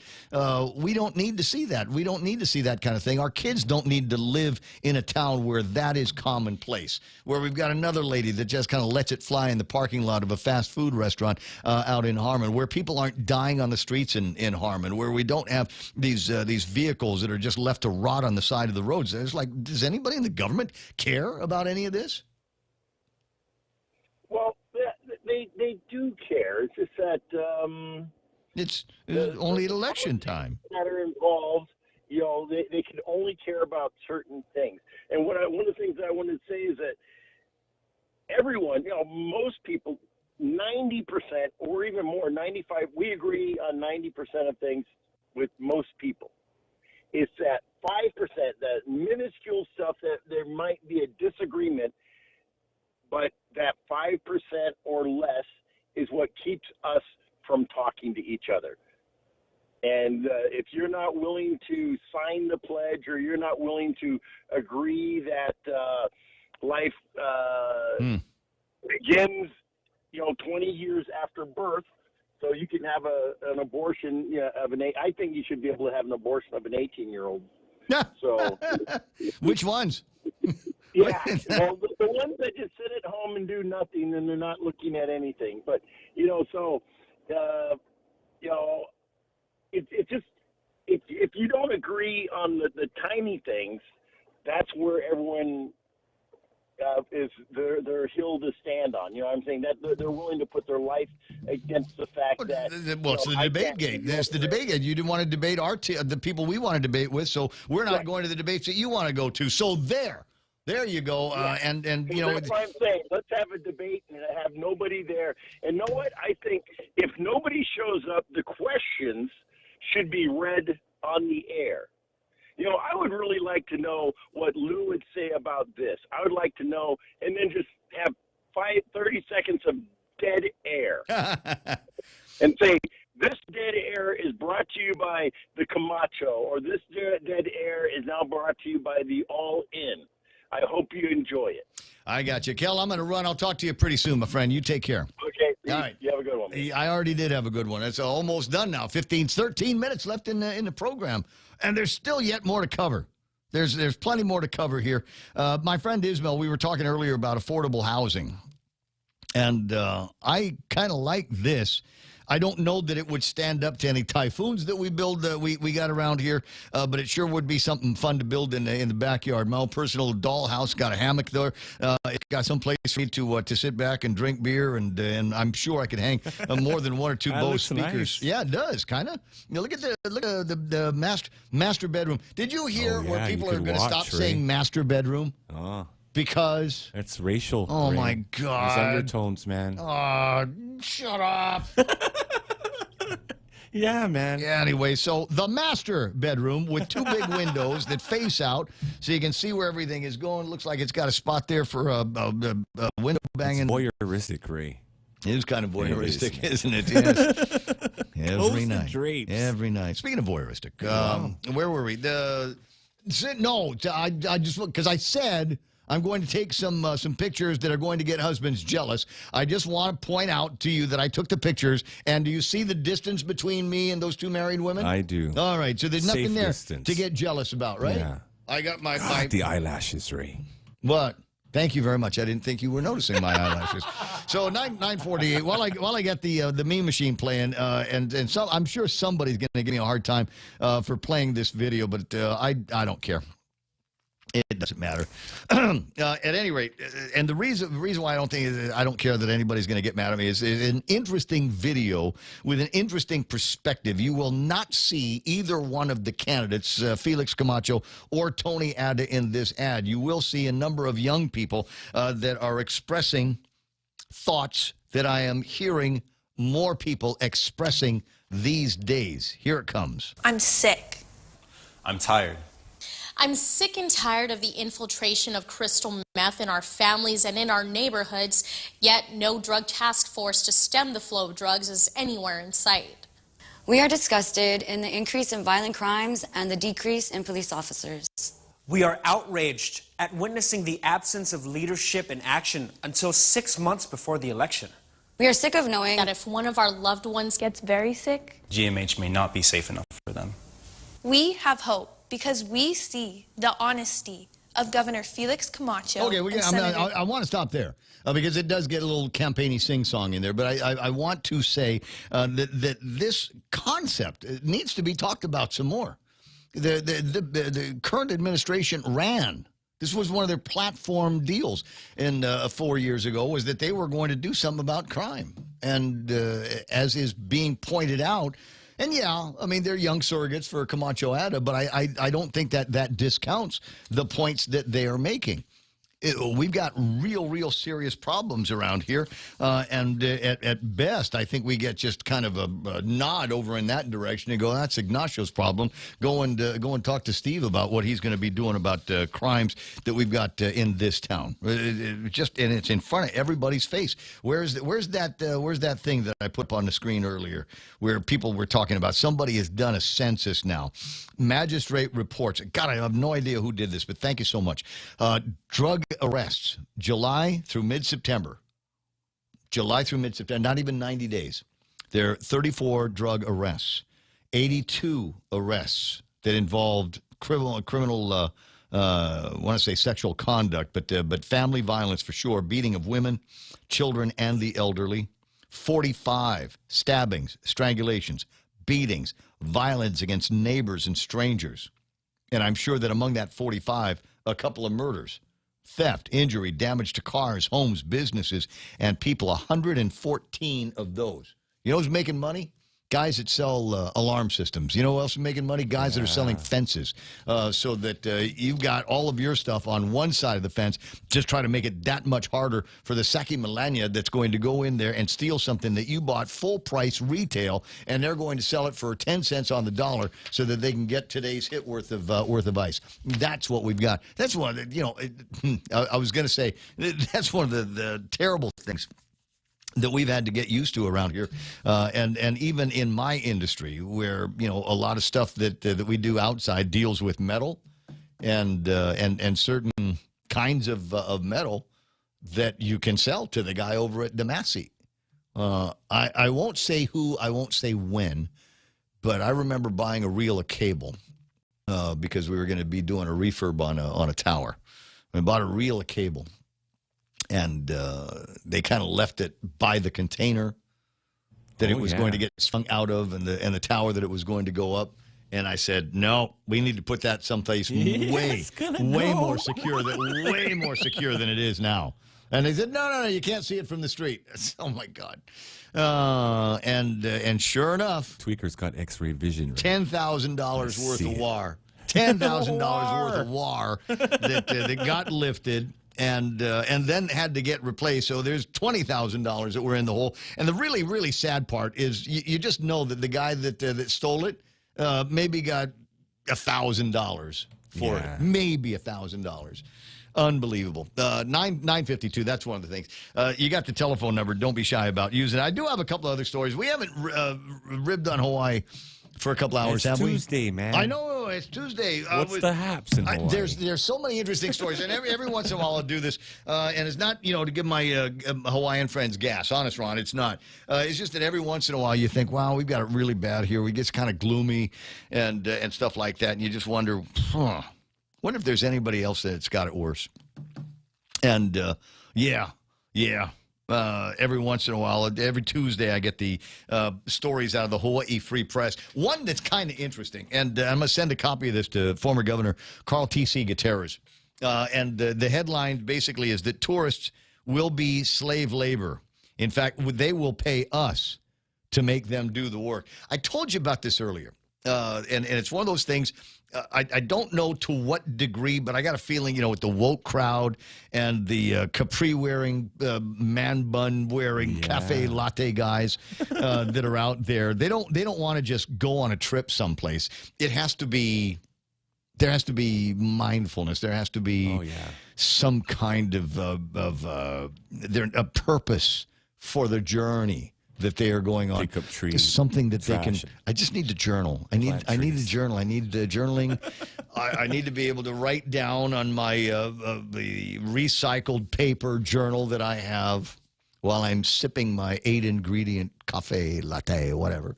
From a paper straw. The good thing, yes, from a paper straw. The good thing that I did while I was on this journey. Hawaii, here's the story, has made it clear it wants a different type of traveler. It's no longer wants the luring the masses, but instead about attracting a responsible traveler. It sounds like a setup, bro. One who wants to give back to the community that he is traveling through. Hello, traveler. God, some people are just so full of crap. Changing the client's mindset before booking a trip can go a long way. Try to eliminate the thought of, I love this, taking a vacation, said the cultural advisor for the Ritz-Carlton in Maui. When you take a vacation, that means you're already coming to possess something. You're coming here to take a vacation instead of giving something back. It's like you're almost entitled to grab something. And remember, don't grab the lava rocks. Remember what happened in that Partridge, the Brady Bunch movie, right? Remember when they took the rock? And then curse had befallen the Brady family. The guy says, come to have a vacation visit. It's much more humble, traveler. The approach allows for an open mind that can enable visitors to take part in community efforts that include restoring a fish pond. Or how about replenishing native plants? Wow. The fauna and the flora. Yeah. Yeah, restoring a fish pond. Okay, brother, see those big rocks over there? Take them out, wash them up, and then put them back in a hole. Got it? Okay, thank you so much. And you guys, we need to restore native plants over here. So what I want you to do is dig how long you going to be here, Howley? How about you dig me 20 holes today, 20 holes tomorrow. We call it even. God, it's pretty genius, though, Ray. I know. We can have these guys coming out and cleaning up the Gibson and on the other side of the island over. Yeah, exactly. These people are going to be our slaves. Why don't you know what? It's nice when you come here for the purpose of doing that, but we're going to make it now so that you come here and that's what you're going to be doing. How much for this tour? Oh, this is going to be a great tour. It's an eco tour, and we're going to take you out. You know where not Pago Bay is? What's the name of the over by Menengan?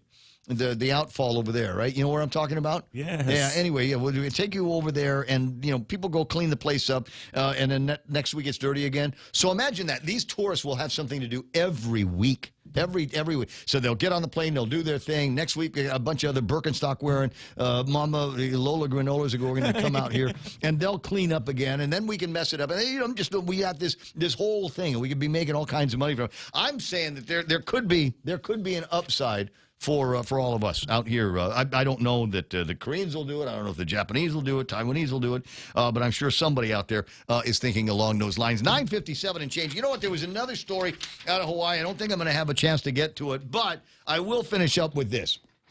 No matter, you get down on Guam every once in a while, and you're starting to think that, wow, the only time they care about us is election time. Well, in the very least, here's something to be happy about, is our gas prices are cheaper than they are on Oahu and a variety of other islands there. Hawaii gas prices have dropped in the last month, but remain among the highest in the nation. USA. America. The cost for a regular unleaded gallon of gas, $5.22 last week, Wednesday. Wednesday, you could buy a gallon of gasoline on Guam for the much more modest price to $4.90. It's $4.89.9 or something like that. So, and even cheaper if you shop on base. I mean, if you're getting gasoline over at the auto port, imagine how much more money that you are saving. I know, but you're saying, Ray, we don't have slaves for tourists like they do there. But at least our gasoline is cheaper. Thank you, Ray, for putting a smile on my face. Thank you, Ray, for readjusting, if you will, our impressions and our feelings about what's going on in Guam these days. 9:59. Perspective, man. Thank you. What's that? Good perspective. Thank you very much. Thank you. We're just trying to make people feel good. It's a gloomy, kind of rainy day. Everybody's kind of, wow. How come they're fixing everything else, but where we need the fixes, like over at Polaris Point and Pago Bay. What's up with that? Anyway, I got to get out of here. We got the Raiders-Chiefs game coming up. I mean, it's not like we're going to play it on the radio. I'm just saying that the Raiders-Chiefs game is coming up, and it is possible, since it's after 9 o'clock in the morning, they will sell you a big wave over at Sidelines. Go see John and Brandon. They'll take care of everything. I gotta go, but I'll be back. Are we working tomorrow? Yes, tomorrow, Wednesday, okay, but man. Thursday, programming note, depending on whether or not I got jury duty, I might not be here for the entire show on Friday. For real, Joe and Donna D and Jerry Roberts and the hot and military wives that came in, I just want to say thanks very much for listening. Catch you tomorrow. Here's Fox News.